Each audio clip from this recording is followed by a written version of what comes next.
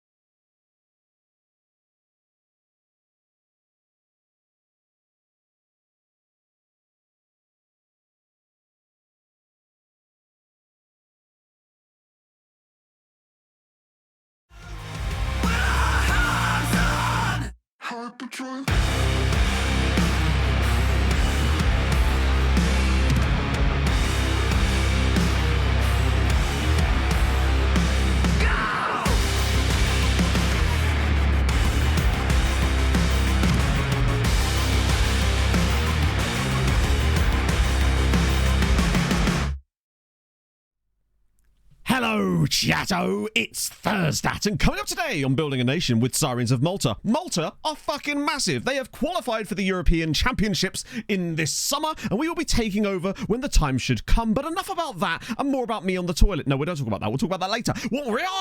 Fucked it. Why did I try to insert that in there? There was no need.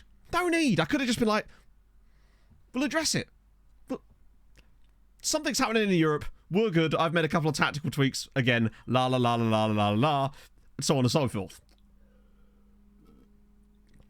Wouldn't change that. I mean, multimedia. Well, that seems unlikely. Stirrups, yes, and so on. It's the clean mic. You're right. The microphone cleansing has not helped us. Yeah, no, Pog is good. Pog is good. Yeah, this is the problem. I organise my thoughts before we start, and then I fuck it for some reason. Just what are you doing? Gulazzo, thank you very much for the 6 months. That's the wrong button. Subbing purely for more Matt on a toilet content. Bitter disappointed this Thursday stream is not live from the toilet seat. I know, it's difficult. It's difficult given that wasn't my toilet. had to borrow a toilet. Obbo, thank you as well for the 36 months during the intro as well. I know, we could just do whiz poises? We'll do whiz poises, chat. Let me get rid of this. There we go. It looks good. I know. I even got the grease off of whatnot, and also the stand. It's a delightful time. This bit was harder to clean, obviously, because it all gets all caked in and it's all nasty like. 3 stupidly good. Oh, absolutely. No, they will. We will get absolutely ridden in our group, but it's getting there is the battle, right? We've already won by qualifying. England game of the week. Yes, so as you all know, a couple of weeks, well, it was wherever the day of the Denmark game was. It was a normal Thursday and I was supposed to stream, and then I had to be like, oh, chat, something's important that's come up and I'm literally not allowed to tell you about it because of NDAs. How do I navigate my way around this one? I could have just pretended to be ill, honestly. That would have made way more sense than what I actually did. But yes, so unfortunately I missed the England game. Because I was on a plane during that. So I literally, England scored as I was sat on the tarmac waiting to take off, and I was like, get in. Guy next to me, I was like, yes, but then landed and obviously all the notifications came through and I was like, well, fuck. Typical, isn't it, really? Ah, dear. You have no idea how correct that actually is, Pulsey. Because the toilet in question was actually in the basement of FIFA's headquarters in Zurich. Watch from the shout. That's impressive. You don't get your phone wet. Bad times. You have to put it in rice and all sorts. I shit you not. That toilet was in the basement in FIFA's offices. That wasn't just like some random toilet. It was some random toilet, but it was legitimately in FIFA's offices in Zurich. Yes, seriously. I promise you I'm not taking a piss. Gave me a feeling that I haven't felt in quite a long time. That feeling being the need to clean my toilet post emptying of stomach contents. And your mic. Enjoy that, though, you sexy okayest streamer. Thank you, Costa, for the 36 months, friend. Hope you're well. But yes, I can prove it, but I can't prove it yet because I obviously have a picture of me standing outside the front of the office. There's a reason why I can't show you that just yet. Taking the piss, yeah, I didn't even use the pisser. That's the thing, crazy thing there. Ah, dear. So yeah, it was a very quiet day, obviously, as you would imagine. But yeah, so that was the reason, because I had to fly to Zurich on that day and then come back that day. I saw none of it, obviously, as you'd imagine, because I spent the entire day at FIFA. But yeah, that was really, really strange. Literally after stream on Tuesday, I got a message about it, and then I didn't even have a plane ticket until Wednesday evening when my flight was supposed to take off the following morning. So that was scary. I literally travelled to another country to use the toilet. Do I know where they chose? I mean, who else is going to sit on the toilet? I suspect it was probably because, hundreds of other people were like, maybe not. I know. Haven't lost on pet. That sounds about right. I know. Shameful. Bringing me out, doing stuff. Crazy times. And you think it's done. How will it come about? Obviously, I can't tell you all the stuff about it. But basically, like I said, I just got a message out of the blue. Basically. There you go. And this, by the way, friends, is when we raided Hood the other day, and he was like, have you got the thing yet? This is what I was talking about. This is what he was messaging me about. Uncensored cut. Oh, I was wearing pantaloons and everything. It's potentially more to come. Maybe. But we will see. He did. He cherry-picked me. Every time I see Infantino in chat, I keep thinking it says Inferno. Yeah, that's me. I'm taking over. I'm the new man in charge. I'm going to finally implement the multi-ball system that we've been crying out for so long, you know? Also, Inferno, congratulations on your dissertation and your success as a university student. Oh, my lord. QS0, thank you very much for the 5 gifted subs. That's extremely kind of you, friend. Yeah, you actually... It's you and I as a tandem. Thank you so much, man. That's very, very unnecessarily nice of you. I really do appreciate it. Yeah, I saw your graduation pictures. There was one picture as well, which was great, because it was just Inferno and, like, 8 women. And I was just thinking to myself, ladies' man right there. But the best thing about it is he was right at the back, just sort of peering over the top of them. It was great. Oh, dear. Mr. Big Time indeed. Well, certainly Mr. Big. Don't know about time. Time's currently 11:07, if that helps. Today I feel like a wimp. That's most days for me, in fairness. Oh, God. It is ridiculously hot today. Me and 8 women pretty much... It's the dream. Well played, mate. Fair play. That actually surprises me. Oh, my God, an insane goal! I've just seen the most insane goal! My month Matto tax / fund for the new PC. Thanks for the content. But you just gifted the subs. Thank you so much, Q0, for the £20 donation again. That is insanely nice of you. I saw the subs and I was like, okay, thank you, though. That's incredibly nice. Like, seriously, so very, very nice of you. Streaming a jumper. There is, yeah, it's. I haven't worn this in ages, and I thought, today's the day we're going to crack this. I'm wearing jeans as well. Like, I could literally just be wearing shorts right now, and no one would notice. But no, here we are. Swiss back again. I've got the Swiss Airlines app, if that helps. I don't know. It's actually quite a good app as it goes. I was surprised at the quality of airline applications these days. You know, for the elite flying classes such as myself, and by that I mean sat in the very last row of the plane. That was actually kind of the plane on the way back was very small. Very small. Smallest plane I've ever ridden on. That was scary. Can't complain about the heat. Of course you can. Me wearing a jumper doesn't change the fact that it's hot. If I was wearing a t-shirt, it would still be hot. Blaze of Glory at Oxford Track in the World Cup. Well, maybe if it happens. I've gone to the dark side. I'm there. Pizza quiz at the time. The what? All right. I was like, there's a pizza quiz and I'm not signed up for it. What did Pog think about? Oh, she thought it was great. Like, obviously. I mean, she's not going to be like, yeah, you look shit. Even though my hair did go kind of funny, which was kind of odd. And someone thought I looked like a circus animal. So that's fun. But that's just the internet for you, isn't it, really? Making it only fun. I mean, I'm there. I'm one step closer to it, Anarith. I'll put it that way for you. Hang on. I think I might still have it. Let me see if I can find it.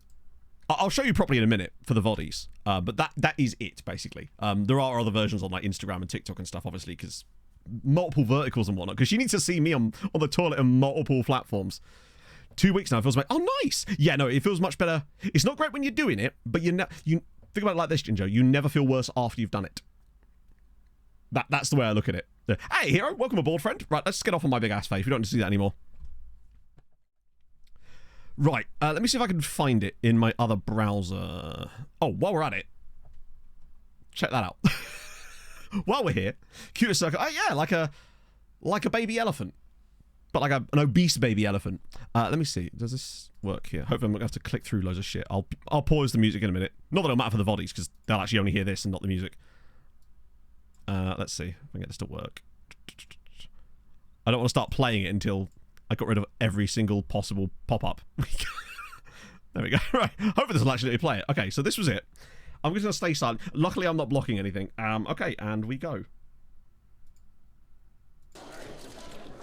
Boys went on the pitch, gave it everything. I'm proud of the team, not proud of the result. I think we had them in the first half. Oi, can you hurry up, mate?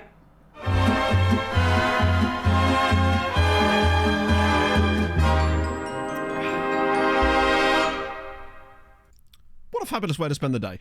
Right, back we go. And boom. Oh, that was me thinking that would just work. Shame. There we go. So there we go. English registration sheet. Yeah, I don't know how that's actually working. Obviously, I'm not privy to anything like that, as I'm just like man on toilet. That is my role here. AI thing at first. Oh dear. Hard news as well. Thank you for the 26 months, friend. Lordy Lord. Be part of it. No. No, I'm not like a Peter or anything. Hospital tomorrow, so dropping my prime off for safekeeping for the month. Up the Sirens and Malta massives. Well, I hope it all goes well at the hospital, Hard News. You know that we're all behind you, if that helps. Now, whether you'd want us there or not as some kind of weird chat Twitch-based conga line, I don't know, but just know that, you know, we got your back. Free trip to Zurich. Well, yeah, I mean, it was obviously a paid gig, which was why I was happy to do it. It's always fun to do stuff like this, and the opportunities don't present themselves very often, so I was more than happy to do something fun like that, you know? Yeah, this is also very true. That's my first press conference in this entire FM save, and it turns out it was that in the end. Oh, dear. FT Blatter. It's a very interesting building. To compensate a renewal. I would love that. I'd have taken that, honestly. Ginger, if they'd have offered me that, I'd have probably gone for it. I don't think we'll be shy of whiz quizzes today somehow, as I'm going to have to drink a lot of water just to maintain a semblance of water in my body and whatnot. Oh, we got a look up here. Ah, shit, hang on. I hate the fact that in database lookups, Twitch doesn't make the links clickable on my end. Yeah, right, glad you mentioned that, Viva. I noticed this before stream today, that Sauerschnig and Bizarma are now favoured personnel, along with Vida, you know, long-term captain and absolute legend, yet somehow Palacio isn't. And why is Vida only favoured? And how is Melman the only legend other than myself? It's... yeah. 82. As few as 18. Oh no, way more than that. It was very hot in there too, so the makeup lady had to keep coming in and touching my face up because it was just so fucking hot down there. It was like 2 basement levels below. Let's see if I can actually copy this link in for the lookup. Hopefully this should work. It's annoying that Twitch doesn't make it applicable. Ah, yes, nice. It does work. So what was this? Silver 15. They won the Conference League without you. That's actually very impressive. Vida should have been there, for sure. Absolutely. Oh god, what's this? Do you know how I know? The way that I knew that the video had gone live is because Hood DM'd me a picture that is not dissimilar to this. That was the only notification I knew that it had gone live. So what we got then? So where did they win it? Oh, there, 2037. Slavia? Shout out to Alaves. Oh, Bikikar with the runner-up too. Nice to see. So one of the things we noticed is that if you go long-term with these, you did tend to see some natural progression on its own, which is pretty sick. How many have they played? Not a lot. Sauerschnig has a grand total of 40. Now, admittedly, some in other competitions too, but that's hard to see because he wouldn't have been on best 11s or anything. Bizarma, probably even less, right? 28 appearances in the league. He's only been at the club for 4 years. I really would love to know what actually causes the stuff under the hood here, pardon the pun, to do what it does and decide who's an icon, who's a favourite personnel. Is it something to do with it? No, that was my own suit. I had to bring the suit with me. In my little bag. 15 points. That's pretty good considering you weren't even in control and probably able to push much further. Tom, thank you for the 19 months, friend. You fucking killed it on the FIFA video. So happy for you that you got the opportunity to do it. It was very fun. I'm glad I did it. I like doing random stuff like that on the drop of a hat, which I suppose is part of the reason why I was able to do it, right? Melbourne did the video, hasn't. We don't know. I mean, Melbourne was actually only at the club for... He was here for 10 years, in fairness, but the last 2 of those... Only he made 100 league appearances. When you look at someone like Vida, who's got 196 league appearances, close to 400 in all comps. It's really, really strange. I would love to know what the code is that makes stuff do or do not behave like that, right? During injury crisis, get favourite penalties after... That's so weird. It just makes no sense to me. So yeah, of course I have amateur. Yeah, that was actually really cool. I like moments like that. They just seem sort of slightly more authentic, you know. As a round, does it really? Oh, I don't know why it thinks that. I guess it's because it doesn't require pace or stamina, but apparently it does require finishing, which makes a lot of sense. My only concern is that he might retire. Surely he wouldn't retire before the international tournament, though, right? Because there's no way I'm not going to select Vida for the squad. Professional, nicely done. Hey, if it makes it work, then you do what you got to do, right? That's the main thing. A special round-dotted tactic. Well, I think that Vida will probably get a chance to play as the inside forward, although we could always adopt it and turn the inside forward in the Malta tactic into a round-doiter, so Vida could play as the round-doiter for us, potentially. Holman, or L. Holman, thank you very much for the 2 months. Oh. They sound like pirate. They're a bit pirate noisy as well. There's actually more pirate noises knocking about than you might have expected. Challenge League's reputation, no problem. No, I haven't selected the Malta squad. I haven't managed the Malta squad at any point. This has all been done organically. That's why I love it so much. I haven't touched the Malta squad at all. We've only ever had... we've done nothing. I will be taking over the Malta squad for the Euros, but I didn't get them there in any way. I've never touched the Malta squad, which is why I think it's so absolutely unbelievable that they managed to do exactly that. Second tier, once again, is looking very tight. Also, shout out to Sangwan. I would love to see one of these sort of like Sangwan or Figura United or someone like that just make that push up. Lagging behind. Yeah, that was always likely to happen just because the reputations of the clubs in the league are always very low. Also, shout out to Pirate Noises, barely staying up this time around. Exactly, the two teams that go up tend to come down again. Although, not always. Yeah, I swear the guy that, where's he gone? Ubelhard. He's in there somewhere. This guy, yeah, Silas Ubelhard. He is a Swiss guy that we signed from Zurich. We actually paid money for him, which is, I mean, what a name. I guess it's Ubelhard. I think that's what we were calling him at the time. But Melita. Also, what happened to Figura? They had that ridiculous guy on loan from us that was scoring all the goals last year. Why has that fallen off? Oh, only 9 this year. Last year he got 24 and 30. This year he has really dropped off, which is a real shame. I mean, I am. It's good in the first division. Yeah, absolutely.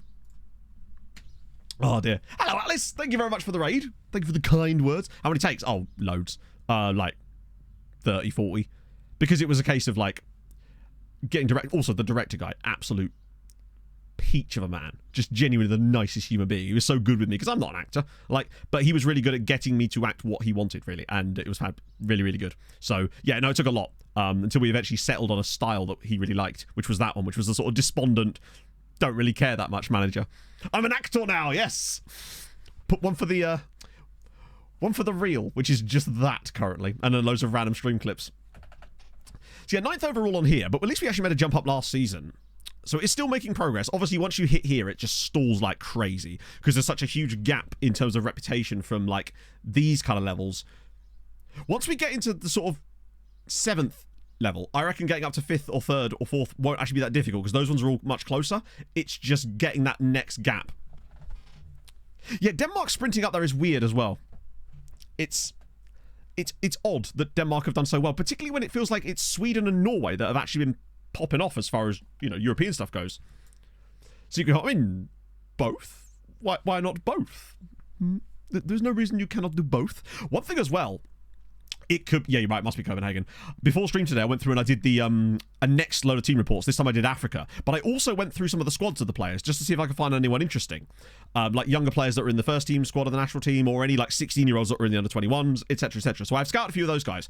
The one thing I noticed the most is how many players of these African nations, first team, like national team squad players, play in Malta for clubs that aren't us and never signed for us at any point. There's a good amount of them. I would say most of the big national teams in Africa have 3, 4, 5, 6 players that all play in Malta that never came through us. So the Maltese clubs are doing a fabulous job at collecting the best African talent. And I think later down the line, that is going to earn them a shitload of money once the values come back up for the final time. That's the sort of the way I'm looking at it. Mid-table Prem, on the under-21 scouting, should I be going for 5-star potentials and reports only, or 4.5?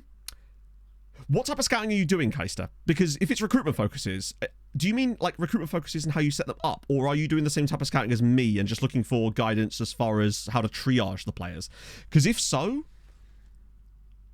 I'd 100% be looking at anyone with anything in the 4th star, honestly, just in case.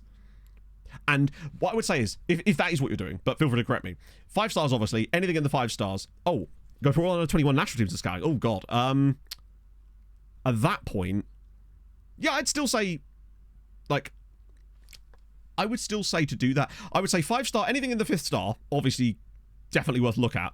Anything in the 4th star, have a look at their CA. If they've got high CA, then take a look at their profile, and you might see that they look like a really well-rounded player. I noticed those guys are the ones that often it lies about, and actually they do have much higher potential, but maybe your scout isn't very correct on them. Take a punt on those guys too.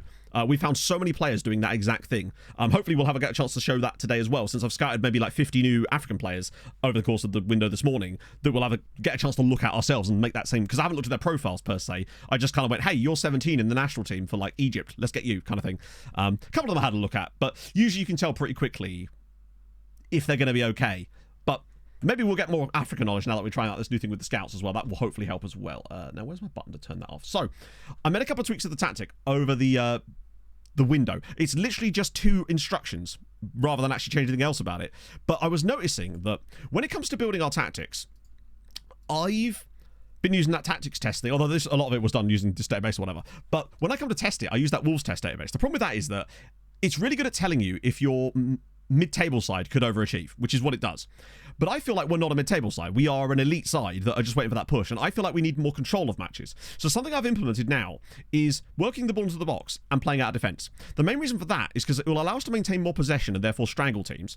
In addition, I've noticed that against better opposition, or it seems like against better opposition, having player out of defence on is obviously a risk because you know how the match engine can be, but it feels like it does that no matter whether you've got it on or not. It's going to do silly bollocks.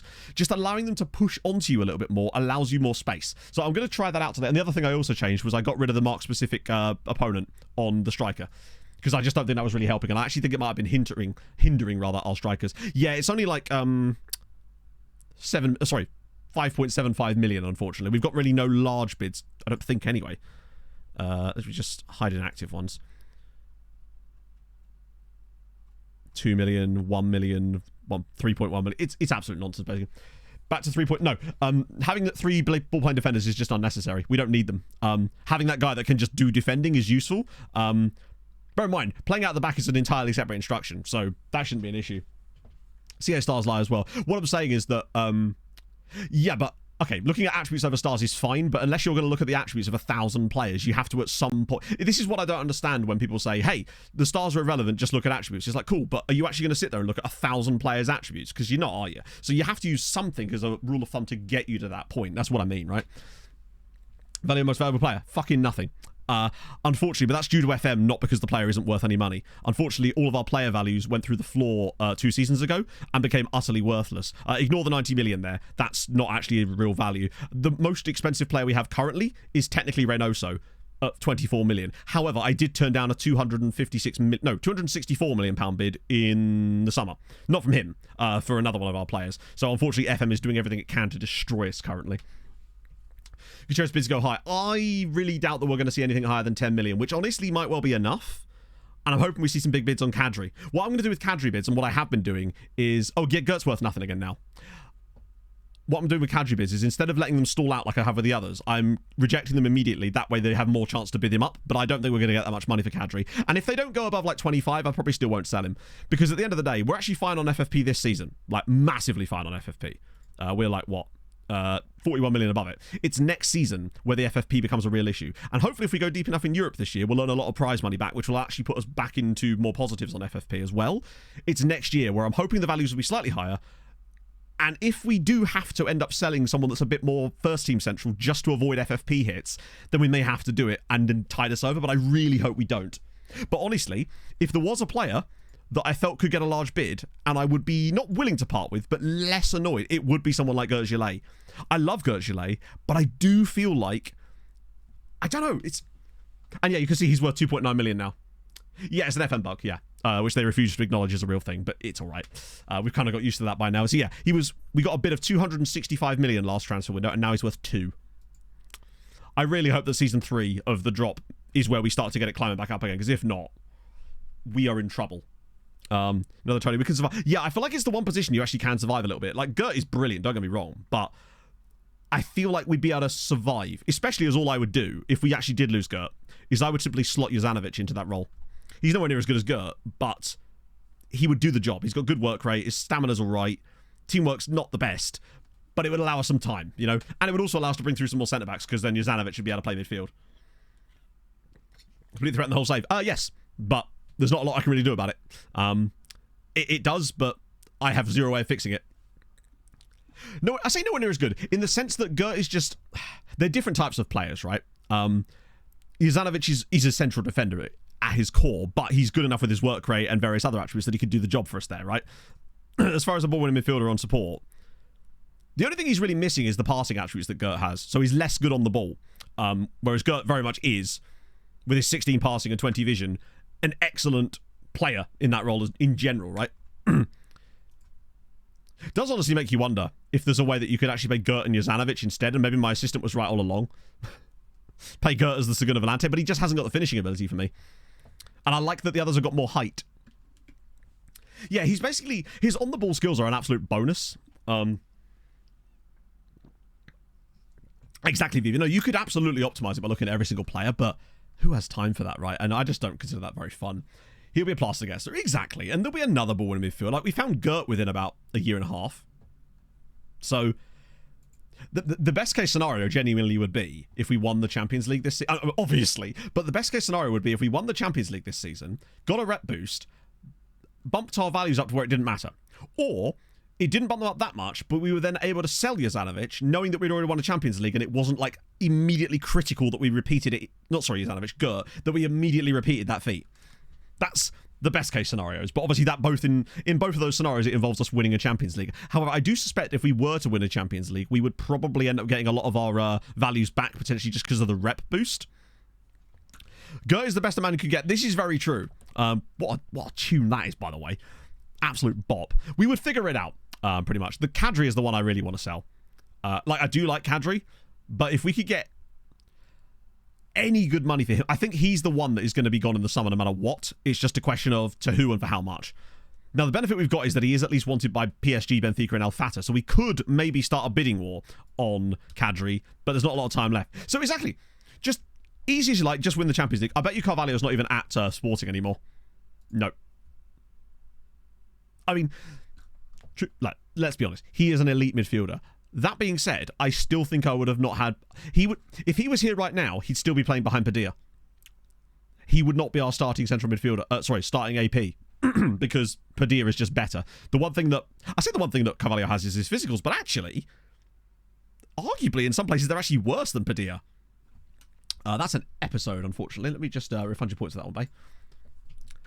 I massively messed it up, pass pro. I got too confident. Only has 13 tackling. Yeah, that's the thing. And I wonder if that's the reason that my assistant kind of wants Jezanovic to play there, potentially. Yeah, literally. The only way you're getting ahead of Padilla is if you look... Basically, if they had Reynoso's physicals with Padilla's mentals and technicals, then yes, you're getting in the team. I think if we still had the money, he's the kind of guy I might have gone through for future planning more than anything else. Because Padilla is now, 29? So we do need to be looking at the next generation of our team. So Reynoso is obviously part of that. Pineda's part of that. Pebbles is 26, so he's still not... And by the way, you'll notice that he's having to start today because we have an injury to Padilla, unfortunately. Krustev's still not super old either. He's only... he's 28 now. Christ. Or Crust. Valmir's only 26. Gillet's only 26 as well, isn't he?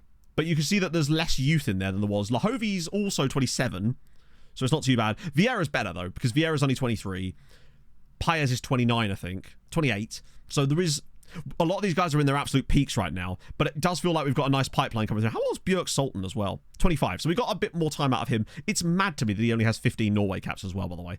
So yeah, this is what we're going to have to do against PSV Eindhoven today, because we've got some injuries. Firstly to, Perez, obviously, but also to Padilla and Pereira. We are stacked at centre-back. Yeah, Pineda's finally going to get a chance to play a little bit, because with Pereira coming back from his injury, we're going to see a little bit more out of Pineda. Because I've liked what I've seen so far. Like, he hasn't started enough games to get a real idea of him, but I like him as a footballer. He's only 20. He may already be kind of close to maxed out, but even as he is, he's still pretty solid. And that's the way I'm looking about it. 220 CA.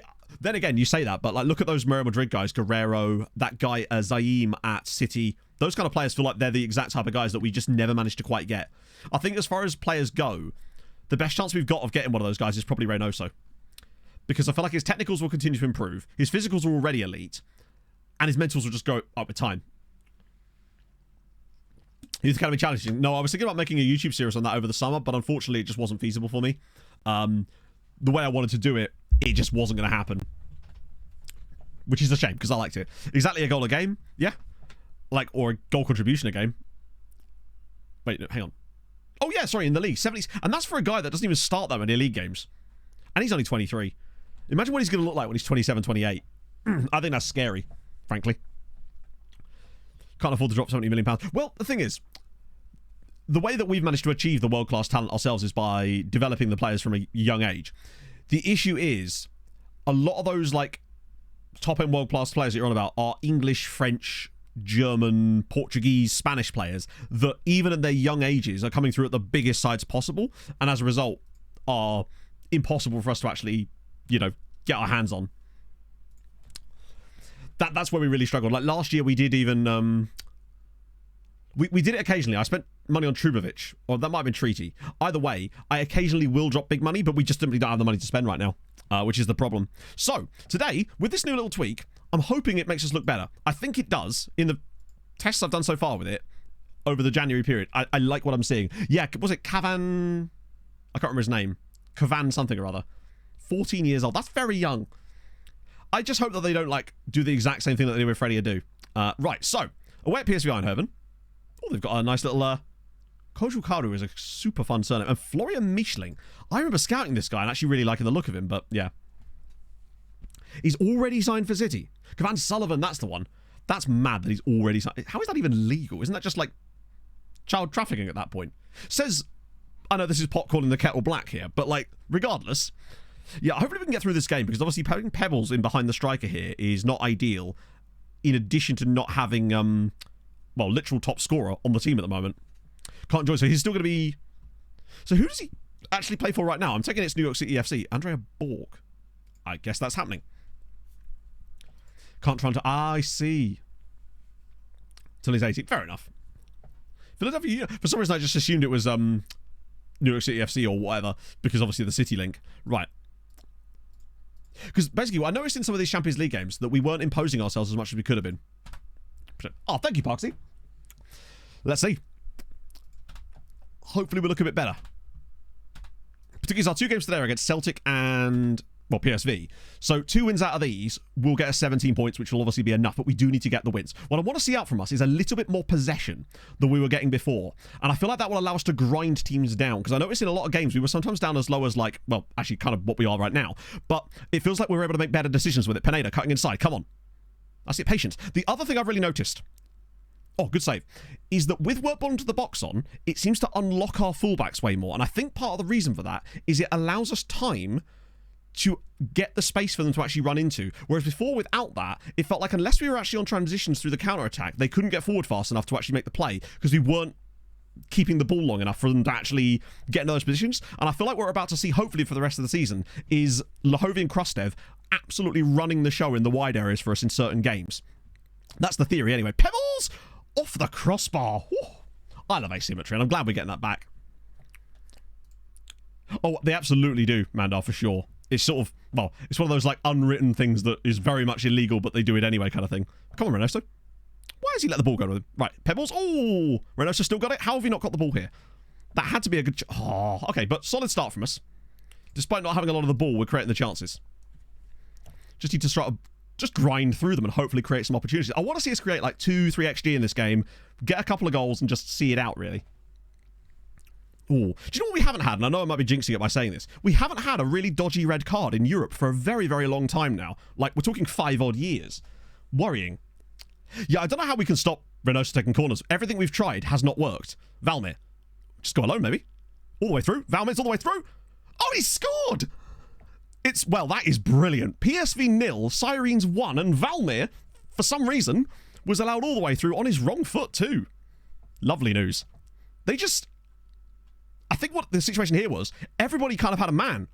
So nobody could really go with him. And then the guy that kind of did a dreadful job. That little drop of the shoulder there, and it's a lovely finish across the goalkeeper. Lovely stuff. I do want to have a look after this game, though, Viva. Remind me. And we'll have a look and try and see if we can figure out how to stop Reynoso taking corners. Because we tried this before, and it still hasn't stopped him. But maybe it's because we tried it in game. I don't know. We'll have to try it after the match, because I do want to sort that. Because Reynoso's jumping reach is, particularly with Pereira on the pitch, too. We actually have a very tall front line with both of them on the team.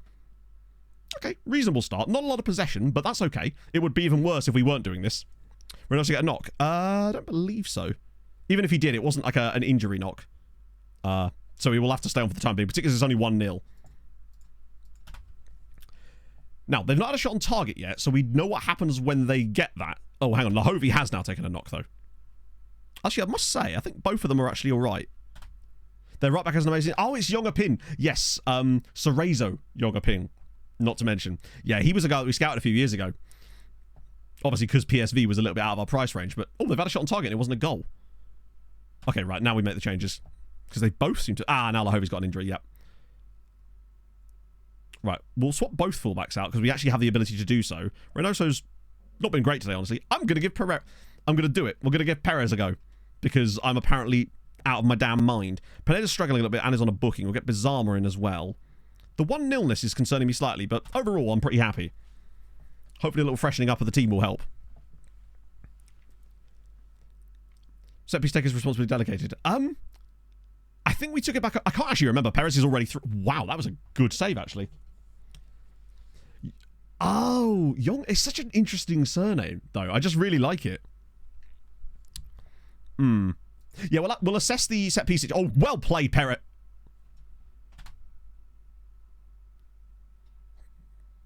Why is no penalty? How is that not a foul? In FM, they get a foul when they're like within 2 yards of them. He's just hacked him over. Not even going to VAR. Disappointing. Massively. God, I love having Sauerschnig around, though, just because he's so versatile. Having an option on both sides is just incredible. Yeah, I think it's because we changed it in-game, perhaps, Sauerschnig. Speaking of... Oh, patience. Back to Valmir. Go on, have another go. Kral. Oh, wait, did the keeper get a hand to that? He did. Ah, dear. I feel like we win a lot of penalties because I've obviously been watching all the games since the last stream instead of just like instant resulting them. I feel like we win so many penalties with this style of play. Bizarma driving all the way through. Extend the loans. Yeah, sorry, June 2nd is that, but there are other two important dates as well that you may want to focus on, which you'll see below there. Right, Kadri drops into the mid. Fuck off. What a save from Sultan. It will still try and wreck you any chance it gets. I know there's obviously a danger of that when playing out from the back, but I do think it's more... We're going to benefit from it more than we will suffer. Good save. Although that was a really good save from the goalkeeper because he's actually had to do something there. Pebbles, maybe, for... I could get Padilla on, actually. Struggling to meet pace of the... I don't... Wow, a lot of these are struggling to meet the pace of the match. It's like, lads, what have you been training for? That was our last sub anyway. Yeah, once I said that, I kind of regretted it immediately. This should just be a long-range one that's easily tipped wide. But Sultan's doing the basic stuff, right? This is one of these games that we should be further in front. We're just not. And we need a goalkeeper to do the business in games like that. And he has, so far. Possession seems to be coming down a little bit as well, for them. Which will help us in these final stages. Go on, just get a second goal here. Kill it off. Maybe we can take this short. He won't. He'll go back post, I think. Which looks like a mismatch for them. Oh, he scored! Never mind. Mateus Paez. 2-0. Right, good. In theory, that should be game over. What a cross that is from Padilla. I can't believe Paez has outjumped 3 of them there. He looked like he was definitely going to lose that. And on the same day, you extended your loans of Lucas Marzo, etc. I'm not sure what they mean by that. Lucas Marzo was a player that we had on loan from another team. So this is only to do with the extending loans that you have out. Who's that injured? Are they down to 10 men? Go on, third goal. Put him in the ground. Slide it through. There's got to be an option here. Perez, just go for it himself. He's the improved version of the Sultan. But we're getting a lot of shots on target too. We'll pretty much bang on our XG in this game as well. This is looking fairly cushy. And hopefully as we adjust to the tactical style, that will certainly help as well. Oh, nice. I've been impressed with the substitutes today. I think Sauerschnig and Kral have done an okay job. Oh, that's a great pass. Here we go. You might be able to drive towards the goal here. Just drop it across for someone. Oh, no. Really poor decision, actually. Go on, Valmir. Have another go. Finds Kral again. Gilet. Oh. Oh, it's beautiful. Hello, Jack. The Olympics. Well, I mean, good news on the sandwich. Bad news on the FM, I suppose. That was really... Look at this intricate football inside the box. To actually play this little pass. Valmir with his second goal of the night as well. Okay. If I want to extend my loan with someone, I simply don't know, Penson. It's not something we've really ever looked into. You might find that it works. I don't know if you could even offer extensions on that date for your own players. You might be able to. In fact, let me know if you try it. Get back to us. I'd be curious to know if you could get like a guaranteed 2-year extension yourself doing it that way. Right, so it's 3-0 now. Looking a lot more like it. Just get the clean sheet though, lads. Don't let you keep it down like this. Oh, he's going to bend this top bins, isn't he? Oh, brilliant from Valmir. That is unbelievable defending. Right, now we've got to capitalise on this break. That's actually not a bad part. Oh, wait, we're still going. Kral, bodies forward. Go on, one more. Make it 4. Really put him in the ground. Kral with a great run here. Whips it back. Okay. Hat-trick for Valmir, perhaps? Vieira. Sauerschnig off the bar. Oh, my goodness me. Chances are coming now. Yeah, it was brilliant defending, which is why I immediately thought we were going to concede a penalty there. Oh, Bizarma into the box now. Go on. Oh, it's filth. It's 4-0 to Sirens. Now we're fucking talking. This is the sort of thing I mean. I don't feel like we'd have got this result in the same emphaticness earlier in the season without these little tweaks. We're just a little bit more composed in the final third. This is a brilliant pass from Valmir, by the way. Look at that. Just scoops it over the top. Little cut inside from Bizarma. Bang. Really quite poor effort, actually. A goal. Yeah, this is what I wanted about Valmir. This is what I saw from him when I originally started playing the other version of the tactic. But this is how we unlock him. 2 goals and an assist. Man of the match performance. Gillet also got 2 assists. Our DMs in this game got 5 goal contributions between them, which is insanely good. Grinio. Yeah, it was Grinio and Marza were the 2 that we had. No, wait. We had, sorry, there was actually 3. There was Grinio, Marza, and we also had a guy called Boileau, Julian Boileau, who was the centre-back guy that we nearly managed to sign permanently, if I recall. Oh, dear. That was exactly what I wanted to see. It feels better. Do you know what I mean? We'll see what we're like against Celtic, but this feels like we're more on the, it's me. It's all I'm famous for. I mean, probably not true at that point. So, I want to see how Chelsea got on, because they weren't they outside of the, or have they already played? Oh no, it's Tuesday, isn't it? Oh, right. Good for coefficient. I also took some trials of some players I found when we were looking at Africa. Sorry, when I was looking at Africa before stream. Particularly as I found a guy called Mark Jacobs, which I just really enjoyed. If nothing else, you can do the kits. Pereira have 2 very strong feet. Yes, he does. But if you're going to say training to play on the left-hand side, I'm not going to waste his CA by training him on the left-hand side when he could play on the right comfortably right now, because I want to use as much of his PA that we got left to make him better in the current position that he's in. Like, we'll be able to find guys that are good off the left-hand side as well, so I don't see the need to do that. And if that's what you were going to say, maybe you weren't. Maybe you were just curious, and if you were, then yeah, he does. Well done, okay. It's actually going okay. I'll show you. Prefers him to Palma Leandro. I'm sure you do. Isn't that the guy at Benfica? Yeah. Stretch. He's very fucking good.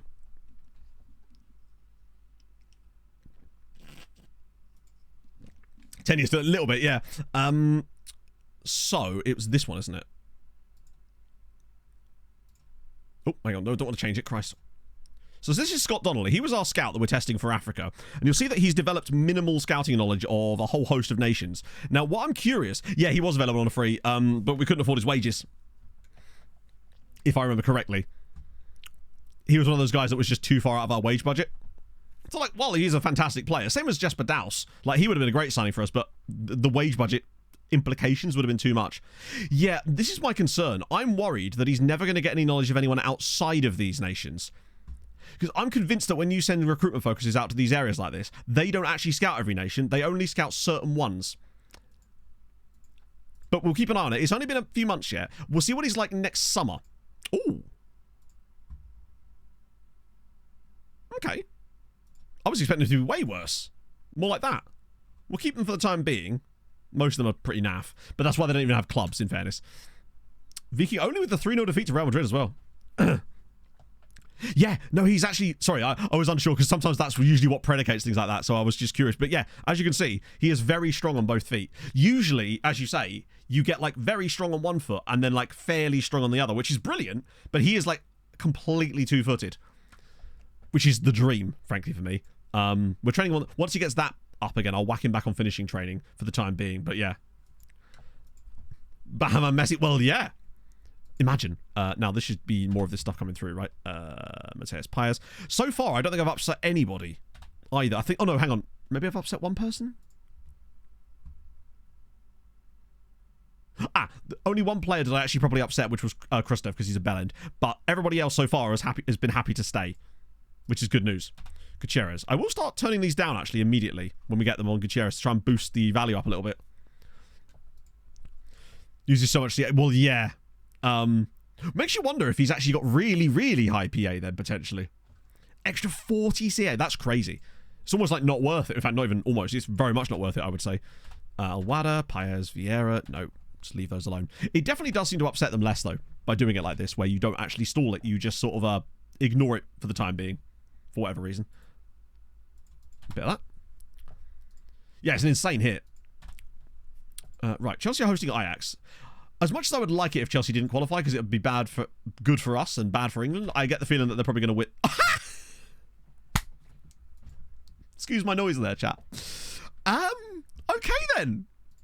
Chelsea defeated at home by Ajax. Chelsea are in real danger of not qualifying for the knockouts here, you know. Who is their last game against? Oh, that's the wrong one. Oh, they're hosting FK Partizan. So they'll probably win that and therefore get to 9 points, which will most likely be enough unless other stuff goes against them. Valencia beating PSG is also hilarious. But shout out once again to Galatasaray. To be fair, Galatasaray would be the perfect team to get in the next round. Because I feel like we're probably going to qualify. We're playing away at Celtic next. A win for us there takes us to 17 points. Oh, we wouldn't be able to draw Galatasaray in the next round, but it would potentially offer options later if they got quite an easy tie as well. So there is an option that we could maybe even face Galatasaray later, which would be dope. Also, Ajax in that. I'd love a game against Ajax. Trying to map them. Benin. Oh, I don't know. Poacher archetype, maybe. But like, I've never really used poachers that often. Still at Albania club? Yeah, it's probably just because he had a couple of good games in a qualifier. You mean this guy here, Sergio Hoxha? He's actually only 21. It's only worth a look, right? We haven't won the Champions League yet. No, it eludes me. It's my white whale. Which is... Aww. Roll Platt has been released by Master Schlock. He's been around a bit. 50 million is poggy, man. Congrats. Oh, right, here we go. So I want to start rejecting the Kadri one. Well, I think I've already been doing that, but rejecting the Kadri ones immediately in the hope that they come back with more. Krastev, he's already complained, so that's not going to be an issue. Right, what we got? Wait, Zabara away at Napoli, no chance. Hammer away at Red Bull Salzburg, limited chance, I would say. And Goodyear, hosting Real Sociedad. Yeah, I'm not feeling confident about that. Oh, the corner thing, yes. In fact, let's do that now while we're thinking about it. Actually, we'll get the game. We'll finish these. We'll get these games out of the way so we can look at the coefficients, then we'll take a look at it one thing at a time. I reckon loss, draw. That'll be my prediction. Loss, draw. Oh, good. I'm glad that's sorted as well then. Manga Sport. Come on. Just give me a dream. Like one win out of the 3 or something. Just to give us a little bit of an extra bump.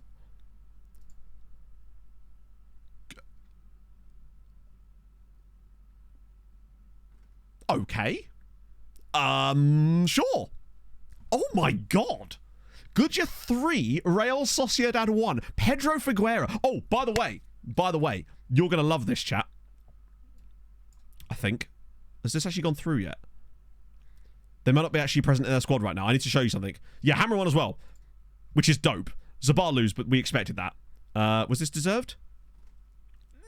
Just. Oh, they missed a penalty as well. So I'd say just about deserved. Which is dope.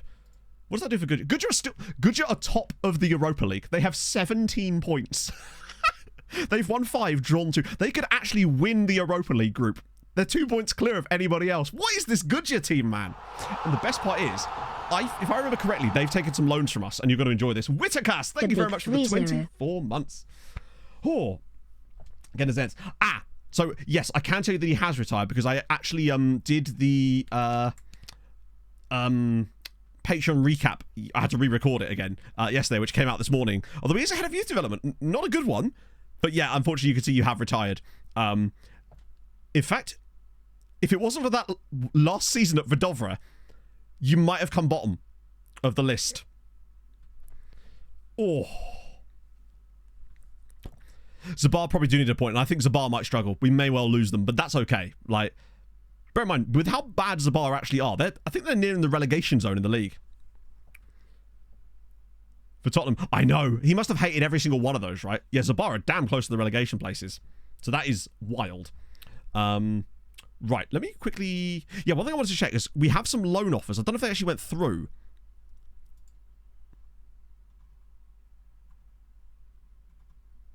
That's from the summer, wasn't it?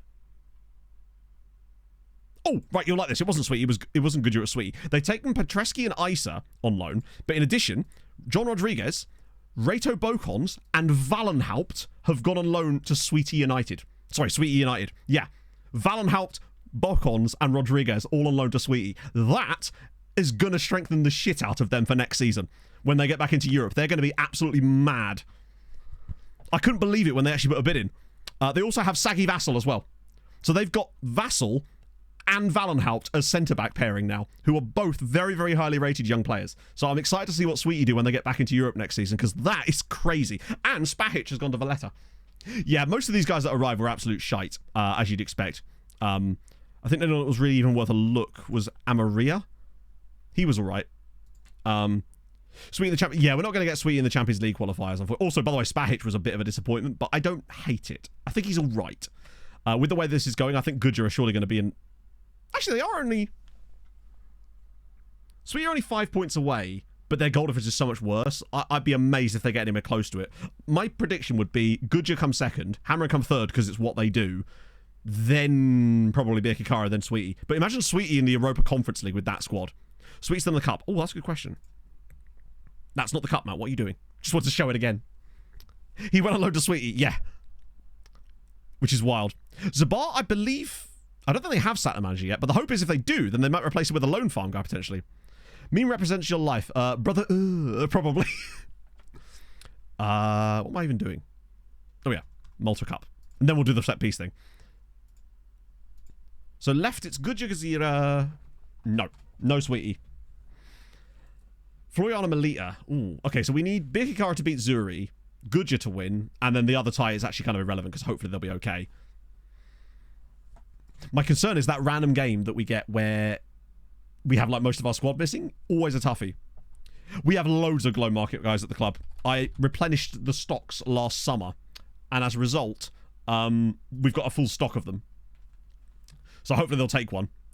I tried to go for the best ones I could, but the fact is that it's kind of slim pickings because obviously there's a very limited number of people with that potential. Oh my god. Wait, this is an Italian club.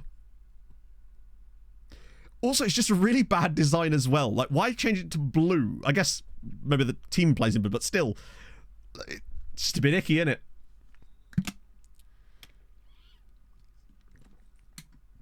I believe he has... yeah, in fact, I know he has because from looking at yesterday, I can pretty much memorize everyone that's still around. And that was from an older version of the save as well. Oh, Young Africans. These guys here. Are we scouting you guys? We're not. Well, we are now. They actually have a full squad as well. Somehow I managed to... They must not have any players in the younger squads for Tanzania because I literally did the Africa stuff this morning. But there they are. Fun, but I actually like that badge, though. Wait. Hang on a minute. Do you remember I said I saw this guy wearing a shirt at the O2 that I thought was Mamelodi Sundowns? It was this. It was Young Africans. This was the badge. This was the badge. This was the shirt.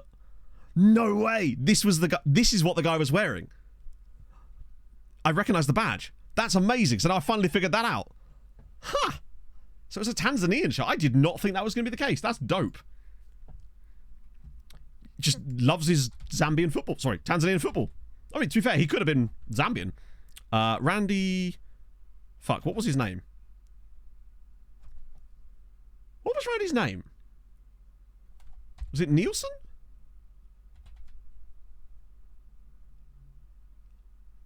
Thomas Randrup, yeah. Randy Nielsen. Randy Nielsen?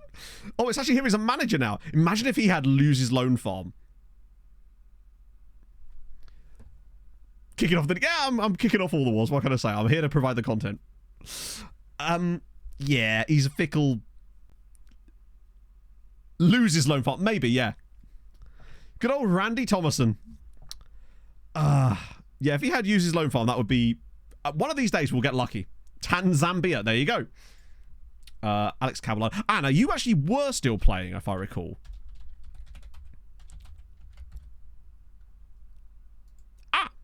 Yeah, your contract is up in literally a few weeks. I say a few weeks, a couple of months. But you will be retiring this summer, as it happens. But you weren't in the Patreon recap video, which I published this morning. You were actually still, obviously, playing, and you are still now. But yeah, your performances have really fallen off, unfortunately. Just the lack of football. But you're 35 now, right? We can't expect too much from you at that point. Kim Chun-Li, I believe, unless you... I'm amazed at how many of them have gone into management, though. one. Oh, wow, you truly are awful. I'm so sorry. That is really, really bad. No, unfortunately, Hadrian, you're still dicking about. In fact, I had to give you that 2-year contract extension in order to keep you around long enough to find out. You're very determined. I will give you that. But that's about all I can give you. Yeah, he's not at the best of times. Jamie Vardy, I think there's no way that he's going to be in the save still unless you somehow become a coach. No, unfortunately not. No Vardy's around. Randy, just in general. I mean, there's a lot of Randys there, I must say. A lot of guys actually came up. I say a lot of guys. Some guys. Randy Trotman, superb name. Randy Stanford. Randy Polion is fun. Randy Ando. Calvin Brandy. Randy Washington. An American recruitment analyst called Randy Washington. If he isn't from DC, or Maryland at least, I'll be very disappointed. Mill Creek, Utah. Boo. Boo and hiss. Can speak a bit of Spanish, though. Old Randy Washington. He's like a 2-term senator that's been kicked out in disgrace. The Tash makes it even better. Right. Mr. Hadrian. Yeah, so you've got another year on your contract, and there's actually another contract year in that. I'll send you... Wait, why am I doing that? That was meant to be a coaching course. You do at least have staff attributes, which are obviously naff, but they exist. And to be fair, you're actually better than some of that. I mean, your tactical knowledge is... It should say editor knowledge 21 under that, in fairness. You've been sold a false bill of goods. I mean, I reckon there's a couple. Like, I reckon Dan Strong is going to go a long way. Because he's got insane natural fitness and he's playing at the very highest level. I reckon he could be one of the longest surviving ones. Obviously, there's James Render. A not horrendous scout. I just kind of wanted to see if you did have use his loan farm or anything. Because it seems that even as a scout, you've got things like play out of defense. Like, when is a scout going to need that? Dan Strong are the keepers. Yeah, maybe Chris Lum. Not Chris Lum, sorry. Tim Lum, because Chris Lamb is an Arsenal player. So Tim Lum might be one that goes for quite a while as well. Although Robert Perring of Lincoln City, he retired. Which is a shame, because I was kind of annoyed about that, because I like the Lincoln City situation. Every time I would check in on them, their goalkeepers had played like 60 games in the league that season. Williams not to work in the lower leagues. He won't sign for us then. Useless. Tripe. The lot of them. Right, set pieces then. Let's see if we can figure this out. I will come back to Ian Furno in a moment. So, I'm handling the set piece takers. How is it? Right, okay, so... Does this... Right, corner taker. We get rid of Reynoso. We'll just put Padilla for both sides.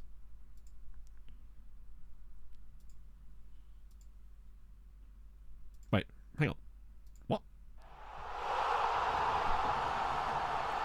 I'm confused. Is that because he's not in the squad? Missed He's 4 on the bench. streams, Right. but I'm back to ruin the day. Stephen! So Stephen? Stephen is what your mother would say. Thank you very much for the 6 months. How's it going, friend? I mean, unfriended Melanie because she was playing games. Well, we thought that might happen though, didn't we, Mason? Oh. Good corners. Well, we might as well. But the thing is, if they don't, or if they do, they're probably not going to be starting that often. So Padilla got the best corner. Well, actually, Lahovey does. Wait, why is Lahovey not taking corners if he's got 18 corners? So did Palacio. Wouldn't it be cool if you could add more than one player from this? Oh, that was crossing, wasn't it? That was crossing, not corners. Shit. Yeah, it's still Padilla. I reckon we just use Padilla for both sides because he's just better. Like, Pereira, I don't want taking corners. So if we just have it set for Jose Padilla on both sides, because he's going to play most of the time. Every decent corner taker instead of Reynoso. I mean, it drops off really fucking quick. That's the issue. Can you add multiple players at once? Okay, you can. Let's just see on this side as well. So we've got Krastev that could take him. Vida, Pineda, no Reynoso, Korashek. Like that. In fact, why is Pereira even there? His corner's not even that... Did I just do it by crossing again? I think I did, didn't I? Fuck. Okay, let's just delete them all and try again. Right, corners. I don't want Pereira taking him either because he's too tall. There we go, we'll do that. I understand crossing is important. Fafana taking corners. Well, I mean... Wait, where's Fafana? Did I put Fafana taking corners? Or did I already delete him? Oh, you can't sort that. I suppose it does make sense a little bit that you can't because, yeah. Okay, we'll just have Padilla take them on both sides anyway, but if he's not on the pitch, then that makes sense, I suppose. Wait, why has it not set them in the order that I wanted? Has it actually put them on here in reverse fucking order? Oh, it doesn't, does it? Has it actually selected them in the reverse order?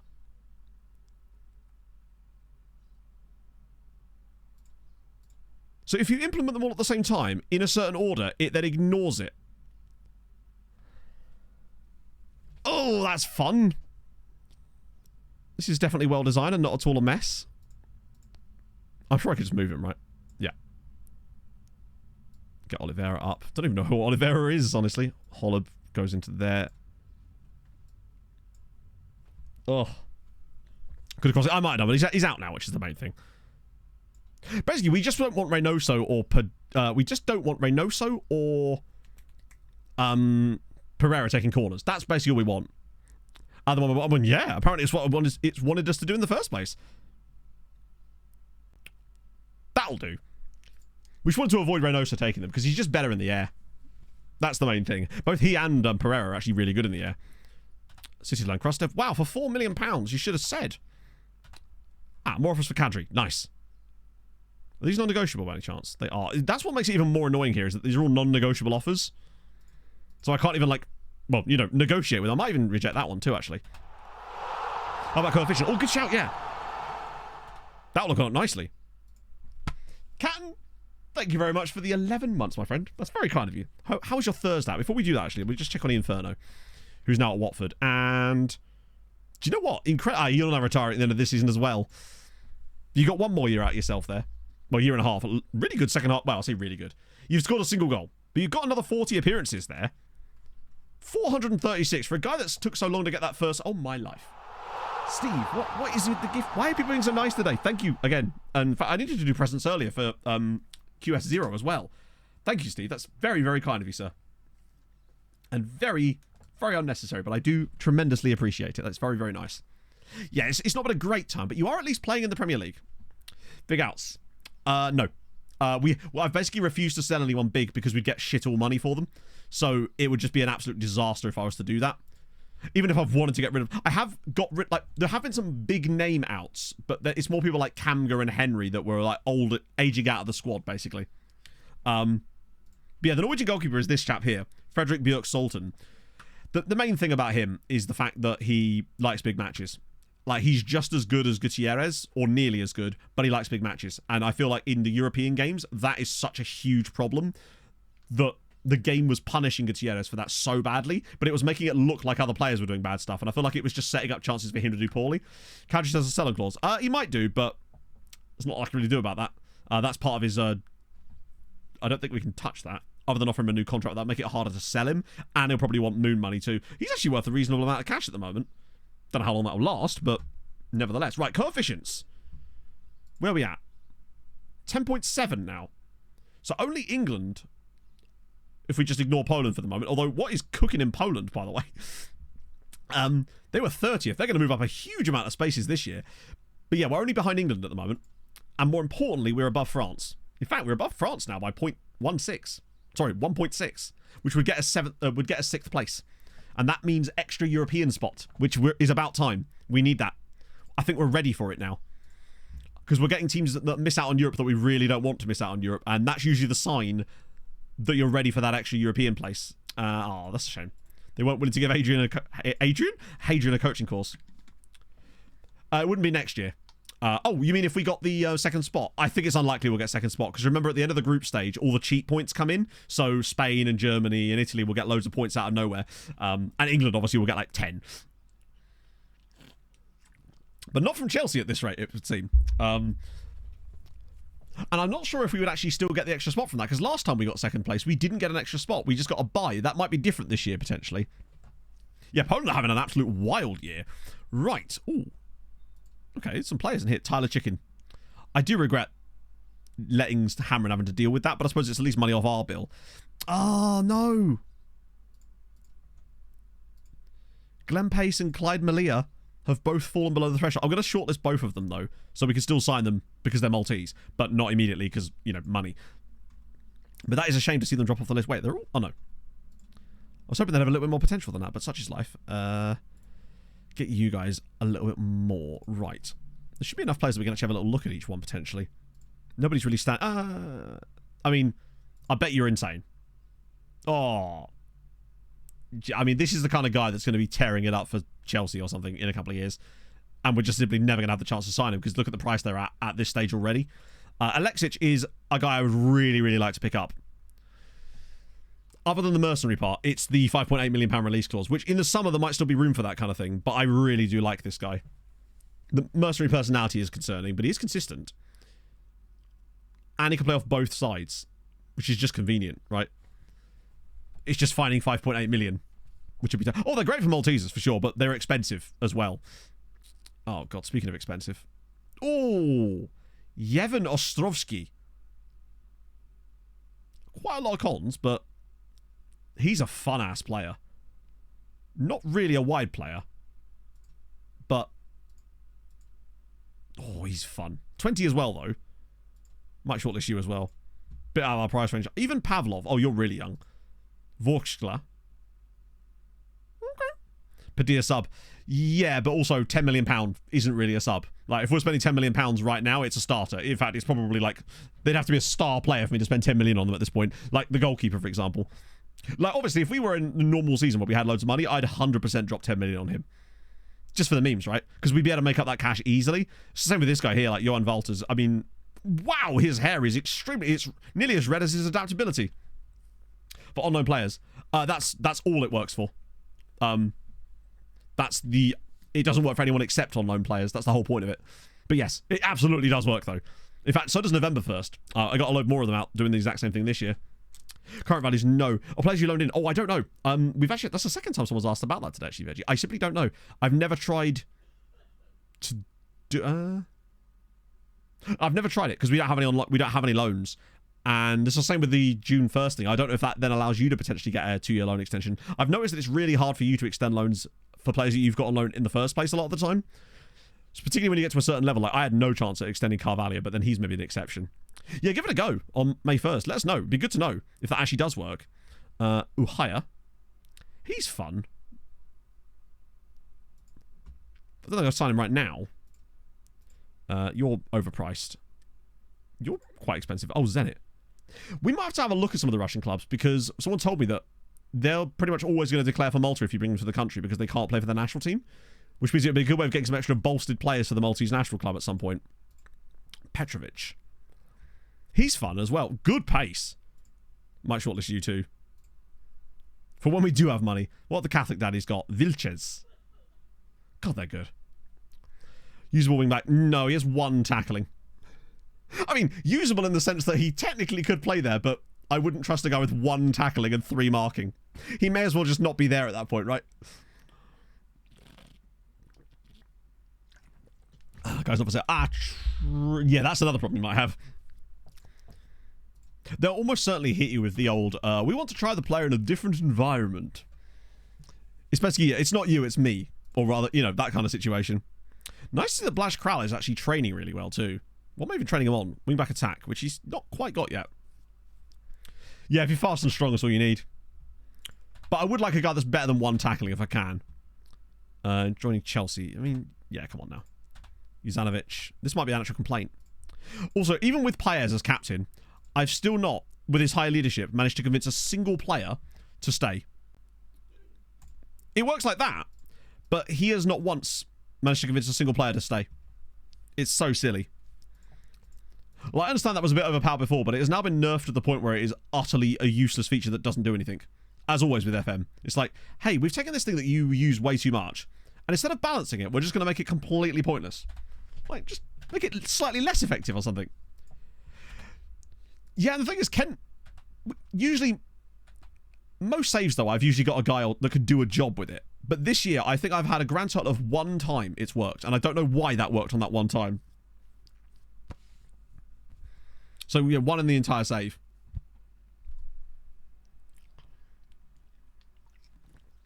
They did everything with, did it with everything except agility and balance, I've heard. Oh, that and pace and acceleration. Basically, physicals. Are you big and or strong? Get in my club.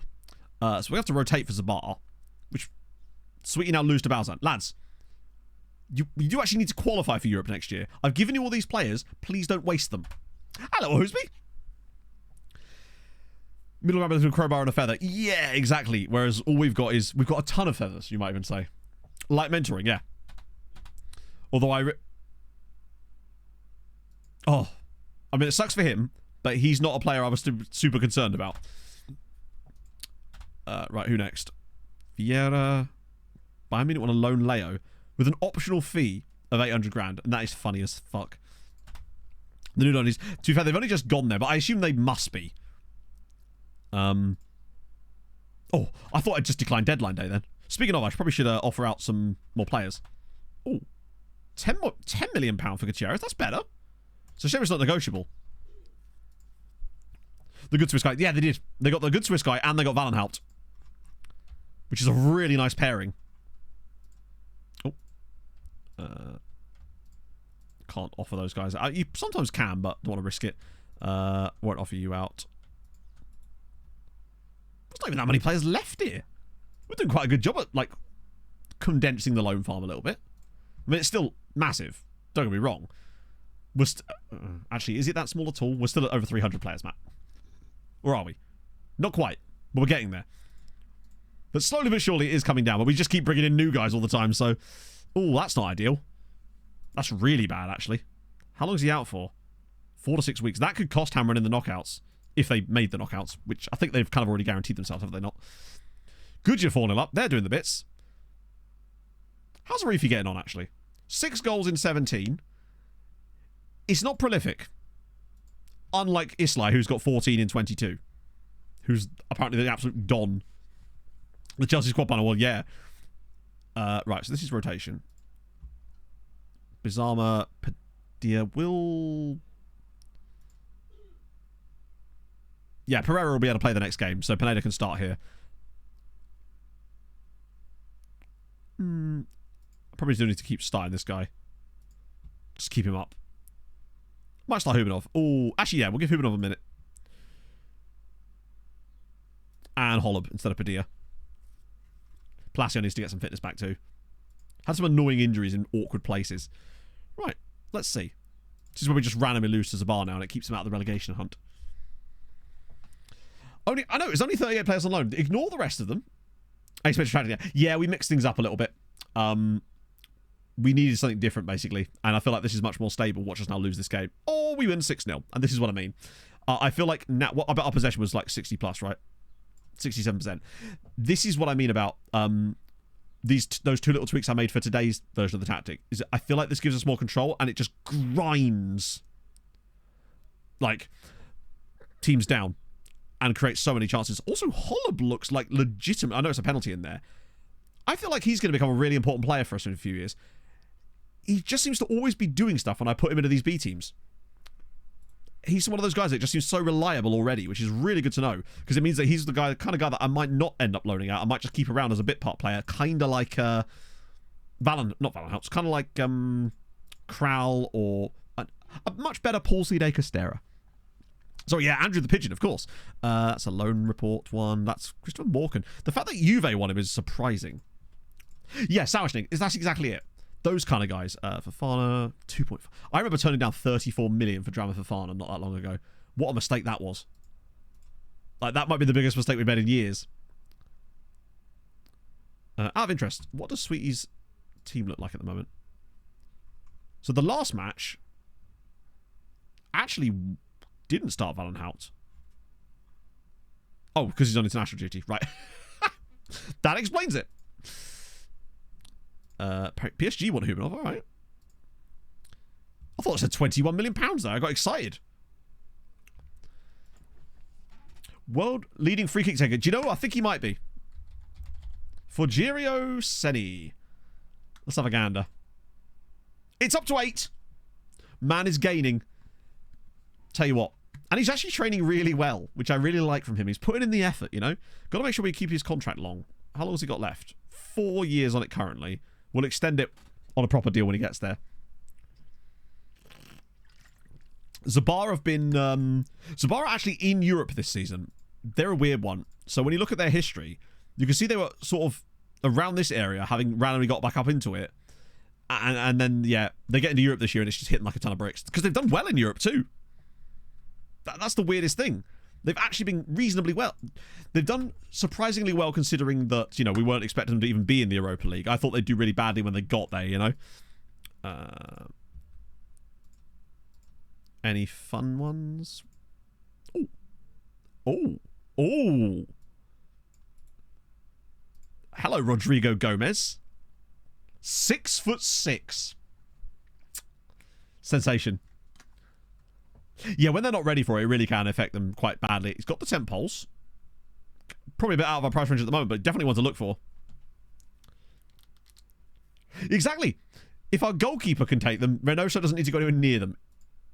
So let's see. Yeah, we're just getting so few options through with this particular type of scouting. It shows you how bad it is when you start being specific. We're probably going to get more African players through in our other scout reports than the guy that's actually specifically looking in Africa. I don't think I actually need to change anything because we've not signed anybody. And I already did the squad report, so I think we should be okay. Need another centre-back as well. Yeah, to be fair, we do only have like 15. So it would be silly of us to only have 15 centre-backs and not 16 centre-backs, I suppose. Yeah, one thing we are certainly stacked in right now is centre-backs. Particularly as we've got a couple out on loan as well, like that Korean guy, Cho Sung-won, who I think could be potentially very tasty as well. He's considered our hot prospect, which is always a good sign. Rarely does the game get that wrong, although I feel like it kind of did with that Jairo Vargas dude. So not everyone is perfect, but luckily we've got a really nice set of lines of centre-backs. Even if we've managed to loan a few of them out, I suspect they won't always stay out on loan. Particularly someone like Valenhout. I can't see him staying at Sweetie that long. In fact, he may not even get enough appearances to want to stay. I hope he does, though. I'll cancel that for Birkeland as well. £9 million. It's still soddle. Right. Oh, no, Chelsea are playing on the same match day as us. We've got to really keep an eye on... Oh! Okay. Zabara clearly going for a desperate shout here. Although they would have already had to register their squad for the last round, but okay. Labare? No one gets Humanov. Mateus? Nah. Souza? No. Oh, I was hoping Redenchuk should get one. Ruskin! Thank you for the 39 months. At tier 2, no less. 6 How the devil are you, stars. friend? How is your day? God, it's hot here. Bit on. Oh, that would have been good. Pebbles? Wait. Oh, right. No. No chance. I forgot he was even on this. Torres. Doodoo. Ah, fuck it. You can go. I don't really care about him anymore. Vida, imagine. Flo. Wow, that was not a lot of good options. We'll try again as we get a bit closer to deadline day, which is very close now. Romanian striker doing. So the Romanian striker is a weird one. He's not played that much for Malta this season, but when he has, he's absolutely killed it. Now, luckily, he's got a 2-year loan extension. So I'm convinced that we need to trust the process on him, and he will just slowly improve anyway, and then we'll just become their starting striker. But I'm a little bit concerned. Well, Melita's striker, because I actually did look at this, because I was thinking the same thing, is this guy here, who's a 26-year-old Egyptian. And I just think that he's going to reach that level very quickly. So I trust it for the time being, and I'm willing to let him have that next year, but we'll see. Yeah, he's a good player, but I don't know. I feel like if Tabakaru could get into their first team naturally, he could bang in 30 goals for them in the second tier and just develop like crazy, which is exciting. Reynoso, bit more money there. That's the thing. It's the CA. They took a surprising number of players. I'm surprised we could buy Kamal, actually. That is probably not a bad idea. That actually is probably better than what I was thinking. Provided he's not going to be super expensive, is he? Because it's, well, Malta.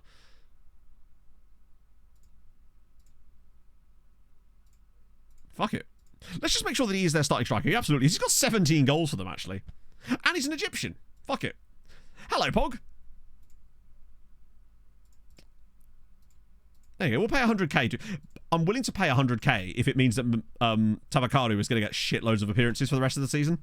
And into next year as well. Happily eat that.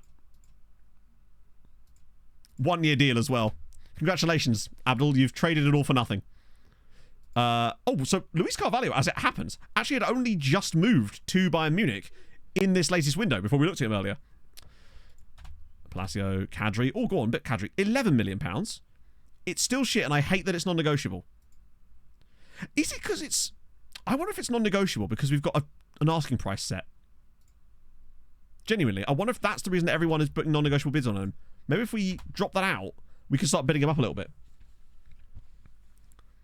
Not even loading anyone. I could have done, really, couldn't I? But who am I going to send? Imagine if I just sent them another striker. I think, yeah, Kamal could end up in the loan farm. Might be a bit more difficult still.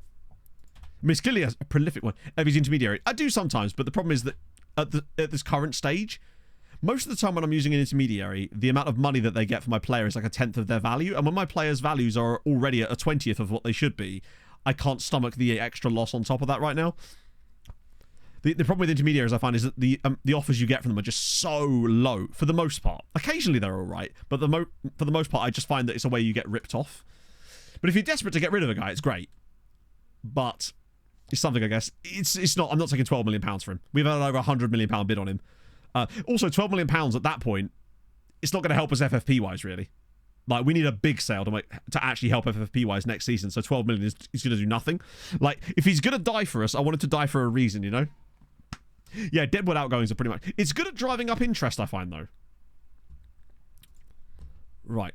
Pereira, Reynoso, Padilla. The band's back together, which is the main thing. Valme was great in that last game. That's a funky-ass lineup. Would you sell Reynoso? Never. Never in a million years. They could offer me 400 million and I would not sell Reynoso. He is the best striker we're probably going to have in this save, I would have thought. And will only get better.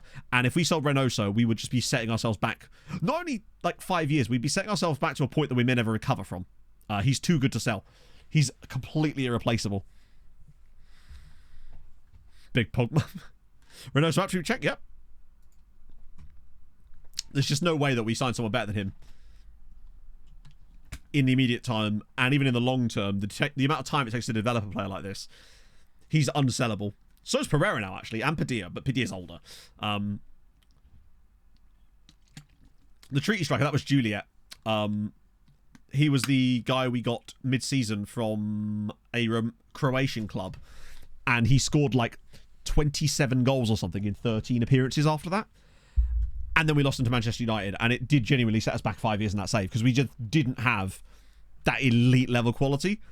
That was a shocker, because we only got like 5 million for him, didn't we? Which made it even worse. Yeah, we'd never sell. The one player in this starting 11, obviously Kadri is what I would sell, because we were even planning that. Krastev, he's irreplaceable right now. Lahovi is world-class. Padilla's world-class. Reynoso's world-class. They're all world-class. Gillet is the one that we were discussing earlier that I feel like if we did get a moon money bid, I'd be willing to sell. I think if Man United came in with 264 million for him again, I would sell him. Wouldn't take 400 million. Oh, absolutely, yeah. Yeah, I can't remember what his actual name was. Was it Zlatko Shavrich? I think his name was Juliet. But yeah, Gillet's the one. And the reason I'm ignoring like the likes of Valmer and Pebbles is because they're just not on that same elite level, I don't believe. You can see that they're sort of the weak point when they're in the squad. Like, obviously, I would take big money for them, but we're not going to get big money for them. The most we'd ever get for those guys, even if the values were good, was probably about 30 million. And at that point, it's not really worth it. And I'd potentially be tempted to sell Palacio at some point, but the thing is, because he's 33 now, his value is just non-existent. And it's only going to drop, and by the time our values come back, he's going to be worthless anyway. Right. Celtic away. Strong lineup. I want to see who's getting a number this time. It's Ryan Kamanzuli, everyone's favourite. He wants number 4. Ryan, back in your box, son. If we play as well here as we did against PSV, then I feel like we're on the right track, because I think these little tweaks have just made us slightly better in European games. Now watch us lose 1-0. Or go behind in like the first minute of the match. Also, I want to keep an eye on the Chelsea result because... Hang on. Wait a second. Did Celtic have... They do. Celtic have Kadir Gura. That's amazing. I can't remember what the meme was with Kadir Gura, but I definitely remember there being memes around this guy a few years ago with us. Love to see it. Arda Gura, yeah. He's unflappable, you know. He's not loan from PSG. Oh, he knows what happened with Andy Mikolev. That's very true. And what happened with Roy Fleming back in the day as well. No, sorry, not Roy Fleming. Roy Galvin. Roy Fleming? Roy Galvin got a stadium named... Oh, no, it was Dara Galvin that got the stadium named after him, wasn't it? Roy was the other brother. Right. Sensible times. I don't know where we'd end up finishing if we were to get a win, but well defended. Okay, this is ridiculous. Man is literally not even in the penalty area. If this is given as a penalty... At no point was he or the ball in the penalty area. Thank you. Good. As if you even have to check that. Hang on, he got a booking for that? That was a perfectly clean tackle. Well, that is a... Okay, we might be about to get scammed here, chat. Because that was a perfectly clean tackle there from Uriah Lahovey that not only has he been booked for, but they tried to give a penalty for. And now bro is... Yeah, sometimes they do just end up scoring off these, don't they? Because the keeper's giving him a lot of space here. Oh, well played, Reynoso. Doing the dirty work at the other end. He's like our own... He's like a Chilean Mitro. Okay, we got away with that one a little bit there. But hopefully, that's the beginning of something good as we are a bit of a slow starting team today, it would seem. As long as we're a strong finishing team, I couldn't care less at how we start. Also, 15 points doesn't seem that much to be top 8 right now. I feel like you normally need like 16, 17 points to qualify. Oh, hello. Padilla, cut back inside perhaps? As if he's shot from there. That's like FM20 nonsense right there. Why is he's on the byline? As if he's tried to shoot from there. Just drill it into the box and hope that the deflection comes. Right. Okay. This is now where we balls it up playing out of the back. But the thing I think that gives us playing out of the back is us just playing with it a little bit more here draws the other team onto us. And I find that these little pockets of space sometimes emerge that these kind of guys can drop into, and he'll probably play it back to there, and then we got this ball through the middle. Okay, he's gone central, but that's fine too. The other thing that I think the work ball into the box does is it allows space for the wing back, but it also uses them way more. I feel like we play these lovely little triangles here, and then yeet it to the fullback. Although we've gone a bit earlier this time, but maybe it's just because the way Celtic are set up. I think that's what it gives us as well. Oh, go on, Krastev. He's all the way through. Krastev, why are you shooting? Okay. It's a day where players are just shooting for no reason in terrible positions. Ball in. Paez! Wait, is that an own goal? Or is he offside? No, it's an own goal. Wait, what? Hang on. No, it's given. It is given. Celtic 0, Sirens 1. It is an own goal. Potential theft. Oh, Christ, Pog. Lawrence Coogan's with the own goal. Paez just heads it straight at... Oh, the keeper's caught that and just slid over the line. Okay. That's new. Oh, Jesus Christ. I genuinely have not seen that this year yet, where the keeper actually catches the ball and slides over his own goal line. But we take it. We get the lead, albeit not really against the run of play, but we've not been amazing so far. But now they've got something to defend. Or rather, they've got to attack us a little bit more. Which should hopefully... Oh, look at this from Jozanovic. That's brilliant. Oh, go on, Lahovey. Now we've got the overlaps again. Valmir, Pereira, loads of bodies there. Krastev. Oh, no. Just pop it around the side. If it's an own goal, the offside is irrelevant. No. Because the offside was from the header that led to the own goal. So if he was offside from the header, then it would have been disallowed. Because he wouldn't have been allowed to take the header in the first place. Oh. Right, come on. Should I look at the space for Lahovey?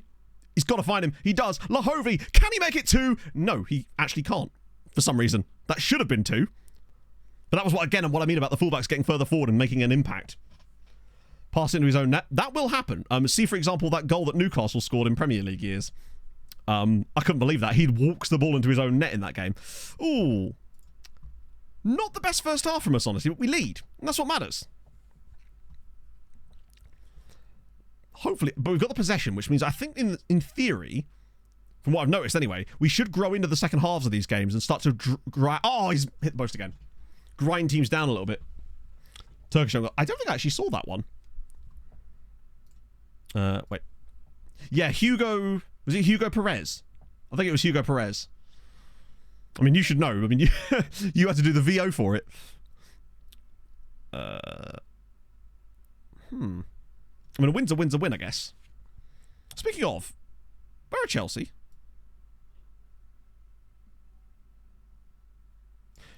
Chat, Chelsea are currently drawing with FK Partizan. As things stand, Chelsea are not qualifying for the knockouts. Yeah, the possession is definitely better, and that's what I was hoping for. And that's what I feel like we should be able to get a couple of late ones here, potentially, as we grind through them a bit more. I might give Perez another chance. It's dangerous at 1-0, I realise, but luckily we've got Palacio for the... yeah, we will give Palacio a go. And I'll leave Padilla on for the time being. Tanking for a higher draft pick, that's true. They want Conor Bedard... No, not Conor Bedard. I don't know who would be the number 1 draft pick next year. I'm going to keep an eye on this. Imagine if Chelsea didn't qualify. Kind of depressed me if we only won this 1-0, but hey, get the bad luck out of the way early, I suppose. It just always leaves open the option of give Ryan a chance. We do have... What position does Ryan even play? Actually, what am I doing? If we were more than a goal up, I'd give Ryan a chance, but the fact that we're only a single goal up... If we score this, Ryan's coming on. But with it being only 1-0, if we were to concede a goal... Right. Cheers, Evan. What a highlight that was. Oh, please no. Okay, cleared away.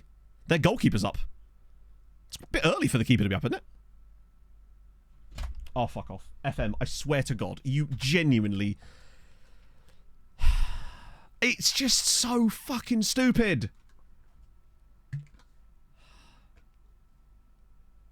You can't get away from it, can you, no matter what you do? And now we're going to drop points in this game. Fuck me. Unless Sultan becomes an absolute monster. Nope, never mind, of course not. We only miss penalties, we don't save them. It's just like every fucking year. The same shit. What's that? You're winning a game in the 90th minute. Better concede a penalty then. Happens every time. Oh. Fuck me. I know, imagine that, us conceding a penalty in a Champions League game. And that drops us out of the top 8. Oh, fuck off, Football Manager. And that drops us out of the top 8. That nonsense. Oh, I'm so sick of it. It's just the same shit every year. Yep. We lose it on goals scored because of a 94th minute goal from... Well, it may not have been, actually. Oh, no, it was, literally, because our goal difference would have done it. Could draw Galatasaray right now. Oh, ye of little faith. We're absolutely going to draw someone like Porto or Inter or Dortmund. On the plus side, Chelsea didn't qualify. Wait. Hang on. What was the score? 0-0. That's pissed me off, though. Because now we're going to lose points for the lack of qualification. It wasn't the best performance from us, but we should have won the game easily. It's just irritating as all hell. Like, we hit the post about 4 times in that game. Oh, well. More coefficient if you want. I don't believe you do, because I think they've fixed that now to the point where you don't. Because otherwise that'd be unfair. It's the classic injury time. I know it wasn't technically an injury time, but it basically was. It's... To be fair, I knew that was going to be a goal from the moment that they had that free kick, just because of the way the players were standing. We were never going to, like, defend it properly because of how it is. Makes it possible to deactivate penalties. Well, actually, it's funny you say that. Hadrian did find some very interesting debugging criteria when he was doing some, looking at stuff on Tuesday. I don't know if that was in there, but you could make it so that you could shoot from kickoff every time. So it's possible that it is in there, in fact, yes. Oh, wait, what's this one? Oh. All fouls. There you go. Oh, all fouls was a penalty, so no matter where on the pitch, every foul is a penalty. That would be a brilliant game.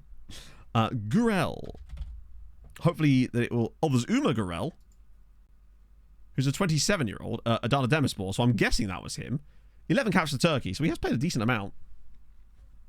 Isn't it 0 penalties one? Damn it, man. That would have been good.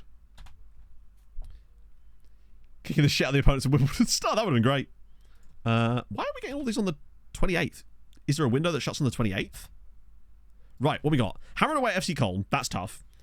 Goodyear away at Sporting. Never mind. Zabar hosts Nordsjælland. I don't know.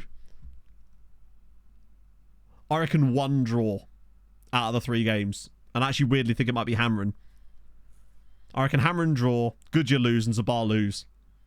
As much as they really need not to. Because Hamren have only got 9 points. They're probably through. Zabar need a draw. At least. And Goodyear are just chilling. If Goodyear get a point, they might actually win the whole thing. So I'm making through. I'm not confident. Oh god, if Goodyear don't lose to Sporting, I think they win the Europa League group. Oh. More stuff to deal with here. Uzanovic. Wow, 7 million. You spoil me. 30 million for Vieira now. Now, Vieira's one I would never sell, even if they put the stupid money on, because I feel like he is genuinely world class. Starting more games. Wait, what is your squad status now? Regular starter. Wow, I'm surprised it's taking you this long. Out of the top 24. Yeah, but this is FM, and I feel like if it's going to... I mean, it's already screwed us once today. Oh, I see. That's how we're just slow turning down. I reckon this is how it does it again. But I reckon it'll be like a deserved screwing. So, like, they'll lose like 2-1, but they get absolutely clapped. Yeah, unfortunately, Jinx, it's been like that for the last 2 years. Just keeps missing the office fair. Oh, 40 million for Vieira. So it feels like every window, there's one player that randomly gets bid up to shit, like Gert did. And I reckon by the end of the window, we're going to see bids of over 100 million for Vieira, or close to it. So now it's 54 million. Oh, Gutierrez. Oh. Would you take 17 million? No. All right.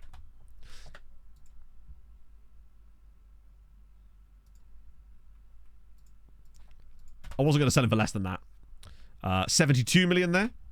Oh, that might be the first time anyone's bid on Valmy. In fact, it is, as you can see. Why is Vieira the one I have to ask for him to stay? Oh, nice. I knew he didn't have the squad status yet, I don't think. It feels like the newer the player is, the less likely they are to accept that. 98 million there on Vieira now. Who? Hang on, wait, what? Who? Franco Ramos. 17 million quid. Oh, wow. Ouchie, baby. Guy I sold to Shakhtar for £2 million has just moved to Atletico for 17 million quid. It shows you, though, that Shakhtar, bear in mind, have got better player values than we do. By a massive margin as well. 130 million there. Good God. Yeah, no money for us, but it's like, Christ. It's like, we see these players all the time. Like, do you remember there was a midfielder called Ramiro Rojas? He was a central midfielder. Just wasn't quite good enough for us. We sold him to, like, I can't remember who it was. But I think if I remember checking, he has, like, really high value as well now. Oh, maybe not. Oh, no. Yeah, he does. Look. Bro's he's worth £70 million and we sold him for 8. But then there's always going to be that. 175 million for Vieira.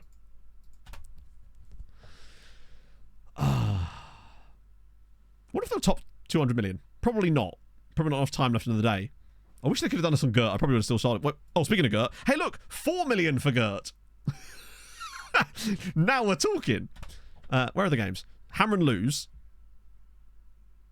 Oh, dear. Oh, my God. Oh, fuck off. But, okay, good and bad. Good in the... Goodyear have won the Europa League group, but Hammer may not have qualified out of it. Or they do, but Zabar don't. Goodyear got 20 points in the Europa League. What are they smoking? That's insane. Hammer do get through, but just barely. Literally on goal difference in the end. Hot damn. Yeah, I was going to say, if we were to lose anybody, I'm glad it was Zabar. Like, let's be honest, they were unlikely to be progressing much further than that, even if they did get through. Yeah, if Goodyear get a good draw, which they won't, they'll probably almost certainly get Sporting again and then get clapped, or they'll get Roma. But Napoli, you know... Oh, sensational. Zabar got some points. Exactly. It's more coefficient points. It pushes us now up to 13.5. And naturally, Germany and Spain overtake us. England get 1,000 points because they're England. France, apparently, have also caught us right up. But we still lead them as well, though. Match stats. Oh, good point. Conference League doesn't come back around until the knockout stage. Completely fair. When you get a red card in the 6th minute, you kind of had it, right? Hamren. Oh, to lose 3-1 is harsh. They probably were good for a point in that game, but it's nice to see Mamedov continue scoring. Yeah, I think getting Sweetie back in Europe next year, I feel like we've now got Gudja, Sweetie, and Hamren are all banging. And Birkikara are cooking some stuff as well. Check the replay of the red card. I don't know if it'll actually... It probably will. This is... I feel like we're building a really solid set of teams for Europe next year, which would be decent. Yeah, that'll... that will do it. He has indeed done a murder. Not quite to the levels of Mr... Oh God, who was it? Jose Pablo. I can't remember his surname. It's not a great tackle, is it? Also, shout out to... Actually, no, not shout out. Shame on Leon for dropping points. Pinares, that's it, yeah. Shame on Leon for dropping points to HJK. Like, what are you up to? You melons. But, point being, I mean, us getting knocked out here is... Oh, sorry, not knocked out, but that late... Oh, that's so fucking irritating. That's literally cost us 4th place. Oh. But, you know, maybe it's the bad luck out the way early or something, you know? But now we've really guaranteed ourselves a tough path, and that's the problem. It's the fact that we were going to be the team that would get... Then again, we could still draw Galatasaray or something, couldn't we? Yeah, we could still draw Ajax or Galatasaray if we get through. So actually, there's still a pathway that might be beneficial for us.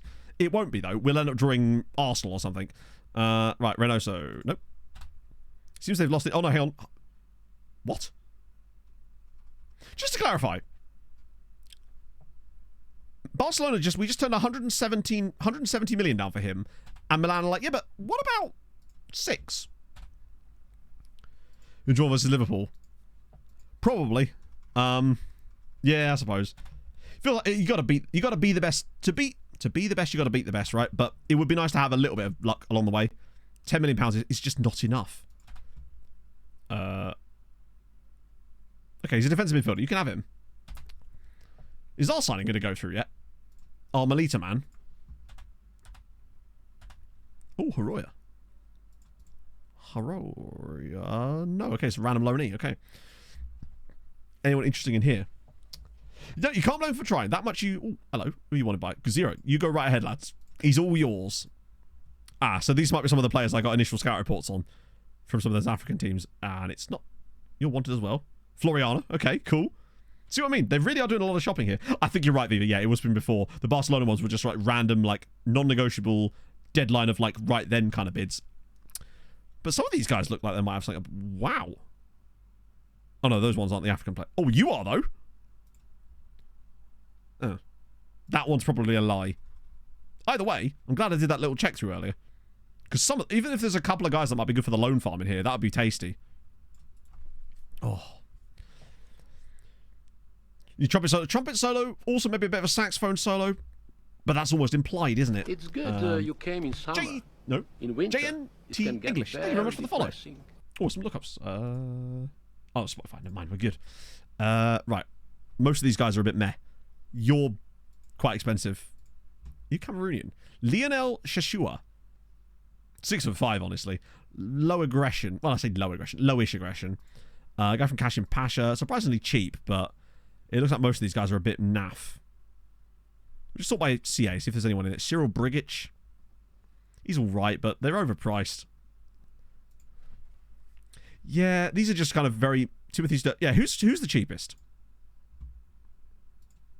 Timothy. And he's 18. See, yeah, he feels worth it to me. We'll get Timothy. Not busting the bank out. Ooh. £44,000. The rest of these guys are just like... They're just kind of there. $4,000 a week on a youngster contract. Yeah, no. I like him, but I'm not giving him £4,000 a week to be that average. Like, if he'd have went for like under £1,000 and then we eventually put him in the loan farm and he became that good, then that's fine. But I'm not starting him off on a contract of £4,000 a week. That would be insane.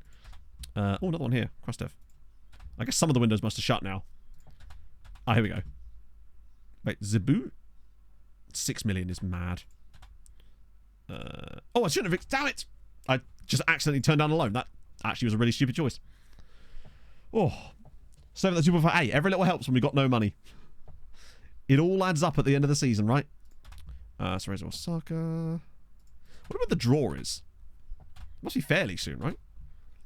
I'll do a quick pick just so it shuffles a few guys in and out. We won't start Padilla here.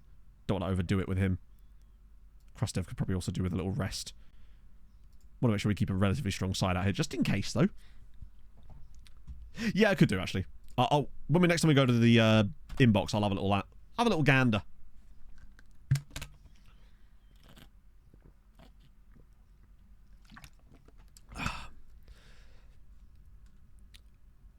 Cheer my team up for that. I don't know. Generally speaking, if you score an early goal, that means you've only got a 1-goal lead, and therefore talking to the team in any way is usually going to cause negative morale hits, if that helps. That's why I tend not to do it at all. I actually, even at 2 goals up now, I've stopped saying it, because I noticed that you praise them, you get a little bump, but then they go really complacent. I feel like saying nothing actually seems to be better.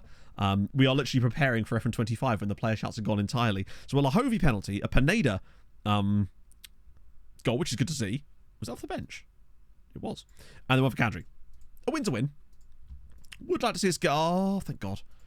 That scared the shit out of me then. Right, deadline date. So where was Vela? Oh, wait, he's actually already under a bid from... Oh, he's already under a bid from someone else, so that's fine. He'll just go to them. Juan Carlos Perez, no. He's not interested. Oh, no, he is interested. Krastev for no money.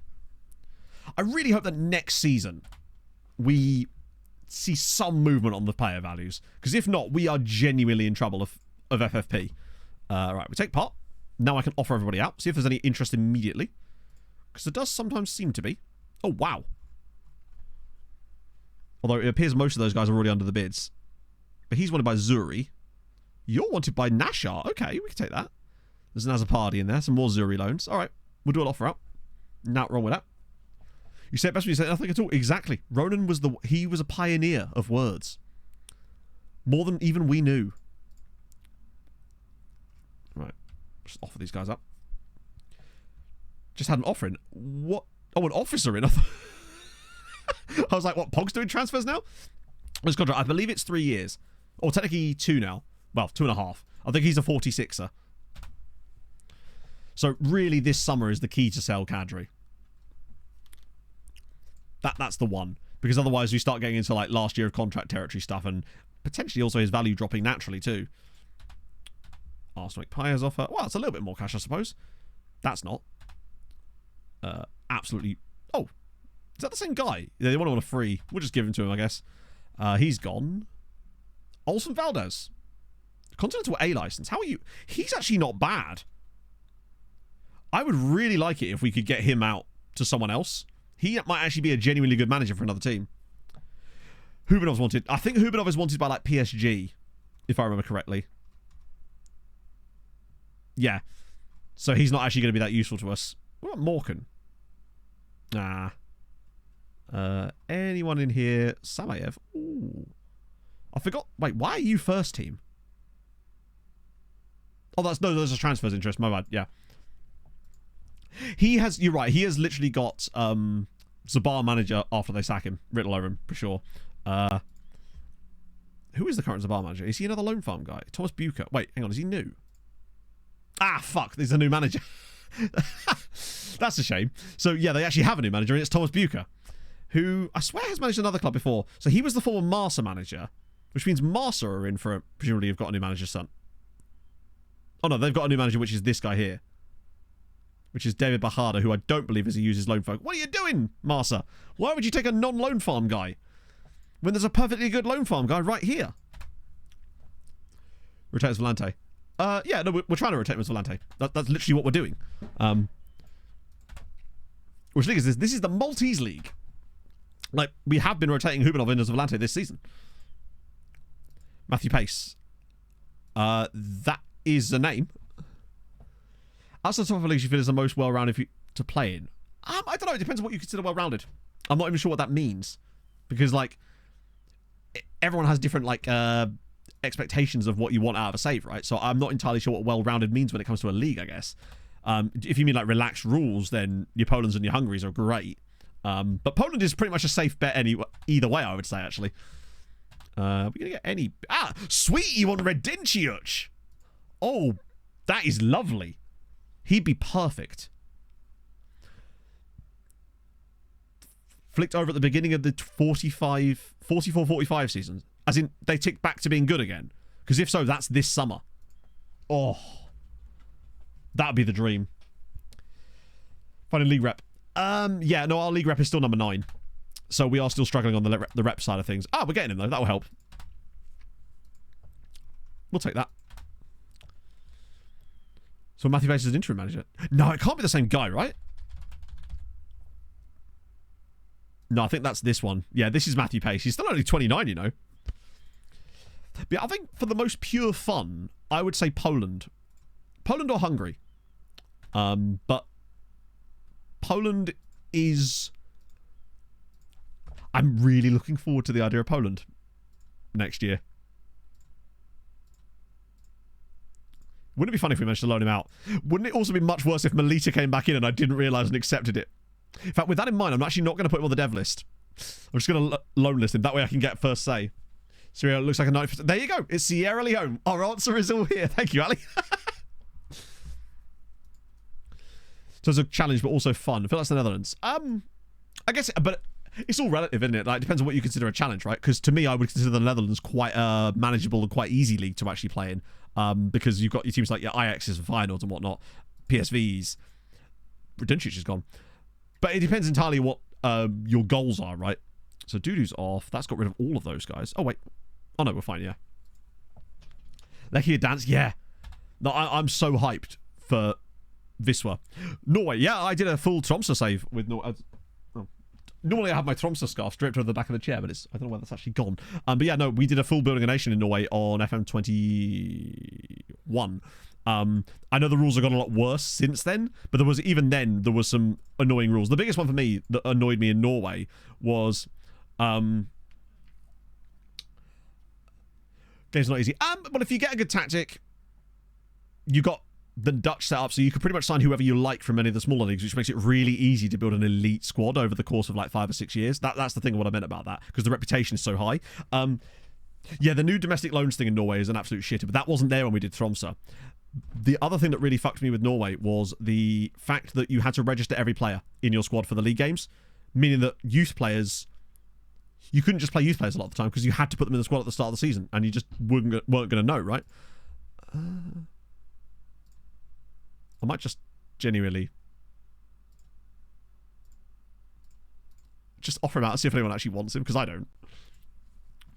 Austria as well. Yeah, Austria seems quite fun. But it's all like, it's all relative, isn't it? Like, one person's challenge is another person's easy day, you know? And that's not... Oh. Wait. That's Dudu. No, wait. Tarshin Rainbows actually do want him.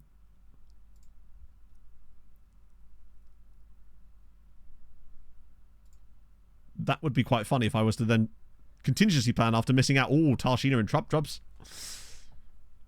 I mean, actually, if we're talking like true fun, like for me, fun is like, hey, let's go to the Namibian second division in Africa, right? That's where I thrive with my most fun. And Brazil. That is fun too. I enjoyed playing as Chapecoense last year. A lot of potential. Oh, that's good to know. They may be lying to me.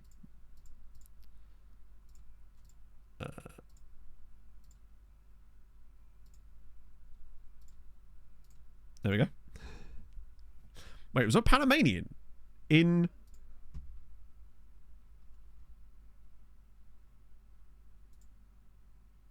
Wait, hang on. In their first 11? Wait, where's the Panamanian? Oh, at Tarshin.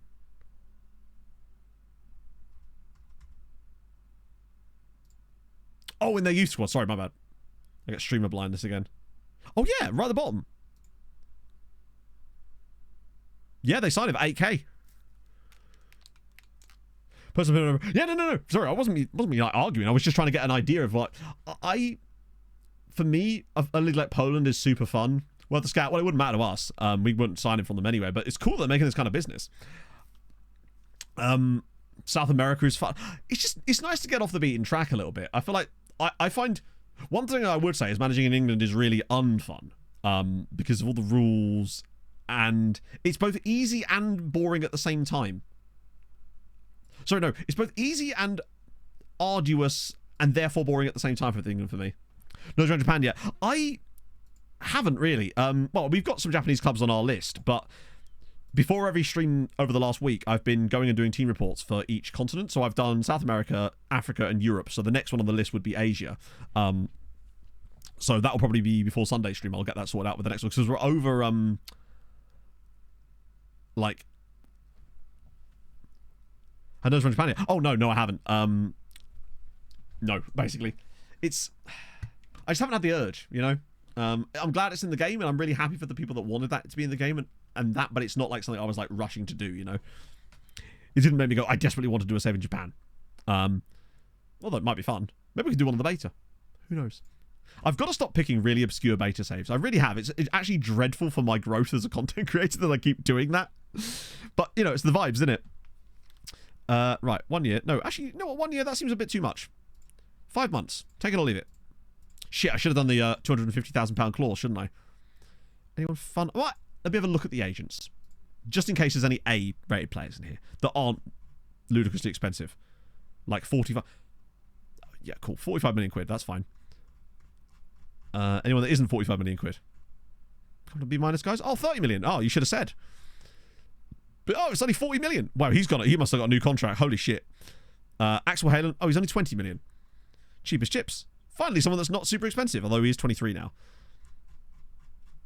I wish that you could set some like boundaries on the agent offer so that they wouldn't just go, hey, your entire transfer budget, that's who you should sign. Ah, dear. Scotland about to say, we did that. Technically, we did. We're about to say, I feel like everyone will do that, though, to the point where there's just really no point. Best Maltese player. The best, like, actual we do have like player lookups for this sort of stuff, but I'm in a good mood, so let's just go. The best Maltese player that's actually a Maltese through and through player is Matthew Side. He's the only one that's like ridiculously, that's good enough that's actually Maltese and hasn't like changed from another nation. I don't know. Beta saves I think the other reason is that I don't like those types of saves that are really popular, those types of like and as a result that's why I tend not to do them. But then also I know that it holds me back at the same time. I've always had this issue as a creator. Heidenheim can be kind of fun. But yeah, that's Matthew Side. He is the best Maltese through and through player, if you like. If only Roy could join him. Why am I typing in Maltese Torino boy? It was Glenn Pace, wasn't it? No, was it Glenn Pace? Or was it a single?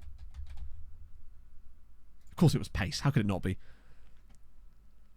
Like, he's going to be a solid player one day. But right now they'd ask for about 5 million quid probably.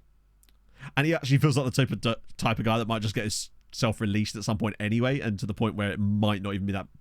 If the money comes back, then we're absolutely rolling in it, hopefully. Try not to win the league and see how... I think, honestly, with a team like Real Madrid or PSG, you could pretty much play any tactic and win the league. Or maybe not Real Madrid, actually, but PSG, you absolutely could. I'm convinced of it. You could rock up with Octotrek and still win. So John Sant is in, which means Abdelhamid Kamal is going. 2.5 CF, which is actually pretty good when you think about it. You lads can not have him for free since he's going on loan. In fact, it's a bit weird that you're offering these bids in right now anyway, considering Mana's quite literally gone. Cool, so we got that bit taken care of. And you, Mr. Joel, can be released on a free. Sorry to do this to you, buddy. Redeem myself with Wesker. What a save where I just hit all of the clubs that I've been historically awful at. We go past Wesker. I actually did alright at Wesker in the end. We do Grotta, Osasuna, Granada, that random Finnish club that sacked me on the first Outcast of Icons. Sorry, you're right, early access. I mean, at the end of the day, I'll call it early access when it doesn't say beta in the bottom corner. Speedrun Wesker. No, you mean you don't want to watch a full month to get through an entire season? I just can't imagine why you were... What was I thinking, by the way, with that? I was just... I had the complete wrong end of the stick when actually people wanted more progress, like what you're seeing now, and like what you will see from me when I do the next Let's Play thing, which will actually happen finally. I went, no, people want to see it at a slower pace. I was ahead of the curve. I know the thing is that it's one of those things that I think the people that actually liked it really, really liked it. But most people didn't watch it in the first place, which is understandable. And it was right at the end of a cycle as well. I was on holiday through half of it too.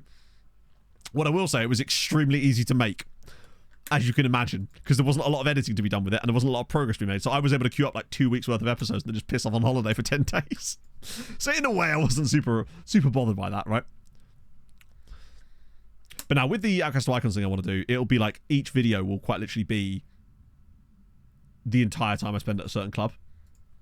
Most likely, unless there's a really long arc or something. That's probably the plan with it. But I've got some other videos I want to get out of the way first. I want to do the rest of the World Cup one, as in with the rest of the world team at the World Cup, and then the hopefully the random Champions League one, because that one seems to be well thought of, or the idea certainly. And maybe finally do that agent, tutorial, which I've literally had the script for and all the stuff prepared for, and just haven't actually recorded the video. Takes them 5 minutes. That would be funny as fuck though. If it's like you do half a season at Grotta and the video is like 7 minutes long, and everyone's like, "What?" No, don't worry about it, Hedge. No rush. This week's been a bit of a weird one for me. I've had meetings this week, like a weird number of meetings, and I don't normally have them, and I have more tomorrow. So I've not really had a lot of chance to do normal content related stuff for the most part. And next week it's probably going to be like a recap, and then I'm off on the Friday for the entire weekend for my friend's wedding anniversary thingy, which is going to be banging. 30 million in debt after winning the Champions League. 30 million in debt? How is that happening? Oh, yeah, obviously, yeah. I can assure you I will not be competing for us. I'm a turncoat. No, I'm not involved in anything like that. Transfer stream, you're already hitting continue already. Yeah, it's... But those are different people. And also, to be fair, I feel like the people that watch the transfer streams and we have a great time vibing with the transfer streams are not the same people, you know? What makes you go to a Swiss toilets? Absolutely not. Although, actually, that would be quite funny. Oh, here we go. Wait, what was the Fofana offer? £2 million. That's fuck all. Imagine. Right. What do you reckon? So, Dortmund, Inter, Porto, Rangers. It's going to be Dortmund, Inter, or Porto, isn't it? I would settle for anybody else. Dortmund would be quite fun for revenge in a way, and I feel like we would have the better of them. Marseille, I feel like we'd have the bit. Then again, we owe them one as well. Right, let's do it. Anyone that's not... Actually, the one I really don't want is Inter. But it will be one of those... Okay, so no... Oh, Porto, Real Madrid is a brilliant tie. Shakhtar. I'd take Shakhtar. That'd be really fun, actually. Okay, so that's annoying. Curious to see how... Valencia. Give me Valencia. I don't think we've ever... Right, the problem is the odds are starting to get worse again now. Rangers. Oh, Rangers would be insanely good. Damn it, man. No, okay, now it's actually like 50% chance of getting something bad. And even the easy ones are not that. Okay, so Dortmund Man United is really good. So only Inter left. The odds are back in our favour again. Marseille. I'd take Marseille. Okay, it's a 50-50 chance yet again. Villarreal. Go on, give us Villarreal. We've already beaten them this season. Yes! Come on! And that means it's Inter versus RB Leipzig as well. Which, okay, I'll take Villarreal. We always clap Villarreal. And over two legs, I just fail to see anywhere that we can't beat them. That feels good. Now, we were seeded. It's just the way that it displays it really poorly. Because it's FM, obviously. Intake. No, the intake isn't until March. So a rule of thumb for the intakes is that they're almost always at the end of the stream, because it's like... Usually what happens is, provided we get through, we play the first leg of the quarterfinal. Sorry, round of 16. Then there's a youth intake in the middle, and that's when we finish, usually. Although it depends. Depends on time. And obviously, if we were in a situation where, say, we won the first leg of the next round really, really heavily, then I'd be like, fuck it, we'll just do the second leg now. No point in having a cliffhanger that's not actually on the edge of the cliff, is there? Right. Okay, I feel confident about that. The round after the Villarreal one, yes. It's the round of 16 one. The one we normally qualify for, and shouldn't have really not qualified for this season either. We were extremely... Like, Porto, we deserve to lose that, hands down. Benfica, actually completely fair. Arsenal, we should have won. We battered Arsenal and somehow only drew 0-0. And Celtic, again, we should have won. So we should have actually had 4 points more than we did. Although, maybe make that 3 points more than we did because we didn't deserve the point we got against Benfica for me. It was close, but let's just say that we didn't. We still should have had 3 points more. So we should have actually had 18 points. Which is disappointing. They are due one against us, which does concern me slightly. Draws happen for the others. I believe they have. Let's just see. 55 for Reynoso now. Still absolute garbage, but it's better. I do just want to check our record against them and find out where the game is. Oh, there's a few more matches in between yet. So, our previous record against Villarreal is thus. We've actually never lost to Villarreal in this save. In the last 14 years. And the last time we played them, we hit them for... I mean, look at this. We've not even conceded a goal against them for 13 years. So there is that. Wow. They have really never got that... They love playing away... I love that we've only ever played away at Villarreal once. But we have put 17 goals past them in our last 4 matches without reply. And you're right, it does kind of feel... Yeah. Like it's begging for something like that to happen, doesn't it? 69 million, nice. Pereira, there's a crap bid. We've never played them in the knockouts, and you know how things always change in the knockouts. Then again, we thought that when we played against, who was it? When we played Nordsjælland and we hit them, what was it, 13-1 or something. So there's still every chance that it does turn out a little bit like that. But point being, I feel like over 2 legs, we should be able to beat them. Where did Villarreal even come? Literally the worst side in it left. I know Celtic got a draw against us, which they didn't deserve, but like, when you look at what we did to some arguably better teams, I feel fairly confident about our chances. Actually, who have we played and beaten this season that was better than? Our GASP scout report getting on. What is a GASP scouting report? Hang on, they just put that bit down. Dude called Eric Horney on the Red Folk. Was there? That means he's got to be Slovakian, Slovenian, or something like that, right? Yep. Well, you've completed it when you become the best league in Europe. That's in theory, the end goal. Sort of the win condition, I guess, is being number 1 on the coefficient charts, which of course we've not achieved ever. But I live in hope. Yeah, so there's Eric Horney, out of interest. So basically getting to number 1 on this, becoming the best league overall in the whole of Europe, that's the overall goal. Let me just quickly check the others. Have they had their draws? I don't think they have. If they had, they would have said, wouldn't they? In fact, it's tomorrow. Oh, Vola. Sorry, I didn't know what gasp meant. But yeah, he's doing fine. He's not going to gain any more knowledge since we checked about 2 weeks ago. But... Oh, Vollert. Sorry, that was Scott Donnelly, wasn't it? Which one was Vollert? This guy. Yes, he's got a lot of... His is more generalised, but you'll see it's only the main nations again. He's not really going off the beaten track at all. 86 million now. Bit better. 83. Why are they countering with a smaller offer?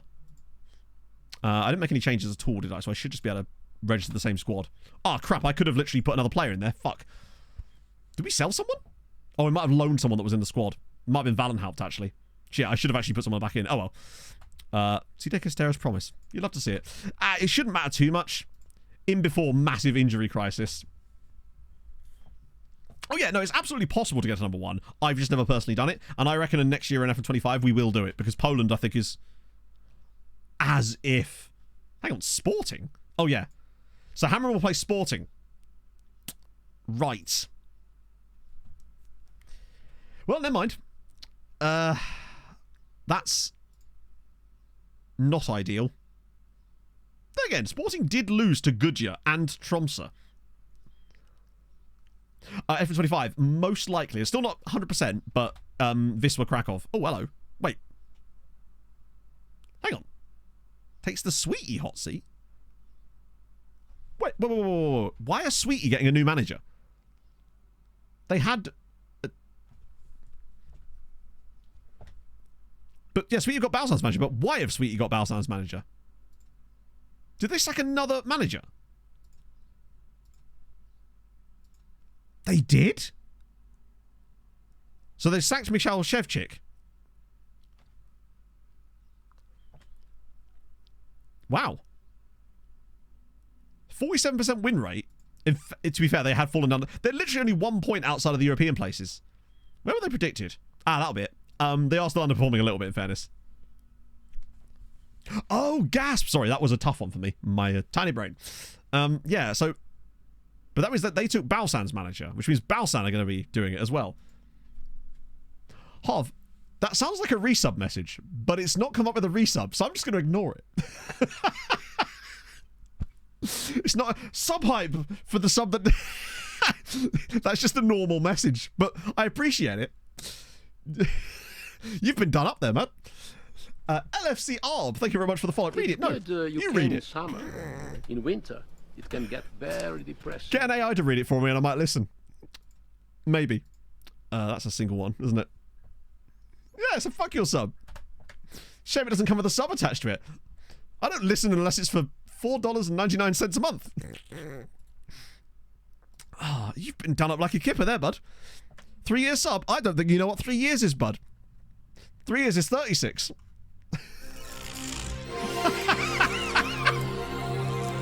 That's a 46. James, thank you for the 20 bits. Also not going to get read out because it's below the bit threshold.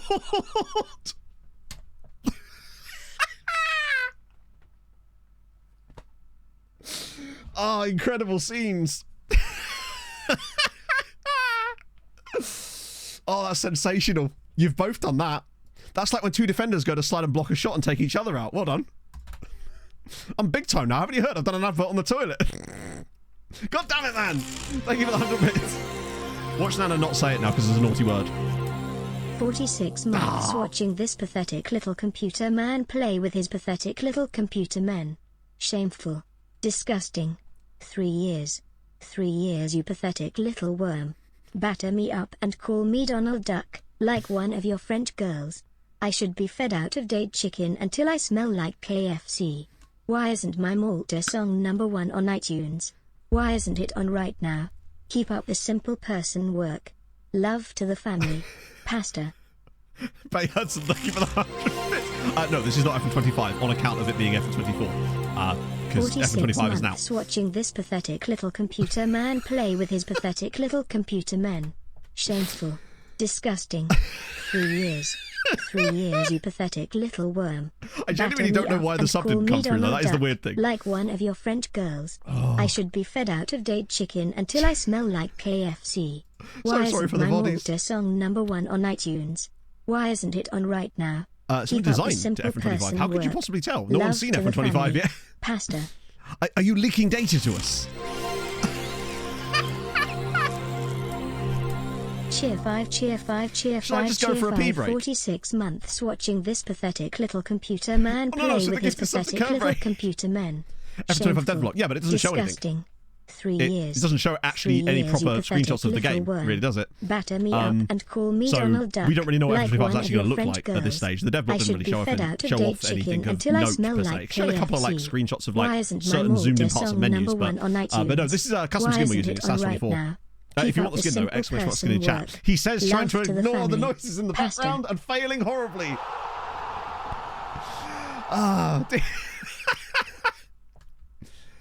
Oh, thank goodness for me. I know, this is... I might as well not bother half. This is just you. Welcome aboard. You'll get a message about your toilet very soon. Yeah, they haven't really released much so far. Due to the gifted sub to sad computer man. If that isn't all of us when we lose in the Champions League, I don't know what is. Have all the money for that? Oh, you can. But I'm afraid only when your sub goes through. It's a shame. That's only for subs. Wait, is it actually... I love that it has actually credited you. Also, once again, Harv, 46 months is not 3 years. I really cannot stress how much it isn't 3 years. It's actually very close to 4 years. And I appreciate that. It's hot. Yeah, it's hot. To be fair, it's absolutely boiling in here as well. We're all a bit delulu today. It is technically 3 years, and I suppose until it's 4 years, it is 3 years. Because until you're 29, you're still 28. Wow, really no one? Any high CA? It's always just the Domjale dude, isn't it? And him is 22. Born in Fanny, literally. I fully am. How hot is it? Right now in here, it's 29 in this room, but that obviously is It's hotter than I'm used to.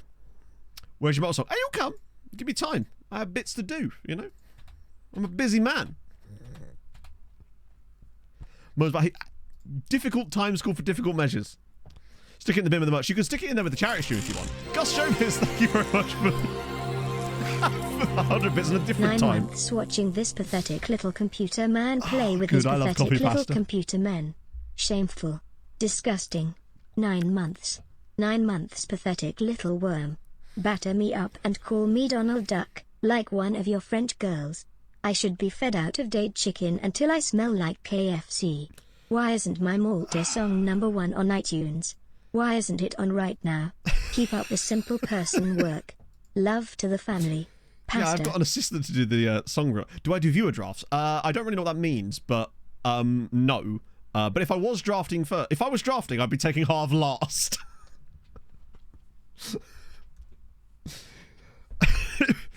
If this was a draft, you would definitely be getting the last pick. Oh, hey, Daniel. Oh, fucking hell. Just made you... I mean, you have in a way, but, like, you know. Doesn't mean we have to get on.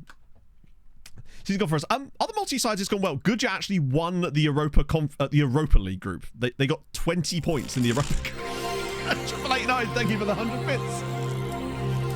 9 months watching this pathetic little To be fair, computer if I was with you man at Blue play Water, with I his would be having a pathetic coffee, but I would little also be computer suffering man. because I'd be with you at Blue Water. Shameful. But you'd also be suffering too Disgusting. because you'd be with me at 9 Blue Water. months. 9 It's a months nightmarish scenario, pathetic isn't it? little worm. Batter Isn't me there a up skip and call me notification Donald option? Duck, like one of your French girls. 9 months I is should roughly be 2 fed years, out yeah. of date So chicken I've heard until I from smell half. like KFC. Why isn't my Malta song #1 on iTunes? Why isn't it on right now? Keep up the simple person work. Love to the family. I'm getting new little bits of Pasta. lore every time I do it. Did I even pick a squad? I didn't. Oh, I did. Do a bit of that. Do a bit of shuffly waffly.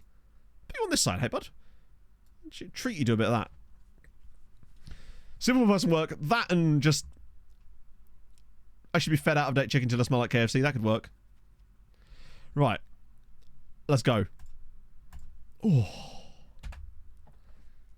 Could be, I mean, you could be, but it's big. You can't. We're going to take them seriously. Thank you, Jambalaya, for the 100 bits. Are we on a Aren't you hype train all that is simple solely peasants? from that copy pasta? We actually are. We are on a... you say they'll be enjoying the silence. No, the VODs can hear the sub messages. The only thing the VODs can't hear is the music. Every other thing goes straight to the VOD track. So if anything, VODs, I apologise to you. 6-1. Lahovi scores, Padilla gets a brace, Krastev scores, Kadri scores, Padilla does mad things yet again. It's good times. Also, can we not have Nashar in Europe next year? That would be just fabulous. Not a mod. I don't hand out mods because of donations. You know, that would be nepotism. You know, we're a meritocracy here. You've got to prove yourself to be a mod here. Or something. Yeah, Euro NASCAR. It's the NASCAR Whelan series. Unless you're Mike. Mike is the exception. He won a Make-A-Wish competition to be a mod.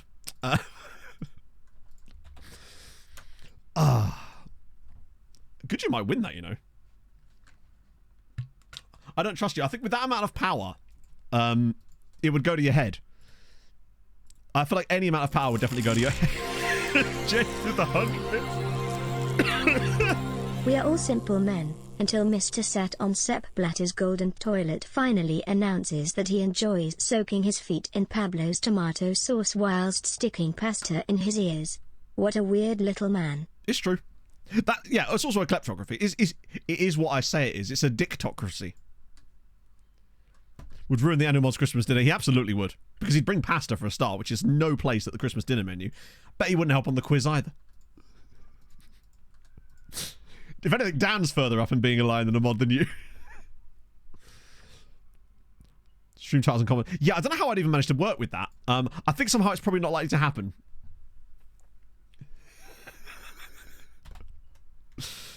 Yeah, I mean, I don't know what quiz questions we'd end up with half, but it would be, what's the word? Eclectic, possibly. Is one of many words I could use. Oh, he's not got the 5-star potential anymore. Sag. A bummer. Yeah, well, indeed, yes. In some ways, yes. Roll one, Dan. Right. Christ, genuinely thought that was Vida for a second there. Now playing, I don't think there's been enough game time for us to see that. Because we only just managed to get him out. Why did I think that was going to show the player? Mod's Christmas dinner. Well, maybe. If you're nice to me. Oh, hello. Bloody hell. Yeah, he has.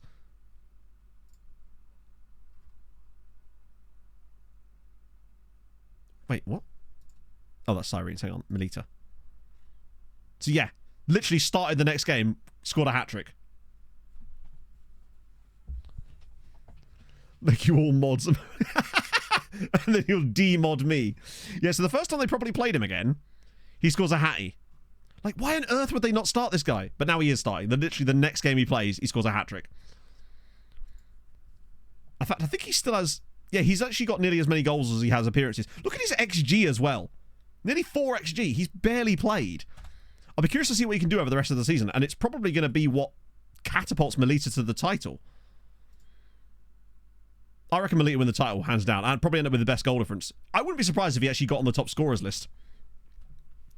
No stadiums and no airports. They've still not built any new stadiums or even like had a 17-20 games. Yeah, but they're not ready for Tabakaru. That's different. He's different gravy. Shakhtar beat Liverpool. They'll get clapped in the second leg, but it's nice to believe for a moment that something could happen. Do we have the draws for the other tournaments? We do, don't we? Oh, no, that's literally Hibernian. And Birkirkara were top 8, weren't they? Yeah, so we've actually only got the one draw, which we already know about, which was Hammerin versus Sporting. Disappoint. Did he score again? Good to know. Wait, how did you see that? Oh no, spot on. He did score again. I love that he defaults to us. Yeah, next game. Actually had higher XG. Man's just doing stuff. I was in the cup. Ah, okay. Cool. Did they win or lose? I'm assuming they lost. If only there was a way I could check that. Oh. I really should make a bookmark for the cup, but I'm just not that arsed. So... Oh, they actually won. Worrying. Birkirkara need to win. We will have to beat Hammerin, I guess, just to have any chance. And then Gudja will need to beat Gazira, just to make sure. That's the thing. I think it's well worth 100 grand if he ends up getting enough football to develop stuff. And that's the real key. I mean, we obviously want Rangers and Valencia to win, but I'm not expecting much. Gudja narrowly scraped past. Birkirkara less so. Also, well, shout out to Zuri yet again for getting to the quarterfinals of the cup. It's good a bit of practice work, though, for Birkirkara, just to bump the stats up a little bit. Roger Bobby, Manchester United won in a friendly. Yeah, someone mentioned that. I guess it's only a friendly, right? It's not... Man City? Am I really scouting Man City? It's hard to read too much into friendlies. Wow, okay, Rangers actually did beat Benfica. I mean, this doesn't really help us that much since we literally can't draw either of those two in the next round. But if they could somehow get a bit of luck, we could potentially draw someone. And we're still going to get past Villarreal first. Right, Hammerin versus Sporting. My guess, this is actually going to be a really good performance from Hammerin, but they will not get the result they deserve. That's my prediction for that game. I could see them like having like 3 XG randomly against them and then drawing 2-2 or something. Imagine if it was 3-0. Yeah, I reckon Hammerin will actually batter them on XG and just get nothing from the game. Burger, my feeling. I had burgers last night. It was really tasty. Right. Oh, as if. Dead even game. Miss a penalty. Although they didn't really create anything in that game, in fairness. Disappointment. Oh. That's very disappointing. What about the ECL? Was any mad shit going on there? Brighton win. Sevilla win. Genk win. Zrinski Mostar win. Okay. Ike. No, not Ike. Icor. Applewell with a win. Ooh, Chukwuemeka took a draw. Okay. Yeah, it's just very, very average there from Sporting Lisbon.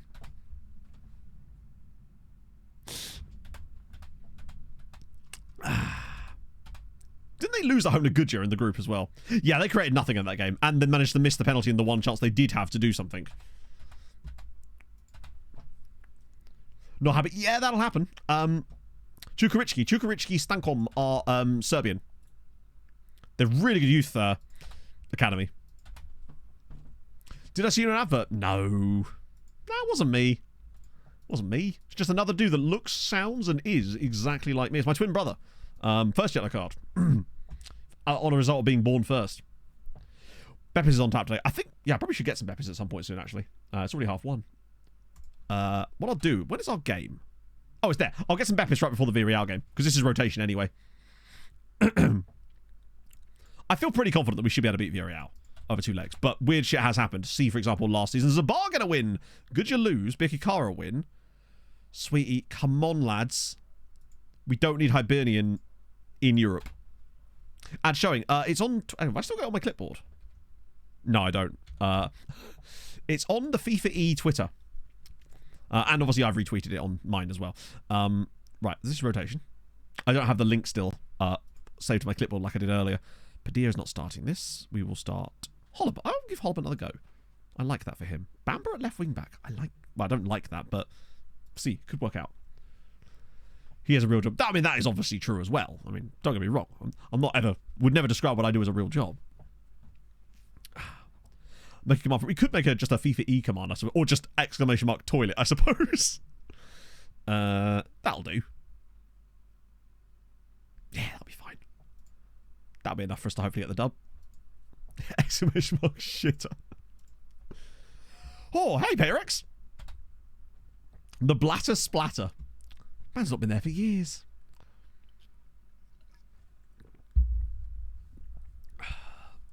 Now, the pinned message I think only lasts for 20 minutes. I think you can set it longer than that, but wow, that was narrow. Ooh. Oh, it's a red card. That's fine. What did he do in stoppage time that caused him to get 2 yellow cards? Second yellow cards now then. Now we're talking. I'm shilling, baby. Leo's injured. That's not great. Krau's banned for a game that we don't care about. Hey, we've qualified for the Europa. Just what we wanted. Went for a wee jobby. There you go. Do for the phone. I can... This is where we need a Vaughan. Vaughan would know. Show his fouls. I don't know if you can. Can you show, like, yellow cards? I find sometimes the game gets really dodgy about this, especially when it's in stoppage time. Is that video? Nothing.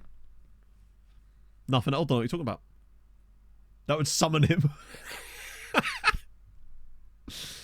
So that was a blatant foul there that we didn't even really see. And then the red card was given for this.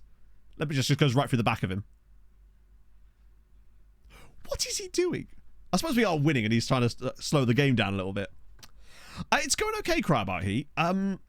Except for the point where we gave away a 90th minute penalty in a game we were dominating, which then cost us top 8 in the Champions League. But other than that, it's good.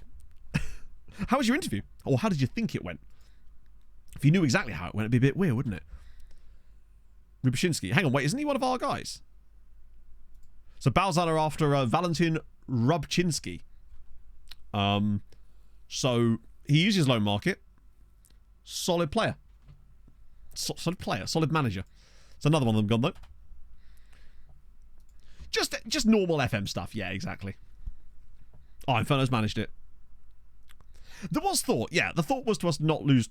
And it helps us because it's dropping points for Nashar, which helps get Sweetie back up into the mix a little bit. Provided they actually do the business themselves.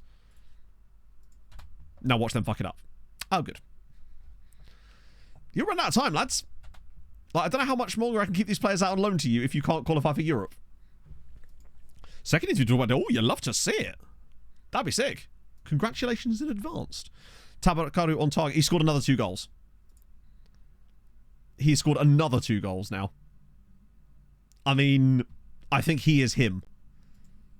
I mean, there was me saying we could never replace Reynoso, but I'll tell you what. Physicals are actually pretty solid on Tabakaru. Kamal might be the best signing we make this year. Anyone good enough? Nah, they're all a bit meh. Even Chris. Millonarios. Ooh. Sorry, not Millonarios. Millonarios.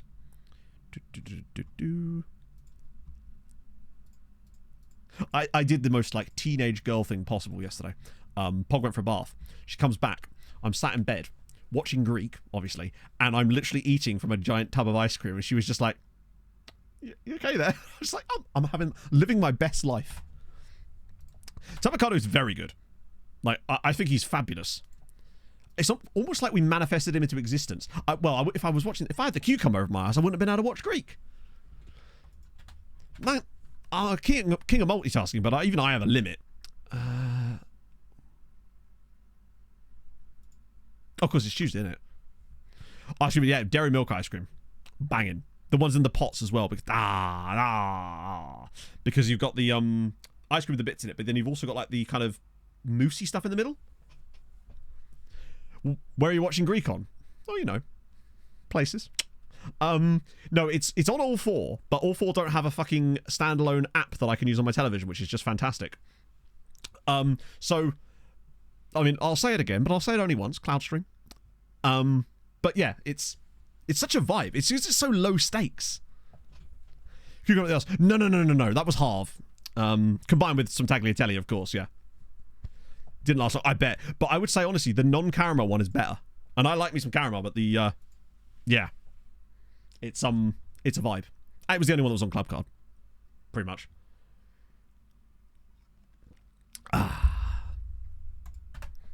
Tagliatelle and caramel, yeah, it's a fine mix. Don't knock it till you've tried it. See, Half's gone again now, but like, you know, if he was still here, he'd back me up on this for once. So there we go. Rubczynski has gone to Balsan Youth. That's fine. The more of these guys we put into the world, the better. Also, wow, they're heavy favourites for this. Score for Bayern. At least he didn't score against us. Yeah, Hedgen, I'll DM you later. I'll tell you where I was watching it. It's a little bit convoluted, but bugger me, it works well. So, like, I would happily just watch it on all four, except Channel 4 are twats, and I'm not allowed to. So, recipe he has finally gone. Finally gone. That's my eulogy for Half. Half, finally gone. Out of our hair at last. Love you, really. Right, that, and that, and that, and Valmy Walmy, and that. I love that we've actually got basically the full strength side. Reasonable morale across the board with exception of Ev Tim because he's a bell end. Match fitness is through the roof. Yeah, you don't want... That's the thing. I want to give them money, but if Ardor is the only way to go, what am I supposed to do?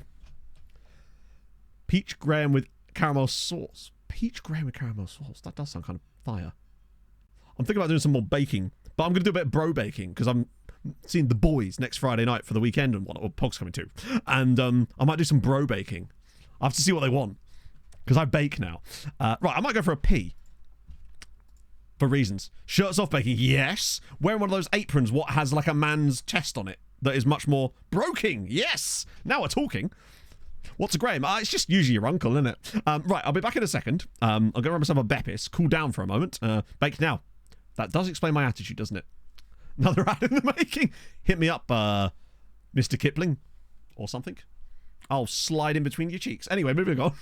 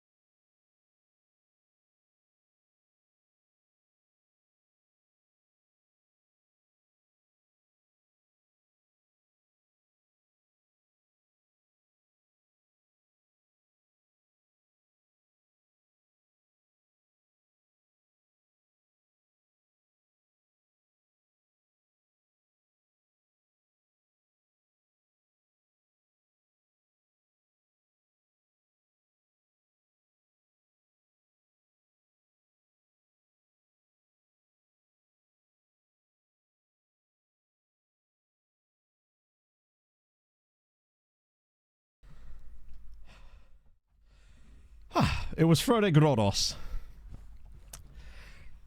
I think. I'm trusting chat on this one. Bad news. No Beppis. And also shirt change, yes. It was getting a little bit ridiculous.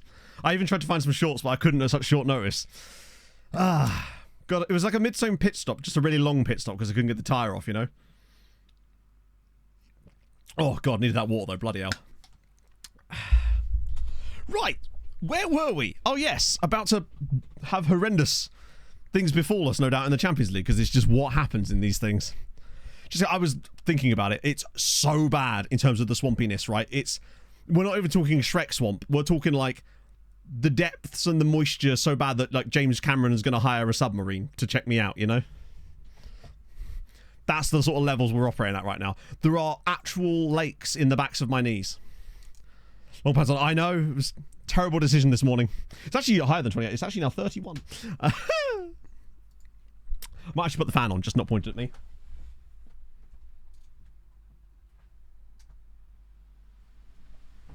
Oh, I've got an idea. I've had a thought.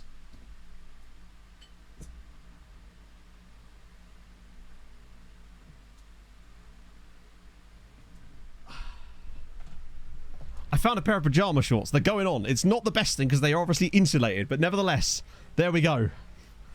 Oh, that's slightly better. Okay. Server, that sounds delightful. Yeah, so this is the thing. What crazy nonsense is going to befall us in this game? I dread to imagine. We've had the dodgy penalty in the last game. This one feels like I said, we haven't had a dodgy red card in Europe for a while. Defensive error, perhaps? Everybody hits the post with every shot? To be fair, I don't think it's actually that hot outside. It's just that this room just retains so much heat because there's so much shit in it. So much stuff in it. I have to have the blinds shut, obviously, which then causes it to be worse. And it's obviously, you get the sun in here in the morning. How hot is it actually outside, out of interest?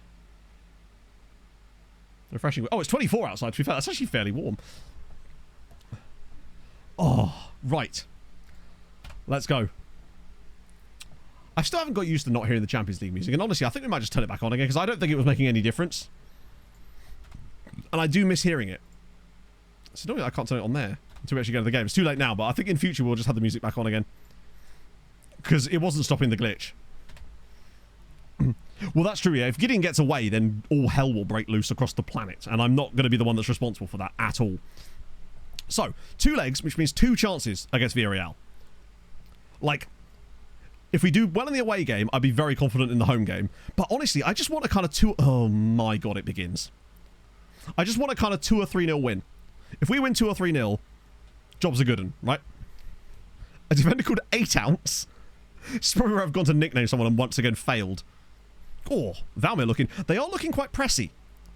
Which means we might, if we can play through the press, get spaces like this. Oh, that's poor. We're going to sink the submarine. Oh, yeah, I just realised it was quite topical there, wasn't it? Why do they have a defender? Is that his name? Samet Boz. Oh. There he is, Samet Boz. 30-year-old Swiss international on loan from Real Madrid. Jeremy Quarter-Pounder. How you've met. Oh, bad decision from Villarreal this time. Reynoso with a great touch. He's got support in the box. Fucking finally. I thought it was about to screw us. Villarreal 0, Sirens 1. Padilla with the assist. Pereira gets his 20th goal of the season. 20 goals from inside forward. Off that right-hand side. That is glorious. Dreadful defending. I can't believe the first one didn't go in. The fact that it deflects and somehow gets blocked, but Pereira is there to turn it home. Okay, good. That's going to be like, what, 1.5 XG or something. That one little play there was 0.09 XG. Surely not again. Oh, God, we're in again. Lahovi. Pereira. Reynoso. Oh, wait. Wait, surely not. If we scored another goal right here. Valmir. Let's go. He's still got it. He's still got it. Pereira's through. Can he make it 2? Oh, they're getting rep rolled. It's 2-0 to Sirens, and Facundo Pereira has another goal. And why were we worried? We're the ones rep rolling today. God, it is so obvious, though, isn't it? It's actually crazy. Look at this. This is nonsense. Look at that. He wins the ball off of his player here, and then just stands there. What is that nonsense? So nice to see it finally go for us, but you just don't want to see it, do you? Like, just find a better way to represent them doing poorly. But notice how that only ever seems to happen in our favour when we play someone like Villarreal. It doesn't happen if we play Bayern Munich. Right, Valmir. Look at the space! Oh, cuts inside. I thought that was going straight in. Suit up with you. Ad. No, I was wearing a full suit. You can't really see it because it's only a quick shot in the picture, but I'm wearing a full suit. I didn't take a tie because it didn't feel like it was necessary. But, yeah. So it was a full suit I had to take with me. So that was kind of just scrunched up in my backpack. Okay. Pleased with that first half an hour. Crappy visualization. Well, no, it absolutely is that. So the game is basically saying defender makes a mistake here, but the way that the game interprets that and shows it is by what we see on screen. And my point is that has to be better. Like, there's surely going to be better ways to show the defender making a mistake. Even a misplaced pass is more realistic than that, right? You get caught in possession sometimes, sure, but, you know, it's the way that it happens. Take your tie off. Exactly. Taking a quick nap. Yeah, but like even if you looked at that in 2D, the defender would just be stood there and gets dispossessed for no reason. So like when they have no reason to be dispossessed. So even in the 2D engine, that would still look ridiculous.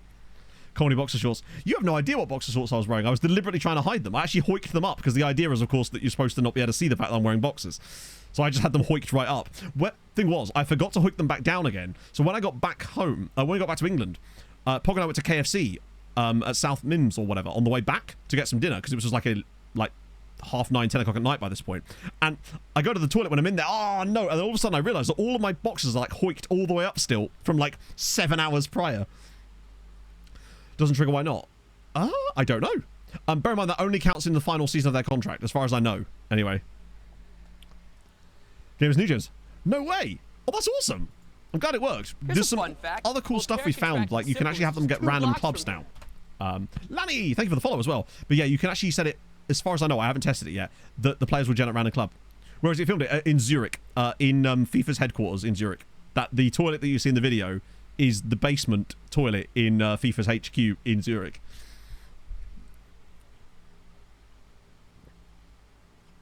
Which, if you ask me, was overkill, but I was more than happy to go. It was very fun. Touring more of the place. Not really, because we were there pretty much... Oh, great finish. It's 3-0. It was a case of, like, I was there to work. So it was cab from the airport, got there, worked and shot stuff for the rest of the afternoon. And basically got a cab. I arrived at the airport at 5 to 6. My flight boarded at 6:15. That's how I nearly missed my flight. No, I've never been to Switzerland before. But, yeah, I was so close to missing my flight. I was so sweaty when I got to the gate because I had to run through. As it happens, the flight ended up being delayed by 5 minutes, so that was enough time. And I somehow still had enough time because I got through security unbelievably quickly.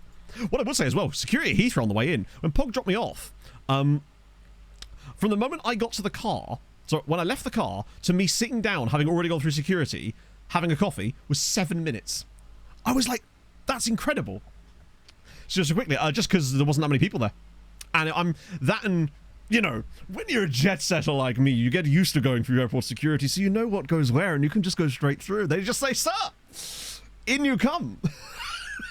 No, it's just a case of, like, it was just very quiet. Yeah, I mean, I didn't see any of it, obviously. All I saw of Zurich was just what I saw out of the window of the cab. Basically. But it looked lovely. Eventually, once... I do have a picture of me outside the FIFA HQ, but I can't post that at the moment because it features another creator who you don't know in it at the moment, and that stuff's not out there yet, so I can't do that just yet. But once that's available, I'll get the picture. It's Krastev, go on. Ah, he'd mess it up. Exactly. I'd be useless. I'd be like the Juan Carlos Perez of terrorists. Companies as well. Well, technically, you're invoicing the agency that we were working with, who are like the client. Oh, sorry, FIFA's like their client, I suppose. Krastev. Oh, another chance. It was Juvex. It was. Imagine if it was just in randomly in Zuri. Wow, we've created a lot of XG and not scored enough goals for it, frankly, so far. Score the Juan Carlos Perez of terrorists. He goes to a different school, exactly. I didn't even eat while I was there. That's how little time I had, basically. I read that as Emmentaler Terrace, like a guy who blows up cheese. Yeah, we got a Borg. We may as well use him. It's Borgy time. Probably should actually replace some other players too. Might as well, like, keep the fitness level. So speaking of, here he is. Coming to terrorise Villarreal. I want to try Pebbles as the back in his old role there too, because he's right-footed.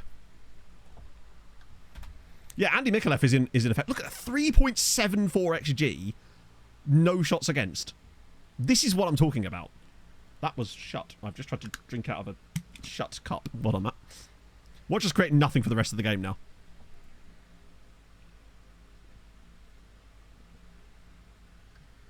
It's fairly tight. Hey, they've had a shot. If you watch out, they might have another one. And then what will happen? Well, at least we didn't get bollocks here. We have rep-rolled them massively, though. That goes without saying. They were... I say, we have rep-rolled them, but we were also massively deserving winners and have still underperformed in spite of all that. So, you know, I'll accept it on this occasion. Reynoso actually should have had more. 1.5 XG by himself. But that's good. 3-0 away win is delightful. Now we should make sure we win the home game. Just for coefficient purposes. Particularly as we're losing Hamren now, aren't we, pretty much? And we're going to have to rely on Birkirkara and Liverpool through, Real Madrid through. I do worry about who we get in the next round. I really hope it's Ajax or Galatasaray. That would be the dream, honestly. So anyway, when we get Ajax or Galatasaray, I feel really confident about our chances. Is this the facial blemishes? Wow, that is a particularly unusual example of it. But yeah, they introduced facial blemishes, but that one is particularly badly rendered. I haven't seen one that looks quite like that before. So, Inter through, we're through, Liverpool through, Real Madrid through. But at least Liverpool lost a game. So there's that. Oh. Right. Unless Amran... Unless Amran are going to pull off an absolute miracle of epic proportions here, I think they've had it. But if they do, you never know. You never know. It'd be about time we actually got something like that to actually happen, where Hamren finally beat someone decent. But I'm not predicting it. AS Giraffe. Come on, just give us something extra, FM. I want to see us push to like 16, 17 points again this season if we can. And we need to have teams like Amran go through. Oh dear, never mind. Although I did see Slavia Prague just knocked out Napoli. Wow. Hamren really did just shit the bed in this tie, didn't they? They're just absolutely nothing. Young Boys knock out Slovan Bratislava. Wow, an all Danish tie. Nantes are through. Tromsø are through. Rijeka are through. Roma are through. Slavia are through, though. Young Boys are also through. I feel like this gives a good opportunity for someone like Gudja to maybe draw like a Tromsø in the next round, though. Sadly, no points for Amran. And that's going to be it for the coefficients for this round, isn't it, technically? Because, yeah, we're at 13.9. Then again, we've nearly got as many points as last season already. And we still have 3 teams left in Europe, including us. And we're basically guaranteed another round as well. Oh, fuck me. That's really bad. Hang on. Jumping for a header and he's done his knee ligaments. Okay. So let's play the second leg. What could possibly go wrong? He said, jinxing fate massively. It's hurt Gert, which means I suppose it's going to be a test of what we're going to be like without Gert. A little foreshadowing, perhaps. See what we're like with Jozanovic in that role instead. Wow, I scouted a lot of really piss-poor players, didn't I? Lots of random guys from Hamren. I guess it's because they're like former... Are Hamren just starting their own... Are Hamren starting their own loan farm with guys that I gave them? It's true. It's a bit of both, Weird on Toast. Like, it was me and then the FBI. Wait, did I not? Hang on. I actually didn't click anything. Or whatever I did, it didn't work. There we go. Right, there we go. A lot of fun nationalities in there. Get rid of those. God bless us, hit the jet ski. You'll love to see it. Yeah, the Albanians seem to have stuck around a little bit, which is solid. Some fun nationalities in this little batch too. Like, look, there's a bloody Kenyan at Antwerp. You like that?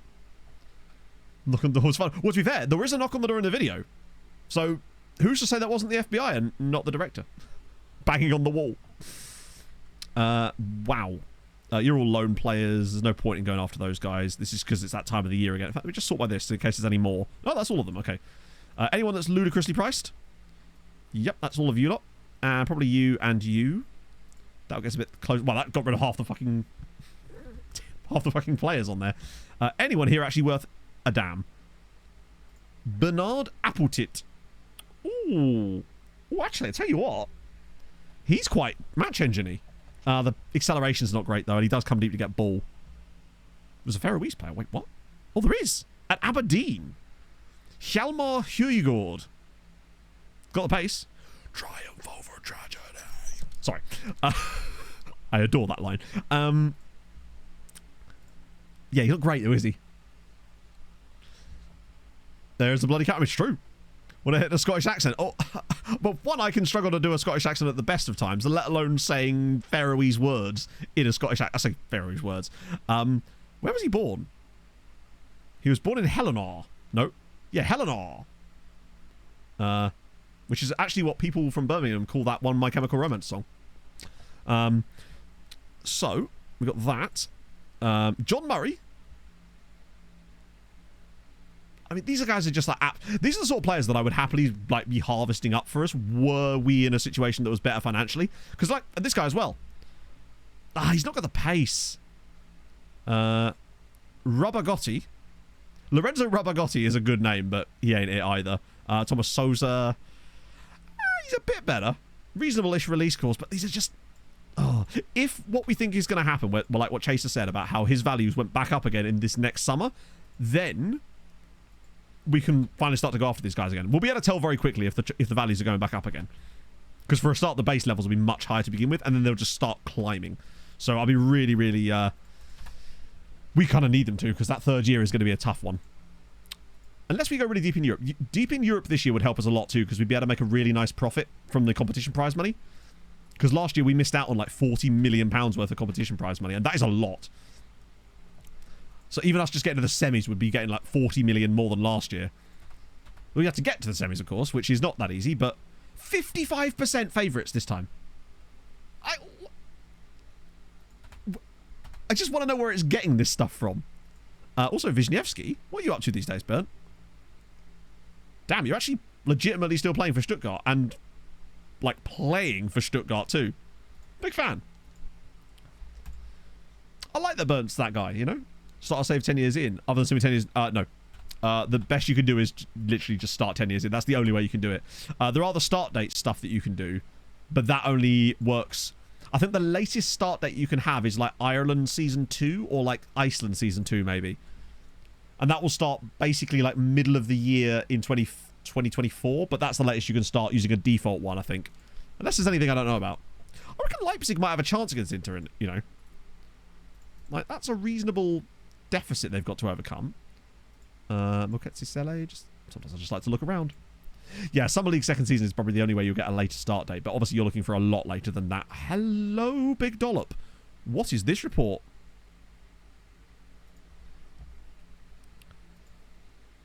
Also, good point, Fatality. What would it be if it was starting 10 years in if it wasn't simmed? Because it would still be simmed. Because essentially all that's happening when you have a later start date is it just sims it in the background before you get to the start date point, in fairness. Yeah, Braunman looks ridiculous. First, like, yeah, we won 3-0. We created over 4 XG, though, and they only had one shot in the entire game. So it was very comfortable. I want to look for these guys. Ismail Boucher. Okay. Not bad. Oh, fun name, though. Lubisha Gvozdenovic. Oh, look at the work rate on Gvozdenovic.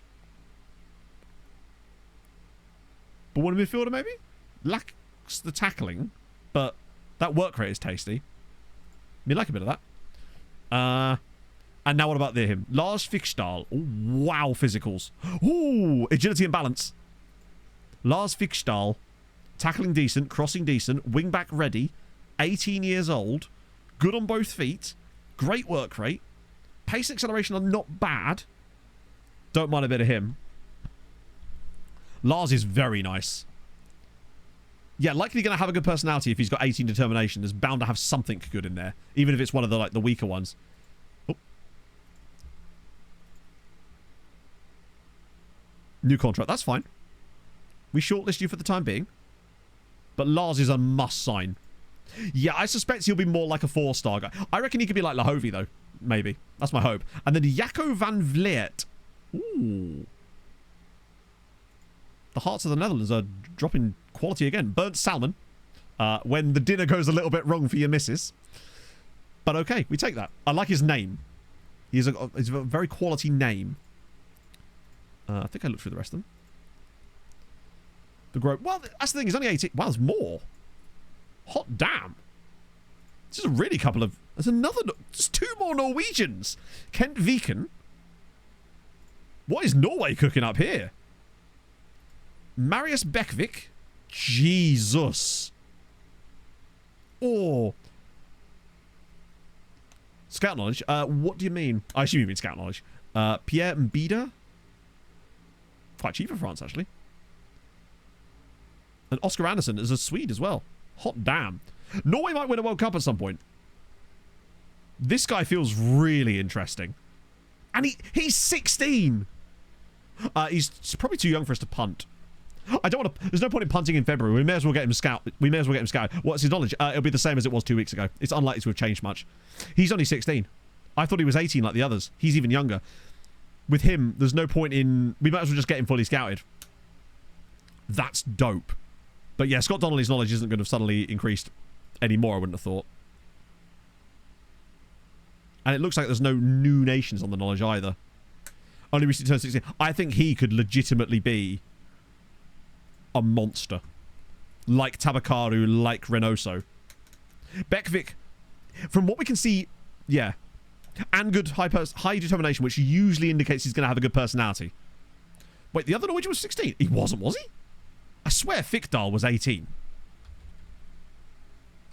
He wasn't 16 too, was he? No, he was 18. If he was 16 as well, I'd have been like, Jesus. Because that would have been incredible. Right, second leg, that's fine. Gert's out, but this is actually fine, because what are you doing? Actually, I will take Kadri out. I'll put Valmir. Actually, no, I want to give Pebbles a run on his right foot. Just to see what he can do there. Either way, both of those look like... Fikdal and the guy from Star look ridiculously good. Okay. Don't screw this up, lads. Oh, proper goalkeeper. They've actually got identical average ratings this season, both keepers. But I just feel like I trust Sultan more. I can't remember a mistake from Sultan since he signed for us. Whereas I feel like Gutierrez, we've always got those few where it's just like, ugh, you know? Sultan just seems to have been so relentlessly excellent in most games. I feel like last year, like when I'm doing the recaps and I'm looking through like the match stats themselves and I'm showing each game, I feel like I see a lot of like 6.4s from Gutierrez in our Champions League performances, whereas I feel like Sultan has not had that at all. He's just been so consistent. And I want to have a look. What's his average rating in the Champions League? Yeah, average rating of 705 in the Champions League. 3 clean sheets, 8 conceded in 8 games. What more do you want? Oh, nice to hear that music back again as well, isn't it? Oh, this water's really cool between my legs. Ooh. Yeah, the other guy would have been 16, because I think that might have been the 16 report, but I don't think he was anywhere near as good. I see that. They both had quite high value, didn't they? Sorry, higher, like, high PA stars, but I feel like the 2 that we've highlighted are the 2 that I think are going to be the ones that get... Oh, surely not again. Krustev. Pereira this time. Jozanovic from deep. Lahovi's all the way through. Just score. Oh, he's done it already. 2 minutes in, Uri Lahovi, and this is what I mean about getting the fullbacks further forward. I feel like we're going to see more goals and assists out of the fullbacks in this new style. Yeah, only 1 Wemp in the squad. I think I'm getting better at this squad management malarkey, and I think that the not stalling offers and doing the thing where I ignore them instead is working. That and just learning the flowchart as well, though. Great first touch from Lahovi. That was almost a guaranteed goal once he gets it out of his feet. 4-0, we can relax a little bit, just have a bit of fun. See how many goals we could score. I feel like we could get more in this one. Sold a lot of Wemps too. Exactly, we've just sort of pruned the squad out a little bit. Look at the possession as well. 70% possession in our favour. That's scary. Because that's what this tactic... this tactic I feel like is fine when you don't get a lot of the ball. But it is now designed to get a bit more. But when they do give you the ball, it could be a terrifying prospect. Because now it's 2-0. And Reynoso gets his 18th goal of the season. For a guy that I was a little bit worried about at the start of this year, I still think we get 25, 26 goals out of him potentially. And he also seems to be operating at like a good rate in the Champions League too. I wouldn't be surprised if we get 10 out of him in Europe, which I think is a big deal. Also, Lahovi, look at that little ball. Stands it up. Reynoso's in the crowd. 2-0. Yeah, Hammer lost the second leg 3-0. Was that a 3-0 or 2-0? They lost, unfortunately. Created nothing. The big empty stand, yeah, that won't go away until we basically build a new stadium. Because they keep increasing the stadium size, but they don't change the seating situation, basically. Oh. So the next time we'll see a proper full stand here will be... Because we're up to 19,000 capacity now. But as you can see, we only get 60,000 because of the stupid stand stuff. Yeah, Fiksdal and Bekvik look... And they've got cool names. Fiksdal and Bekvik sounds like a Scandi crime drama duo. Like the two lead detectives. The woman that wears all the knitwear. And then the disgruntled former army guy that is now her new partner. And it's now 3-0. As Reynoso scored another one. Love that. On BBC4. Oh, yeah. Absolutely. And you can bet your ass I'll be watching it. Was that a Rabona cross? Hang on a second. I don't think it was. No. I thought that for a second. I thought that was a Rabona cross. But it is 3-0. 6-0 on aggregate. We're absolutely annihilating them here. Multiple last stand. True, yeah. I suspect when we build a new one, which will eventually happen at some point, right? That'll probably be all-seater, but it's going to be a while. Yeah, 3-0 up. Possession's still coming down a little bit, actually. Oscar Scandinavia. Yeah, I can't think of the last time I watched one. Like, I used to love things like The Bridge and... Fuck, there was more. I mean, obviously Borgen, but that's not really a Scandi crime drama. Still very good. Yeah, Rabona Crossing when you got two perfectly working feet is, if anything, you're just showing off at that point. The Killing, yes, of course, yeah. It'd be cool if they made. There's a series of books I've been reading by this guy called Morgan Green. This like Scandi noir, but that would be quite good. Oh, there was an Icelandic one called Trapped. It had the guy that was in the Eurovision movie in it. Look at Lahovi. The desire he has to get involved in the attacking plays is absolutely... That's why, for me, that's what he offers us that Palacio doesn't or can't quite anymore. The sheer athleticism that Lahovi has to get up and down that wing is relentless. Juzanovic, Pebbles. Oh, there's options left and right. Pereira's in again. Back for Krustev this time. We're just camped here. Now we're just waiting for the space to pass it to Lahovi. Oh... Valhalla Murders. Okay. Yeah, Trapped. It was out quite a while ago. That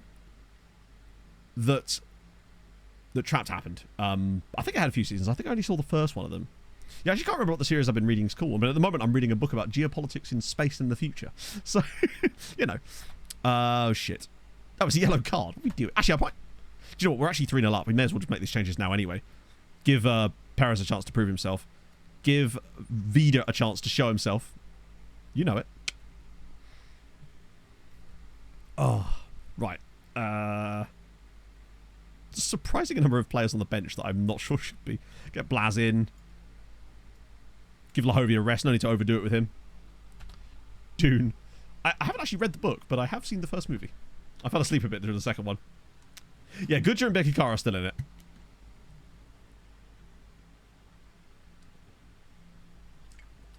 Jams Hadrian? What's he done? Have I missed something? Or a chat just going off the rails again as usual? What a strike that is. Hang on, what? Is that in?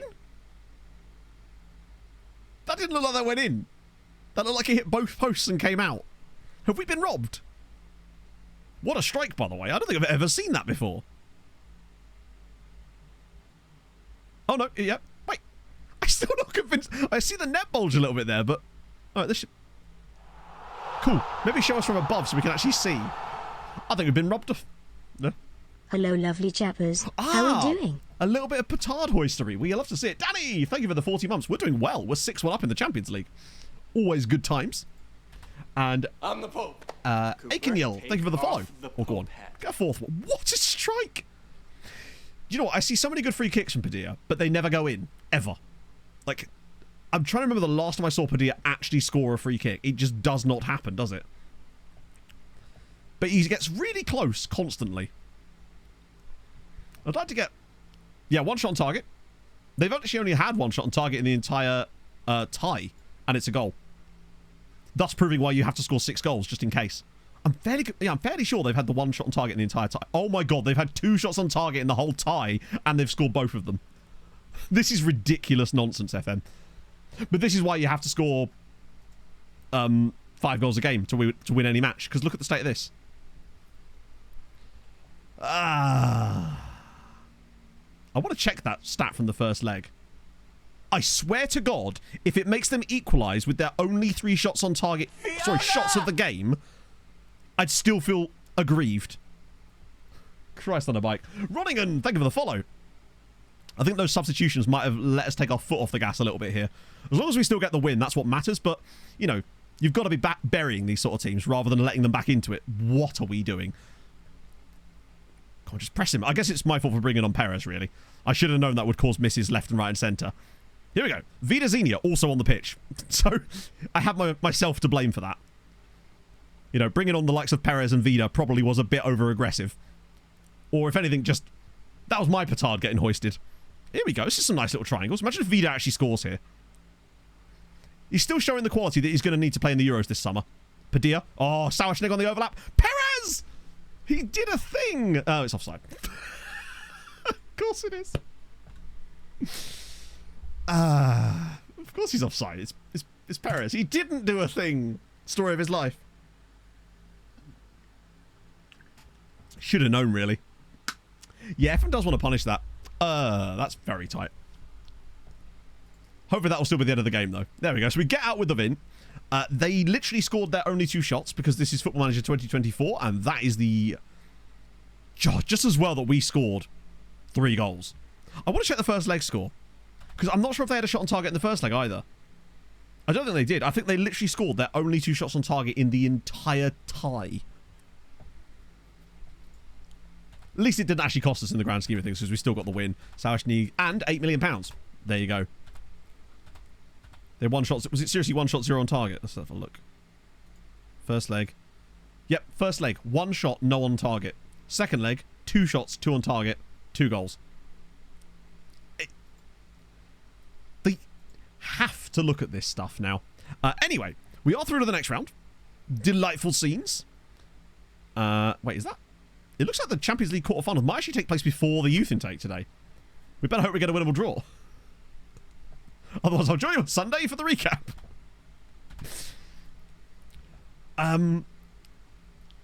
But after playing like that, we looked really good in both legs.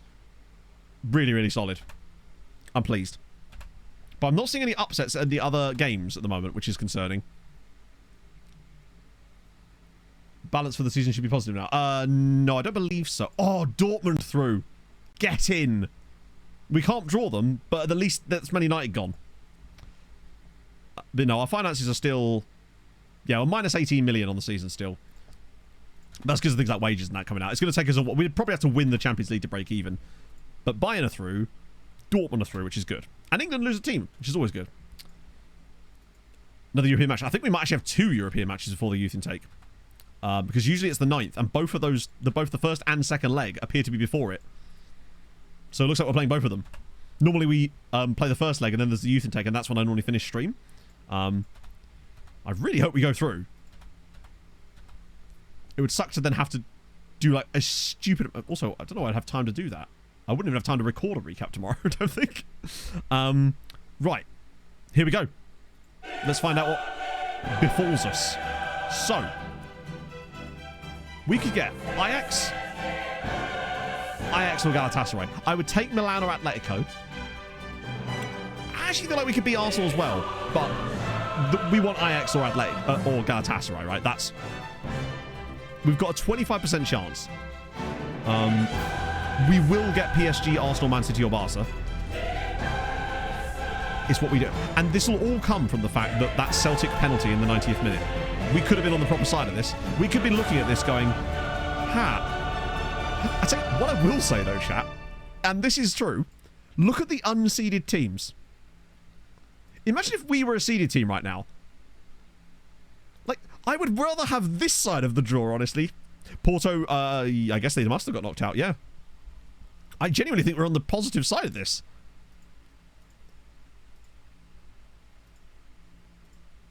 Right, let's go. Celtic being in a way has actually helped us. Well, we'll see. Depends on who we get in the next round. If we get Ajax or Galatasaray, then yes, all praise be to Celtic. Well, that's one of them down. I think the odds of us actually getting who we want now are almost 0. Okay, so Milan are out the way, which is actually annoying because Milano's one I would have fancied as well. We need to get like your Arsenals and Man City's out the way. Okay, so Atletico are gone as well. That's really bad. It's basically, there's no chance we get what we want. Barca fucking loner. We was a 1 in 5 at that point. All the ones I was like, I'd take. Barcelona. Now, we have beaten Barca before, but... Yeah, no. Who actually ends up getting Galatasaray? Oh, sorry, it was Inter, wasn't it? That does at least mean one of those guys is going to be through. Who gets Ajax? Be Liverpool, right? Oh, Liverpool Man City is very nice. Which means Bayern Ajax. I like some of these draws if we were to progress. Like Inter Galatasaray. A lot of big teams getting knocked out by each other here, which is inviting. Yeah.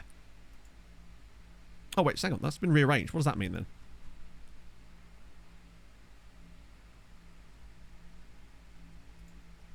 We just playing the one game. Fair. They've decided to do a single leg. I rate that. We're just going to have the one game against Barca.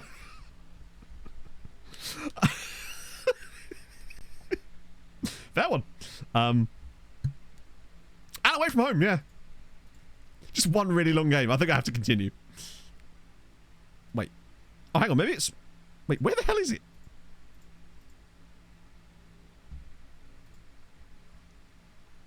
Oh, there they are.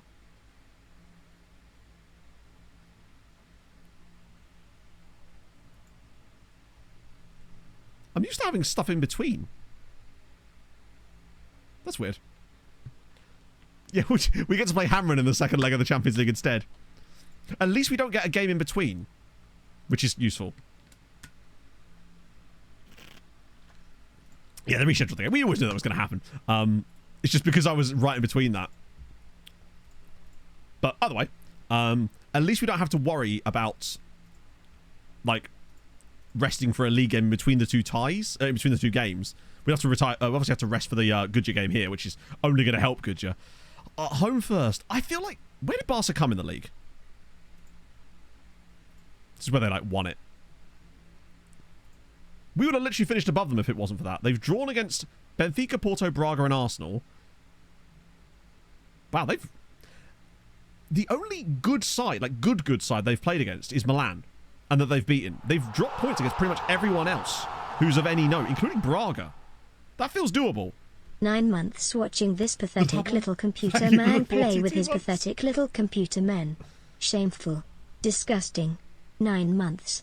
9 months pathetic little worm.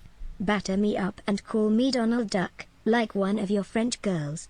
I should be fed out of date chicken until I smell like KFC. Why isn't my Malta song #1 on iTunes? Why isn't it on right now? Keep up the simple person work. Love to the family. Pasta. I'll do my best. Want to optimize and do the correct feat change. I'm not sure what that means. So yeah, as for the other draws... Oh, fuck off. So, Big Hikaru's reward is Brighton. So, naturally, that's just going to be an immediate knockout because it's the English side. Let me guess, Newcastle. Rijeka. Oh, actually, Rijeka. That feels doable. Go to the right-hand side. I'm not sure what you mean, go to the right-hand side. Gert doesn't play on there. He plays as... Gert is the ball in midfielder. He plays on the left-hand side. Do for the Dortmund game. Which Dortmund game? We were playing against Villarreal, not Dortmund. I'm really confused. Right, we need to pick the youth prospects here. It's not... That's a good draw for Goodyear. I'll take that. Sucks for a Birkirkara, though. The one team I didn't want to get is Brighton, because unfortunately, English side knockouts, they suddenly just become massively good. I've seen so many times the English side get like 23rd in the group or whatever, and they just win the whole thing because they just clap everyone in the knockouts. I do wonder if it's because they rest players there. It's really annoying. Susan Mateo, Sarashnik Bamba, Fafana, Leo, Kadri, normal goalkeeper just to keep him in fitness levels. Yeah, I think we're alright with that. I'm okay with that. That should see us through in theory. Oh, they've gone with a Reefy up front. Interesting. They're saving their man. I think Goodyear was the team that we had to hope for anyway. I feel like Birkirkara were going to struggle a little bit. Goodyear, look, apparent. This is where Goodyear will just go out anyway. I could totally see them just randomly going out now. But maybe this is the year where they finally put it down. Arifi, this is where Arifi scores a hat-trick against us and it's like 3-1. I mean, I wasn't far off. That could hurt our morale. That's the downside of us having to rotate and rest players, is the morale drop, potentially. Well, it wasn't a hat-trick, true. Yeah, it's not ideal, though, because that is going to be a morale hit. Last season, we played Dortmund in the semis under correction. It was the old tactic, but you move players' roles around to be in their correct side. Yeah, but I'm not going to change the tactic right before a game against Barcelona. That would be asinine of us, particularly when we got here playing the way we are. That seems like it would have be a poor choice of us. Also, by putting Gert on the other side, I would then have to put Pereira in a place that he can't play, which seems like that would make us a lot worse. So by moving Gert's role to the right, we would no longer be able to use Pereira in the tactic, and he's literally our top scorer. So I'm happy with how it is. That isn't going to be the reason that we lose to Barcelona, put it that way. The reason we lose to Barcelona is probably because we'll concede all their shots on target. Or we'll concede a red card in 3 minutes into the game, you know? Well, give it a chance, I suppose. Positive thoughts, eh, chat? We've got this. I feel more confident than we did before. So to the Youth League. Yeah, I believe so. Well, he's out. At least we don't have to worry about the goalkeeper now. Missing Gert, though, is going to be a problem, but it really is a problem. We're just going to have to trust that Ivanovic can do the job. Is that another Norwegian? Okay, he's crap. But he's another Norwegian showing up in these reports. Norway must have just had their youth intake or something. No, isn't Norway's youth intake like November? So maybe it's our first sort of experiences of these players since the last youth intake. Right. Okay, any transfer clauses I can buy, maybe? Not buy, sorry, sell. Just want to see if there's any interesting ones that aren't two other Maltese sides. No, not yet. I'm hoping we get like the Cameron Lem one or the Henry Watara one. So they're the favourites, but who cares? Yeah, it seems like it takes a little while, which is understandable, right? Norway's February. Is it really? Huh. For some reason, I think it's just because it was a summer season I got confused. So that means they must have still been... Well, one of them must have been guys from the last youth intake. Who's the top scorer out on loan now? Tabakaru's he's got 10 in 11. If he just plays a bit more, I think he gets his chance. But also, Figueira with 10 goals from the wing. 26 for Fabrizio is insane. He's had an insanely good career as far as his goal scoring goes. 99 goals in 161 appearances. Like, he was good at Birkirkara and solid at Goodyear. But since he's dropped down to Slima, he's been wonderful. Well, you say we can. I mean, the fact is, we are more than capable, and we should be. But it's just whether FM wants to play nice for once. Like, it even tried to do it in that Villarreal game. The fact that, in spite of all the effort and all the stuff we did, we still conceded their only 2 shots on target in the entire tie. And it's like... I just don't think there's any way you can stop that. Too good for a second. Yeah, he always does poorly when they get promoted, basically. Only the 1-0 win for Inter... Dortmund beat PSG. Benfica beat Arsenal. Yeah, Figueira. I'm so glad we managed to get that loan sorted for him. Just FM, I beg of you. Just, for once, let us have a tie where we actually just get a result. Oh. Yeah, I will hold off on subs as much as I can. No, obviously, against Villarreal, I made those subs that I wouldn't have normally made those subs specifically. I brought those guys on because we were already winning, and I wasn't super bothered. But it is weird how that then suddenly means they score both shots on target that they get after that. Obviously, us dropping the quality means they were more likely to get more shots. It's just the fact that they always score them is more irritating than anything. Okay. So, who's played better, Pebbles or Valmir?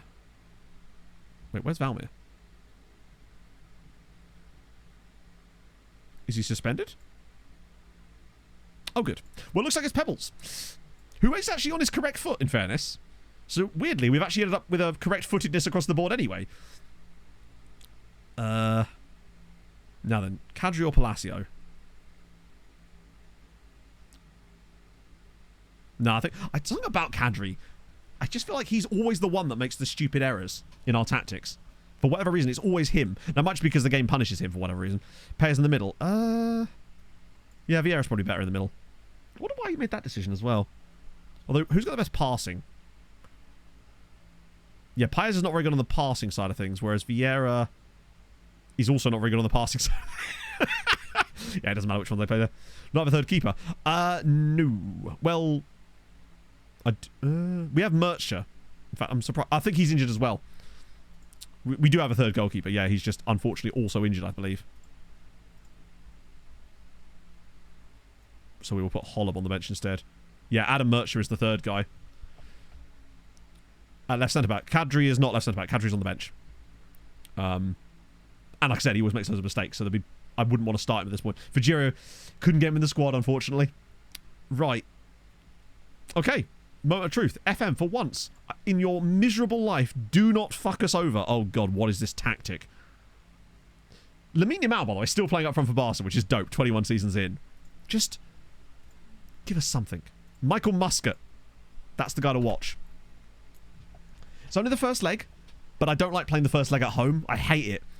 I like being able to go in that away leg first up and then just kind of... Wait, really? Nervous? Oh, good. I like being able to go out there and get like a draw or something, or a narrow defeat even, or even a win. It just sets you up so perfect. Oh, great. So Krastev is going to make the mistakes in this game.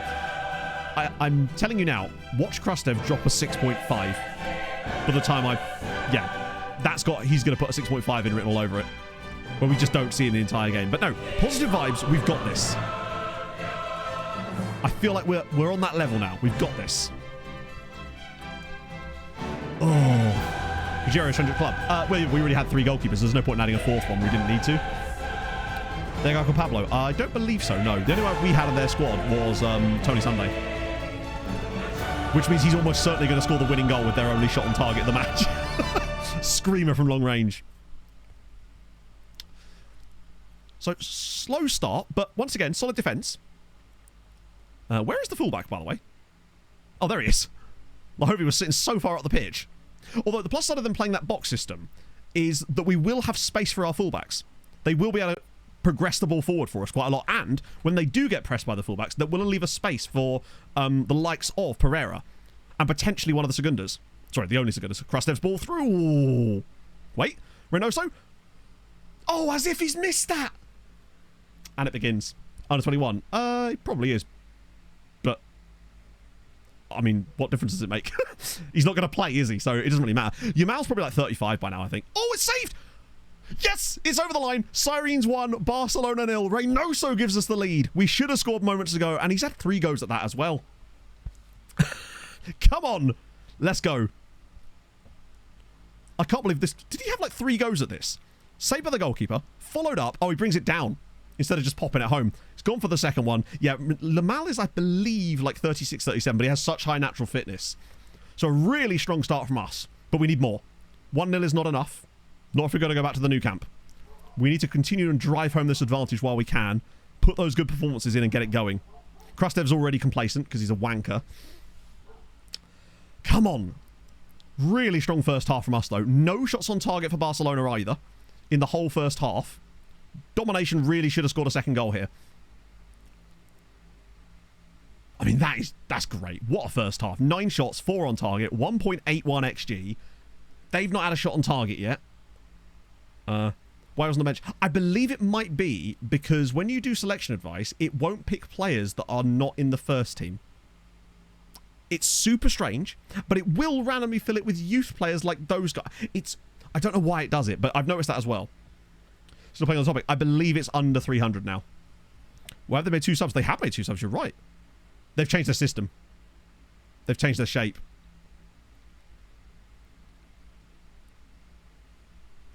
Two half-time subs for Barcelona, but they've changed their shape. This could be bad. But this is why we've got to take our chances. Didn't this happen the last time we played Barca? I swear it did. They played that same shape against us. We were the better side, and then they just changed and got much better.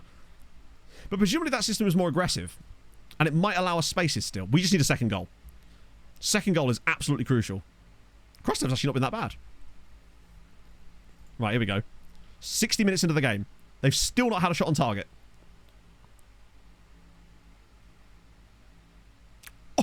And they technically still haven't. That came off our defender. Because 1-0 just ain't enough. Like, we've done all we can. We've created the chances in today's game. Now, in fairness, that Padilla one, if he doesn't miss that, we go 1-0 up. But, of course, it wouldn't matter because we scored directly from the corner anyway. Oh, God, here we go. Oh, well played. Come on, you've got to get to the ball there.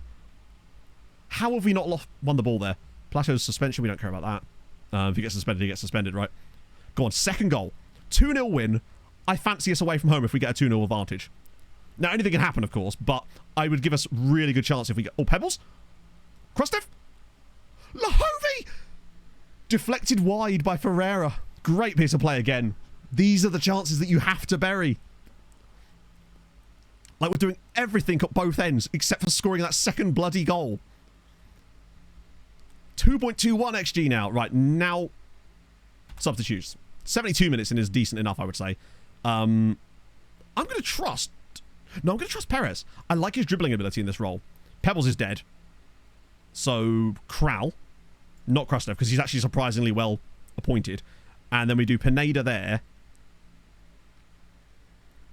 Everybody else is going to have to survive. Paez is having a poor day, but I don't like taking centre-backs off if I can avoid it, unless they're doing a really bad job. I actually quite like bringing Perez on occasionally as that AM, because one of the things he does quite nicely is he picks the ball up and he drives at defenders. And it does seem to cause havoc for other teams sometimes. Right, Lahovi really in field here. Pineda. Just find that pass. Oh, look at this. It's going all the way. Ah, here we go. Right, come on. Lahovi, do something magical, bud. Oh my god, what a pass. The pick out for Reynoso there was superb. 76 minutes in, still no shots on target for Barcelona. It just feels like inevitable at this point. We need to have scored a second goal. But we just haven't. And we may well get the win on the night, which is fine, but we still have to go back to Barcelona. And I just don't think 1-0's enough. The 3-0 away defeat off of like 0.8 XG is going to suck. You're right. We get the win. We were the better side. This should have been 2-0. But look at the defensive side of things. We are so strong at the back. 1-0's going to be tough. We're going to react to more. Yeah, but like, I don't know what we can do more tactically. Like, we created the chances. They just didn't put them away. Because you just don't, apparently. Unless you're the opposition team. But I will praise the team. What I will say is, I feel like the way that I've got this tactic mixed up now, it does seem to make us stronger away from home as well. So I don't think it's going to be such a walkover as the previous one was. Like, you know how we played against Porto where we were super open? I think part of the reason for that was because we were really bad at maintaining possession. Also, Liverpool are getting absolutely ridden by Man City. Okay. It's a win. Oh, even better. Krastev's happy to stay. So he's going to have good morale going into the second leg. If nothing else.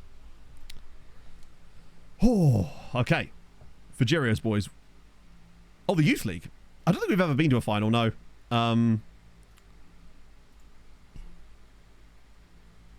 No, they lost to Liverpool 3-1. It's the fact that we do so well against these teams, considering when you look at this, it literally is almost all these guys, basically. Yeah, City absolutely hammered them.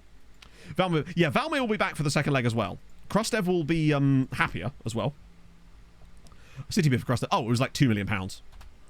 Come on, it's FM. Masterface Poppable Takeover. All right. I mean, let's be honest, it'll be an internal one that we don't care about, but, you know, a guy can dream, right? Oh, hello. Go on, Bikikara. Give me a dream. Let me believe. It seems that there isn't Europa League games this week. Fair call keeping. Oh, yeah, I mean, I was never going to sell him anyway, but, like, the player values are completely pointless at the moment. Oh, Jesus. Right. Okay.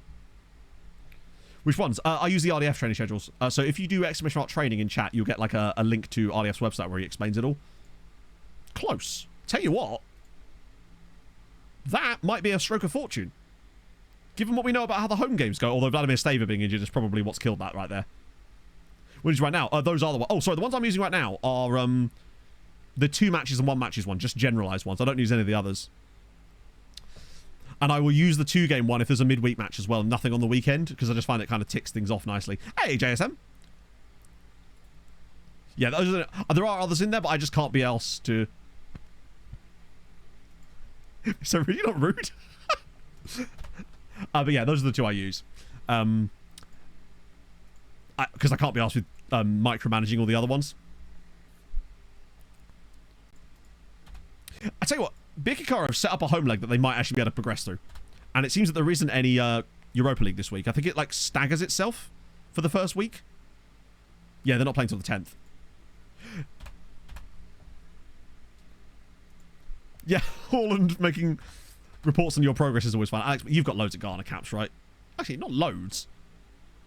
God, it's crazy that he's a Balzan. I had such high hopes for him. Korishek, friend, you are welcome to leave.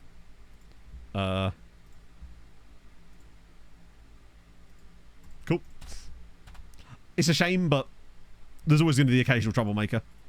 And besides, we only really wanted his teammate. It was Kral that we were actually interested in. Oh, this tie. It's so nicely poised for us to actually have a good result.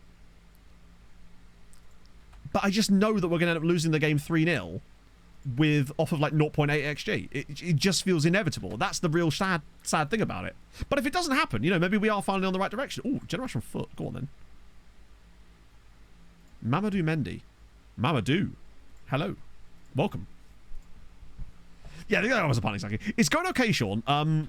Celtic kind of screwed us. So we ended up in the first knockout round of the Champions League instead of the main one we wanted to be in. But we are now into the round of 16 against Barcelona. It's another Norwegian.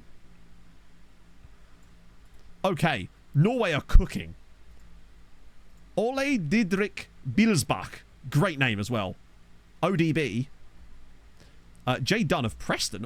Ooh, Preston. Lovely. Also, Levente Fiola, a Hungarian.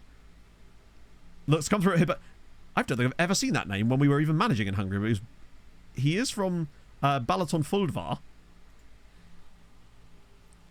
Jesus, their last few intakes have been staggeringly good. I did check reports not that long ago, but I don't suppose there's any new ones in here. Oh, there probably is, actually. Oh, yeah, the Gimnasia with a few. Already checked him. Just want to see if there's any crazy good CA guys as well that are really young. Other than Mendy, probably not. Still, it's always worth... Yeah, Hungarian Scottish is dope. Oh, was that? Okay, yeah. Shows how little attention I pay, right? Oh, okay. FM, I beg of you. Do not do this. The first game still kind of fucked us, but it's manageable. It's weird that he wants to do that still. Valmir is at least back.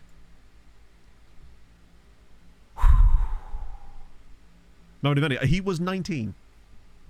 I believe 19. Oh, hey, look, there he is. That time he does get picked for the bench, but I didn't. Okay. There's old Fujiri. Maybe he was in another match that day or something. He did, yeah, that's why I scouted him. I think the rest are literally just our youth players. We've pretty much got everyone we can on the squad right now. Right.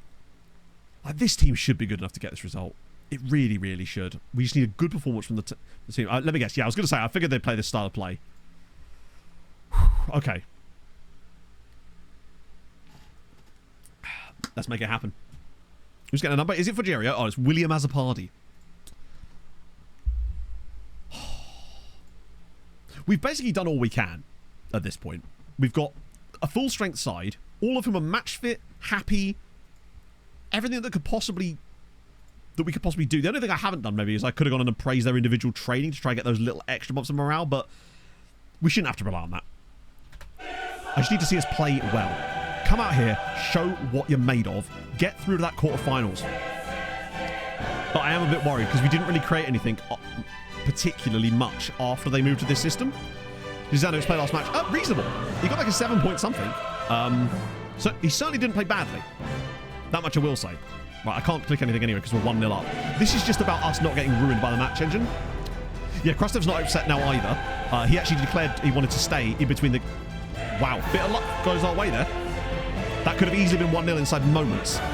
So we got away with that one there. But yeah, in between the two games, he's declared that he's happy to stay, and thus his morale has got better too. But that was a big chance for Barca already.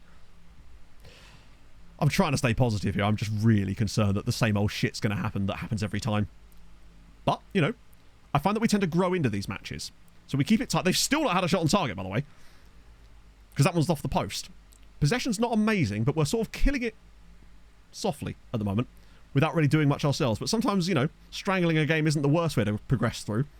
But scoring a goal would be a lot better. Wow, this game... There's been one shot in the first 40 minutes. A dead rubber would work for us, but I just worry. And they will have to start throwing more bodies forward. What a first half! One shot in the entire first half for both teams. Juzanovic has done a good job. 6.9. The Hovey's not got very well forward today. He's actually having a poor day himself, and annoyingly, Palacio is playing. Yeah, perfect first half. I'm actually going to praise them. Big them up a little bit here. You're right, they're still going to score their first shot of the tie on target. Because they've still not had one, have they? Did they get any in the first leg? They didn't, did they? Do you know what? This is the crazy thing. This is our 4th Champions League knockout game, and we've conceded 2 shots on target in 3.5 matches, and both of them have been goals. Right, we progress. Possession's coming back our way a little bit more. It seems like they're probably starting to get a little bit more, not desperate, but they're going to start to throw more and more bodies forward, which should hopefully allow us spaces. The front line has been really poor today. We've had a shot. Oh, God, here we go. Right, 58 minutes on the clock. What do you reckon? Also, why has it suddenly started glitching out again? There we go. I reckon this is the goal. Imagine if we scored off this play. A long shot from Padilla, maybe. Oh, no, that's really nice for the press there. Right, come on. Ah, that's where we need a tackle. Why are you so narrow? Here we go. Here comes the goal. Cross-drilled in. Look at this. Ready? Here it is. It's still not a shot on target. Still no shots on target for Barca. A game and a half of Barcelona and still no shot on target for them. Palacio finds Padilla. That's nice. That's not nice. Fuck me. 60. We'll make some subs soon, I think, just to try and keep the.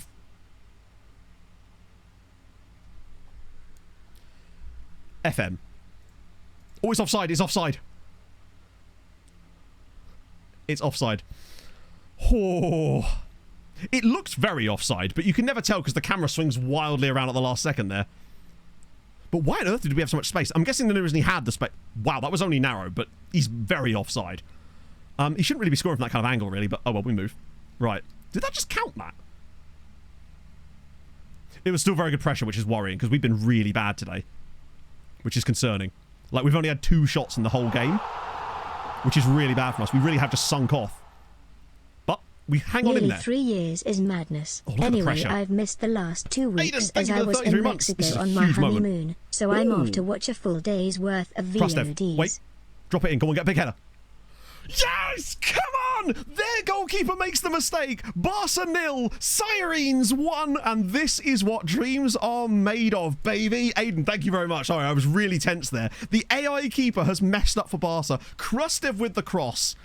He's just drifted this into the box. The keeper's come when he shouldn't, and Reynoso, like the salmon of a man that he is, at the back post, and now we lead 2-0 with 23 minutes to go. Is this the beginning of the breaking of the curse? There's still time to go. I'm holding off for as long as I can to keep the high-quality players on the pitch, because we know we'd get a little bit of a break after this if we were to progress. That's 1 for burnt salmon. Right, Padilla's been crap. I'm going to go Pebbles. Pereira's not had the best day either. We've got Pineda. Silent Mbappe, no! Sauerschnig is going to have to come in. Zanovic is knackered, but the only other options really is Krau? He's done so well. Actually, right, I already did. To be fair, I did actually already sign Mbappe, so in a way, you're actually correct. So I'm so sorry, chat. I forgot. Hello. Oh, Pebbles, round the side. Go on. Hit him with the old second phase of a set-piece goal as well. Pebbles driving with the ball. Finds Pineda. Can he cut through? That second goal of the tie is so crucial. Oh, what a pass. Pebbles blocked. Cleared away, but we surely will win the header here. Yes, although... That'll be all right. Paez has got it. Now we can settle down. Just use the keeper. Nice. There we go. Keep it moving. Vieira drops into that pocket. Now ping it in the midfield. There we go. Beautiful play. He's patient.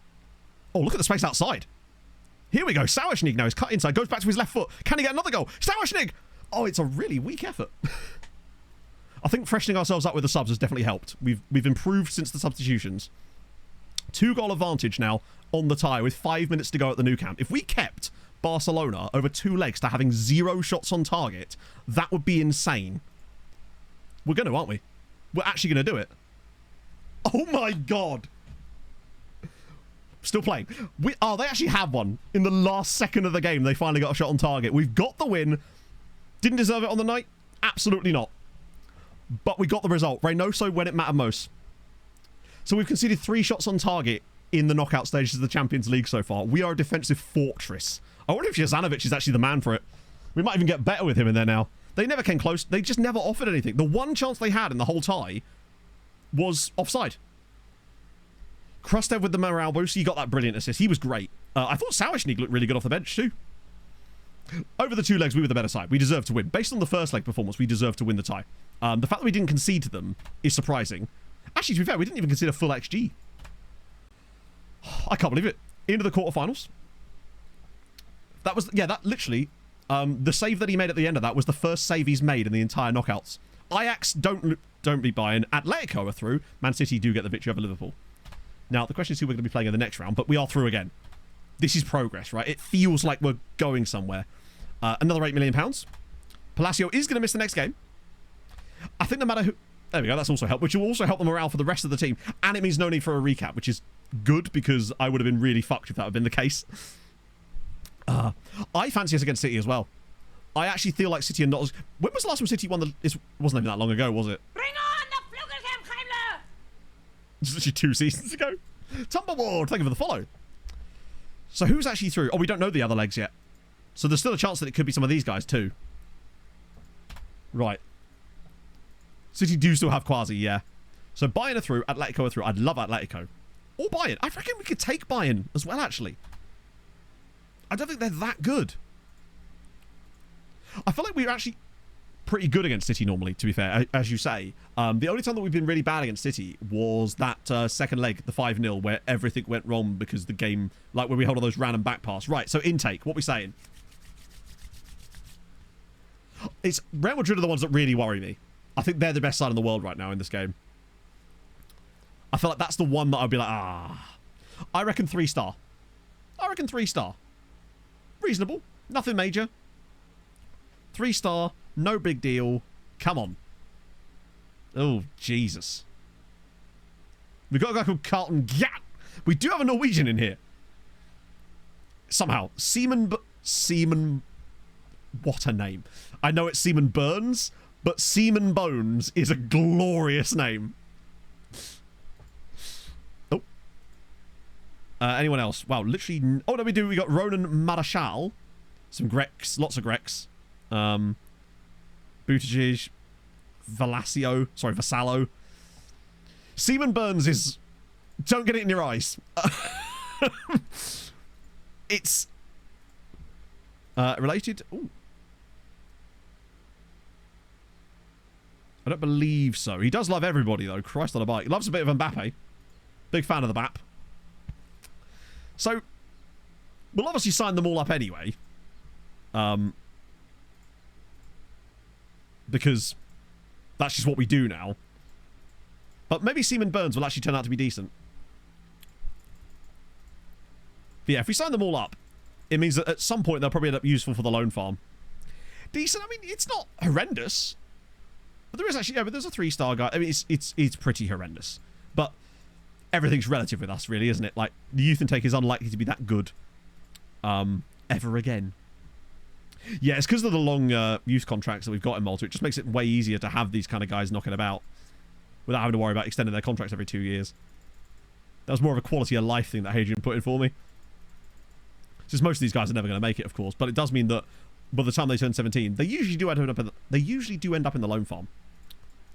Almost all of them find some kind of time. Peta? Was there a Peta? Hang on, let me just offer all of these contracts, and then I'll get back and have a little look. And this is where I've actually agreed to 200 grand a week for all of them. So we've got... oh yeah, Vukašević. Yeah, either Montenegro or Bosnia or something. Serbian. There he is. Born in St. Paul's Bay, though. Local lad. Serbian mum and dad, no doubt. Her chance to get through. Well, I mean, if you think about it, 3 stars, technically is Matthew Side. I like that Fujiro Seni actually could become better than Adam Mertzer. It's weird that the game keeps considering Daniel Gutierrez better, even though when he joined, Sultan was better. I would love it if we could get a huge boost in value over the summer and sell Gutierrez for massive money. Right, where's the draw? It must be fairly close. Although we do have a little bit of a gap now, right? Actually, not much of a gap. Oh no, we got a huge gap. Yeah, so now we've got a lovely big gap before our next Champions League tie. It's not till like nearly a month away now, which will give us a chance to get Gert back fit. Although whether he'll start or not is a different matter. Because I gotta be honest, Jezanovic did a fucking stellar job as a DM in those 2 games. Well, to look at the best intake guy. What do you mean? Well, I mean, we can look at him in the sense that we can look at his profile, but it's not going to tell us much because he's still going to be pretty naff. I mean, look at that. 5 strength, 6'4", no heading ability, not really any tackling ability. They're just simply not very good players. That doesn't mean that he's the best, though, technically. It could be that one of these guys is actually the best. So for me, he's better. He just may not have the potential ceiling. Which are the realistic levels? It's simply impossible to say. Unless you're a future teller. I simply do not know. Vassallo, he's alright.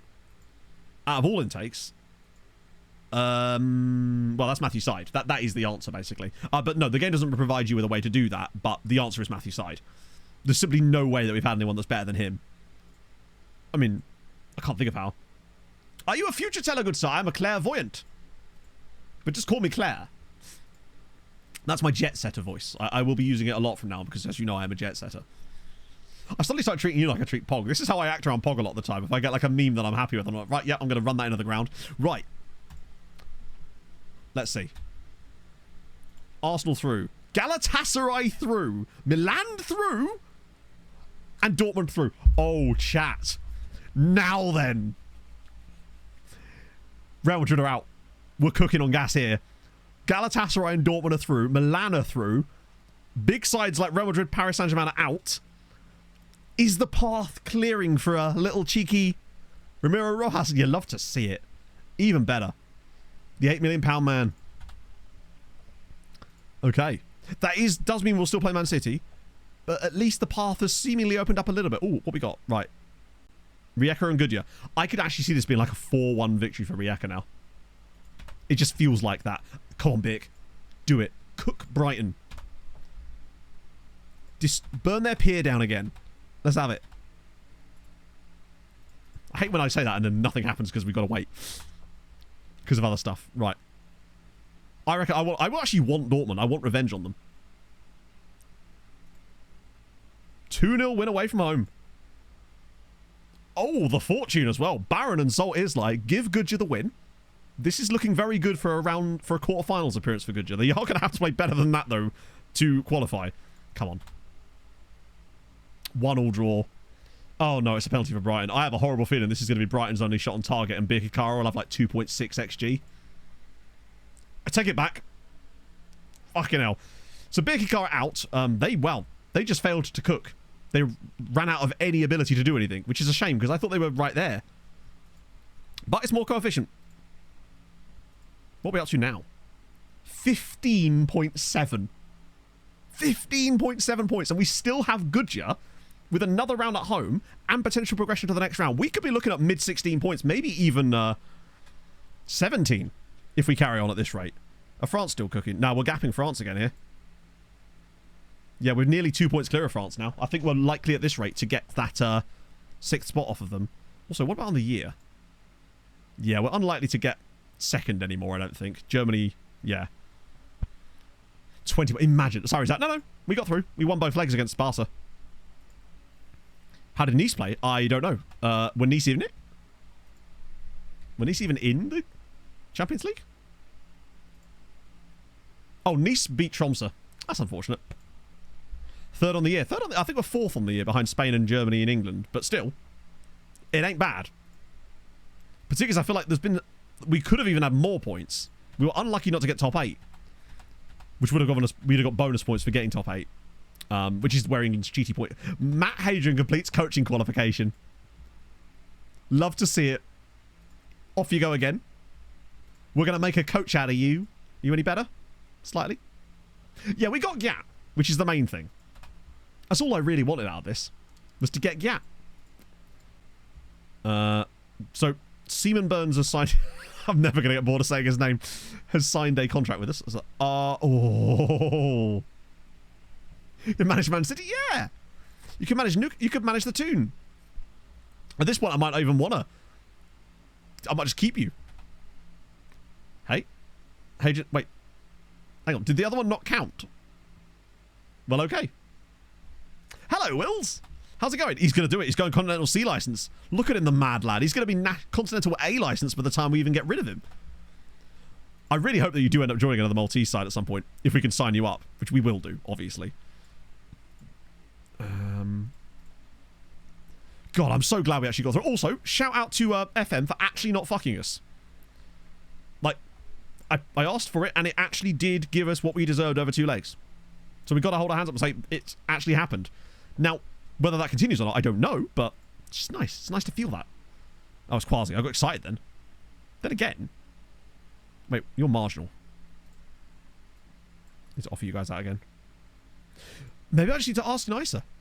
So chalk that one up for us. It wasn't like we were... The thing is, though, what we're chalking up here is a win where we played well and got the result that we deserved. It wasn't even a lucky win. I mean, the win on the night was a bit lucky, but overall the time, we were deserving of the win. So what we're celebrating is things working exactly as they should be, not even things going in our favour, you know? Seems puntable. How much was he? Yeah? Ooh, wing back too.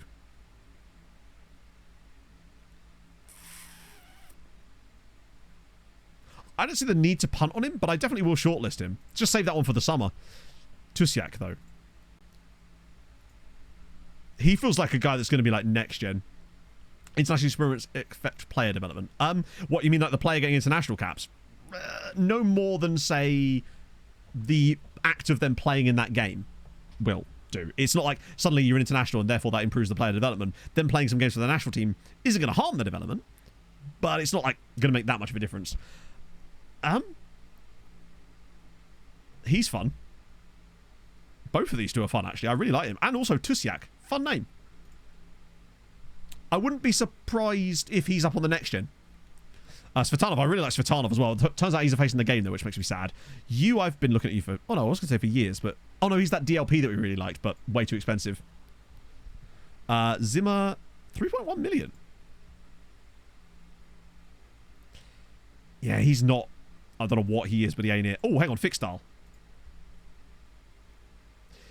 He is ridiculously good.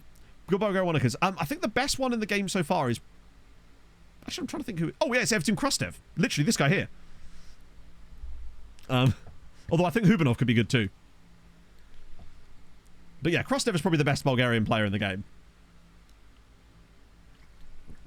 I would say, anyway. Yeah, and Krustev's facing the game as well. I assume Hubanov is.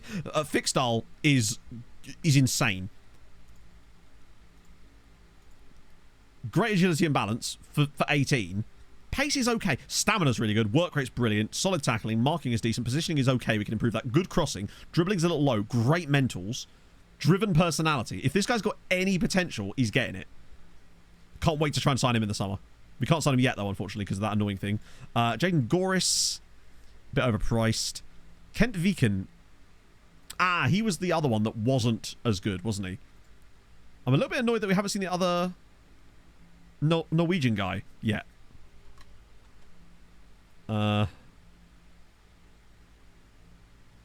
Maybe he wasn't in this set. Slash your local team. Well, they've been generating some quality. That guy, not so much, but there's another guy I think that's come through at start that's ridiculously good. Where's the Tanzanian? Oh, yeah. Oh, yeah, for that price. 5 caps already. I'm fairly certain he is one of the ones I looked at earlier. Because he's got caps for his national team. But he's really young, so he was probably the ones I scouted before stream. Lots of cons, but for that kind of price. Yeah, we'll just... Actually, wait. Why pay more than you need to? Yeah, what was the club?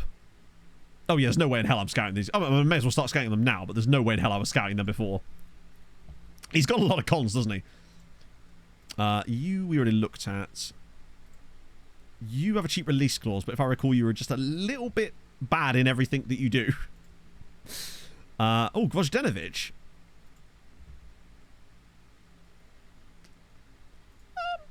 Shortlist for later. If we get money in the summer, then that could be workable. Markovic. I do kind of like Markovic. The tackling's a little low, but he does have some really nice... he's already on the shortlist anyway. You still look kind of... he just lacks that speed. I know he's young, but... Well, the guy I'm glad to see, though, is that the striker guy from start wasn't in there. Because I was worried that he was going to be really down towards the bottom. But now I'm very excited to see what he does look like. Is he coming up right on the... Hopefully he's coming up soon. There he is, Bekvik. Do we know more about him yet? Oh, my lord. To be that good at 16 he's not as good as I thought, but he is still very good. Driven personality as well. They both got driven. Well, of course they got driven. They're 16 years old. They can't drive. Their mums brought them here. We did beat Barca, home and away. I like him. Right, we'll have you. The balance, yeah. Either way, he feels like one we definitely get in the summer, provided the situation is a little bit more tenable for us. We will reject the loan back. Yeah, they're great. They must be brand new ones that our scouts wouldn't have even had a chance to get just yet. That is the one... Then again, I would say that's the one downside of not doing the international team scouting. But the problem is with the international team scouting, you don't find those guys anyway because they don't tend to get in the national teams, even the lower age ones, straight away anyway. Scouting. So if you do !RF in chat, Nanda, you will get a video that isn't by me, but it is by James, who basically explains how I do the recruitment focus. It's basically, we use many different scouting settings in the save, and it would be a lot to go through to explain them all off the top of my head. But there's that one, and there's also !Scouting, which is my ultimate scouting guide, which pretty much encompasses everything else that we use, with a few exceptions, but that'll be added to it for the next edition of it. 15. That's a pretty good Trinity, isn't it? Yeah. And his composure's low. Well, 11. But that's so easy to get up. We could get that to 15 by the time he's like 20. If you say he joined us like 17. We just go full strength here, can't we, really? Oh, except not Juzanovic. We'll bring in Matt Hadrian. Hey, look at that. Would you look at that? At age 16. Yeah, it can happen, but I feel like what we used to do, when we used to scout all the under-21s and under-19 squads of the national teams, I find that you still end up missing out on some of those really high-quality guys that come through really young, but it sometimes takes them 6 months, 9 months to a year to actually get into those squads at all. Always do player exchange offers or what? Yeah. Well, I mean, usually it's like my step 2. So, like, if they don't get the bids from the second offer out, because usually the first offer out drives up the interest, and the second one is the one that actually, like, encourages the teams to bid. And then, yeah, after that, fizzle. But yeah, I mean, remember, we've still got Tabakaru coming through as well. Tabakaru is the kind of guy that I feel like at some point he may overgrow Melita, and we might have to get him back before he gets too good and try to get him to someone like a Goodyear or a Hamron or a Bikikara. Do you know what I mean? I feel like Bikikara can do with the new striker as well, actually. You playing? You are indeed playing.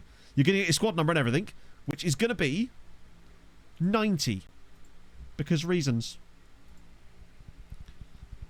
It failed. Ah, that sucks. Yeah, I figured it was only going to be from your side, but you never know. Thanks for trying that out, though, because it saves me the effort of trying it, but also it's just more information for us. Watch Hadrian get a 6.6 and a 5-0 win.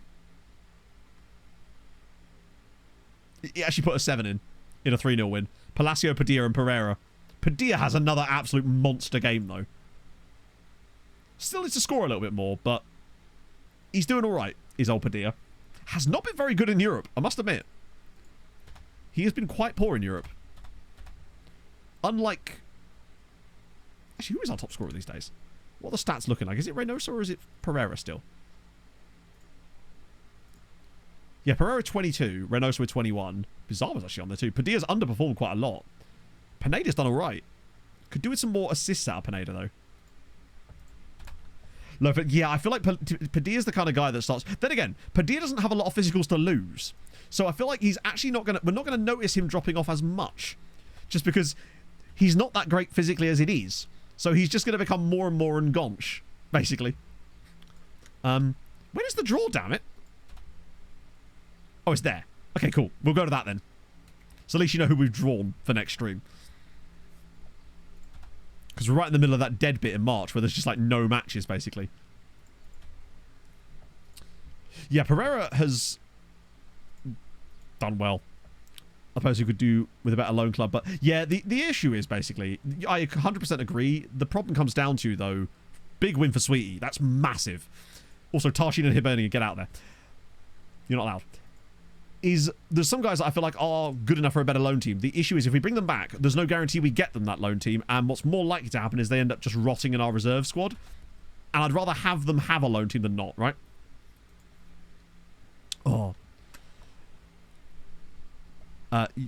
York United. I don't actually know who that is, so I have no opinion on it.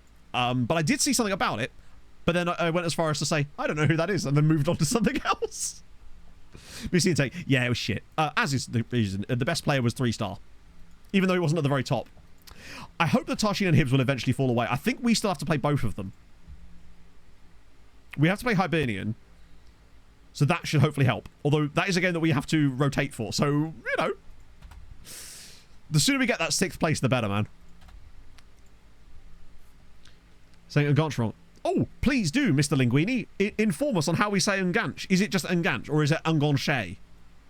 Do I have to sound even more wet wipey in order to make it work? Also, oh my god, 400k release clause on Sasha Raskovic. He'll be fine. Pep Dretz at Barca, who's Spanish. All right.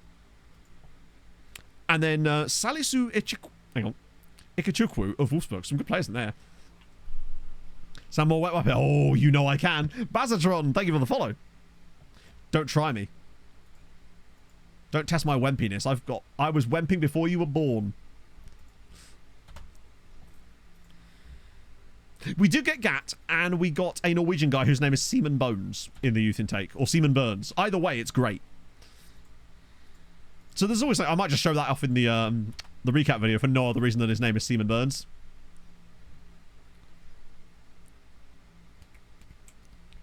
Has it actually told us?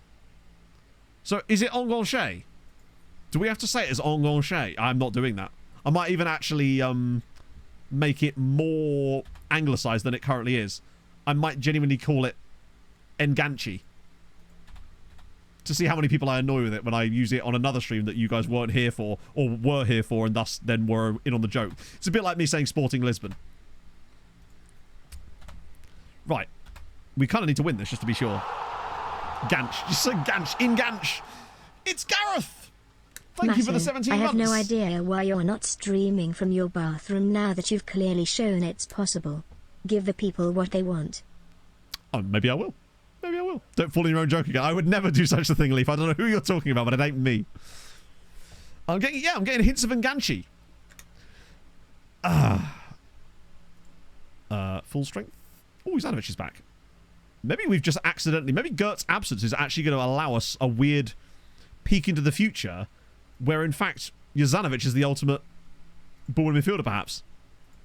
Sean Soffen. Right. That'll do. It's good. Ages till the draw first. Segev, thank you for the follow. It can get very depressing. Not ages till the draw, ages till the next game. And watch the draw. Watch the actual tie take place there, because I feel like it does that, doesn't it?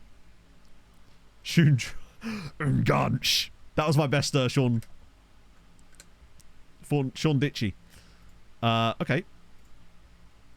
Reynoso with a brace. Sawishnig, Kadri, Pebbles.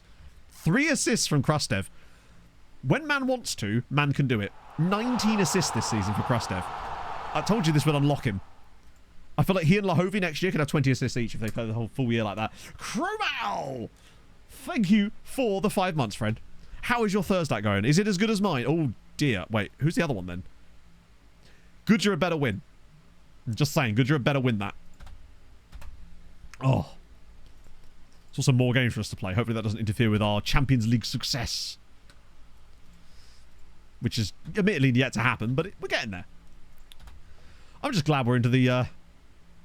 Wait, is it the quarterfinals? Yeah, it's the quarterfinals. Right, oh, here we go. I forgot about this. Goodyear versus Rijeka. Please don't screw this up, lads. I beg of you. Come on. Record attendance, 19,000 for the Hammering game. Love to see that as well. Since we are now back to having the largest stadium in Malta. That actually, no, we now do have the largest stadium in Malta, don't we? Yep. We are officially now have a bigger stadium than Ta'ali. No idea where they've put this thing in St. Paul's Bay, but we move. Yeah, the schedule... Hopefully it won't get scheduled there, but we will see. And 2-0 either way. Oi, FM. I feel like sometimes it does it way quicker than it should do. Right, so let's just check. ECL. No, not ECL. UEL. Goodyear versus Tottenham. Right, okay, never mind. Hey, they've reached the quarterfinals of the Europa League. They won the Europa League group. I mean, Spurs lost to Napoli and Club Brugge. They drew with Espanyol and Lyon. Nobody beat Goodyear. Goodyear have not lost a single game yet in Europe. They're unbeaten all season. I do just want to see what their second leg was like. Wow. Love a bit of that. We don't mind that. Right, Champions League draw. For both the quarters and the semis. Let's go. BX need to win the cup. Maybe. But there's a risk there. Because we can't guarantee they do win the cup if they beat us, because they'd be playing in the final against someone else that isn't us. Hello, Bazatron! Welcome in, my friend. You come at a time as we're now drawing the Champions League quarter-finals. For some reason, the other teams are not present on the screens. We can't see who they are. Give us Galatasaray. If you give us Galatasaray... although then... Play the winner of that would be delicious. Go on, give us Atletico. I'd take them. Do you know what? Do you know what, chat? That feels eminently doable. Especially as I'm pretty certain that we would play the winner of Galatasaray Milan in the next round. I'm pretty certain we would. Because this bit hasn't been fixed yet, so it still shows the next round of the draw before you even see the draw. So I'm fairly certain we'd play the winner of... I think we've got a real shot at a final here, chatto. That's a path. Because look at the other side. Arsenal, Man City, and Bayern. Oh, Turja with the 41 months. No, we played Man United in the last final. Right then. So we get Atletico. I'll skip it because we don't care, because we know it's going to be... we know who it's going to be. Oh, it's still quite far away, actually, isn't it? So if we now just quickly check... Yeah, cool. So that is very good news. If we were able to get past Milan, which I feel like we should be able to, we beat Barca, and I feel like we're actually better than Milan, I think there's a real chance here. Like a real chance. Against... Sorry, not Milan, or Atletico. I think we'd obviously play Milan in the semis, but I think like we're better than that. I think we've got a great shot at a final here. The finalist would most likely be... I actually think we'll end up playing Arsenal in the final if we were to get there. It's so very possible. It feels good. The Friends Arena, that is... I believe that's Icor's ground in Stockholm, right? Yeah. Because it's in Solna. Just call it something fun, like Idrottsplatsen. Score from the Barca games. We won 1-0 in both legs. Battered them at home. Only won 1-0. Didn't batter them away. Only won 1-0. But they only had one shot on target in the whole of the two legs, and that was in the 95th minute. We've actually only had one... We've only conceded 3 shots on target against in the knockout so far. It's a wild old time. Okay. This has been very productive. I'm really glad I made those tactical tweaks. I think it's made us better. I think it's given us more stability to be allowed to do the things we've done today. We put ourselves in a great position. Coefficient is Poggy. Where are we at coefficient-wise now? 16.1.